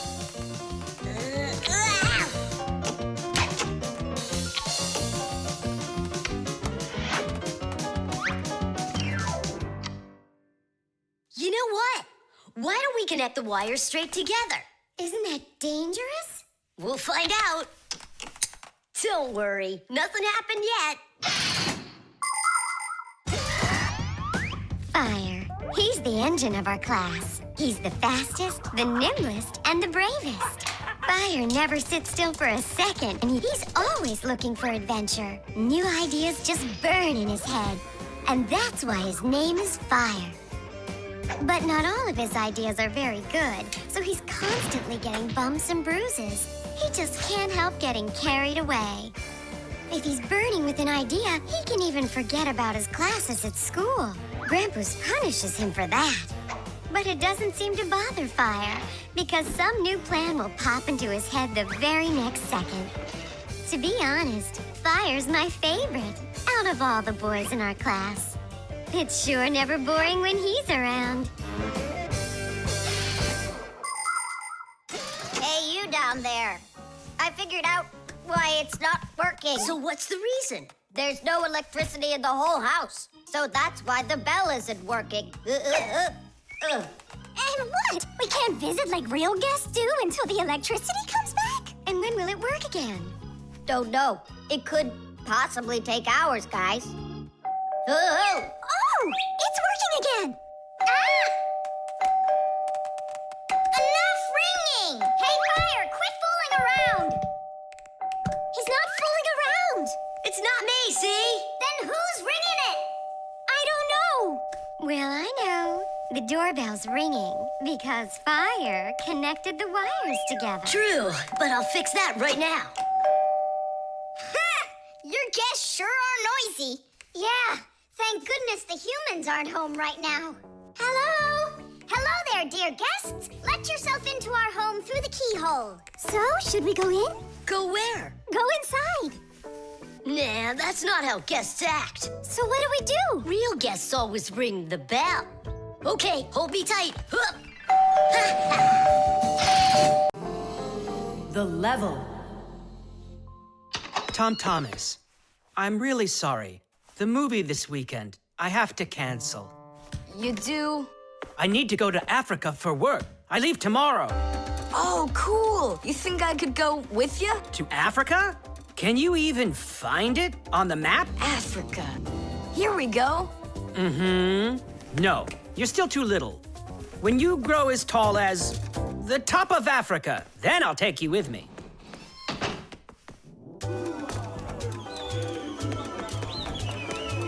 Here, there.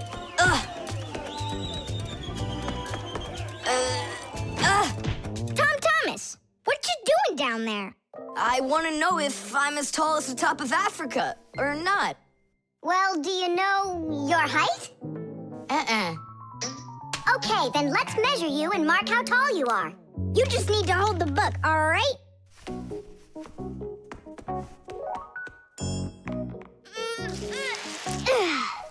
Simka, how do we measure what's higher? The top of Africa or this line over here?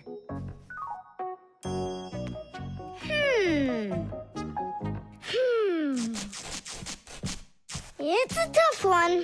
We need a piece of flexible, clear tubing. Oh, I can get it for you. I know where it is. And we'll build a simple tool to find out the answer. It's called a water level. Let's do an experiment. First, we'll pour water into 2 bottles. A little bit more into one, and a little less into the other. Now we'll connect them with a tube so that the water can flow between them. You see? The water flows and flows, and then it stops.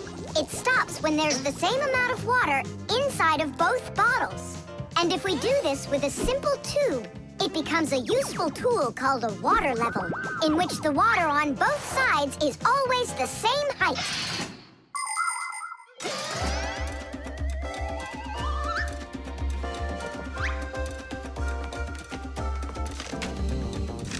I'm gonna watch the water level on this end, all right? Be careful how you lift it, or the water can get out. Nolik, what's going on? The water inside the tube is even with the line. There you go, Tom Thomas. Where the water is right now is how tall you are. And? Well, it looks like Tom Thomas isn't quite tall enough for Africa. What if we hold the tube a little higher? You can try if you want, but the water's gonna stay where it is. See? The water level on your side always stays the same as on the other side. I'm not getting that tall for a while yet. And what if we just lower the map a little? That wouldn't be honest. But it would be clever. There are a lot of great proverbs, but my favorite one is measure twice, cut once. And to measure things right, you need measuring tools. The simplest one is a ruler. With its help, we can find out the length of an object. A watch can tell us how much time has passed. A speedometer shows us how fast we are moving, like in a car or on a bike. An electric meter keeps track of how much electricity we are using. A decibel meter can tell us who is screaming or stomping louder. And a beam compass is used to accurately measure the size of a coin or a hole. We couldn't get by without wonderful tools like these. If we didn't measure the things we are building carefully, everything around us would just come loose and fall apart. Uh-oh. Dad! Dad! Look, Dad. That's strange. Looks like you are a little taller. Does that mean you'll take me with you? Yeah. Are you ready? Yay! But everyone who goes to Africa has to get vaccinated. You're okay with that, aren't you? I need vaccinations to go. Are you sure? Yeah, there's one against malaria, tsetse fly, crocodile bites. Altogether, there are 10 shots. 10 shots? Yeah, 10. Oh. Dad, you know, I was joking. After you left the room, I moved the map down. Okay, I see. And I was joking about all those shots you need. What? You mean you don't need to get shots? You gotta, just not 10. So how many? 9 of them. There's no vaccination anywhere to stop a crocodile from biting you.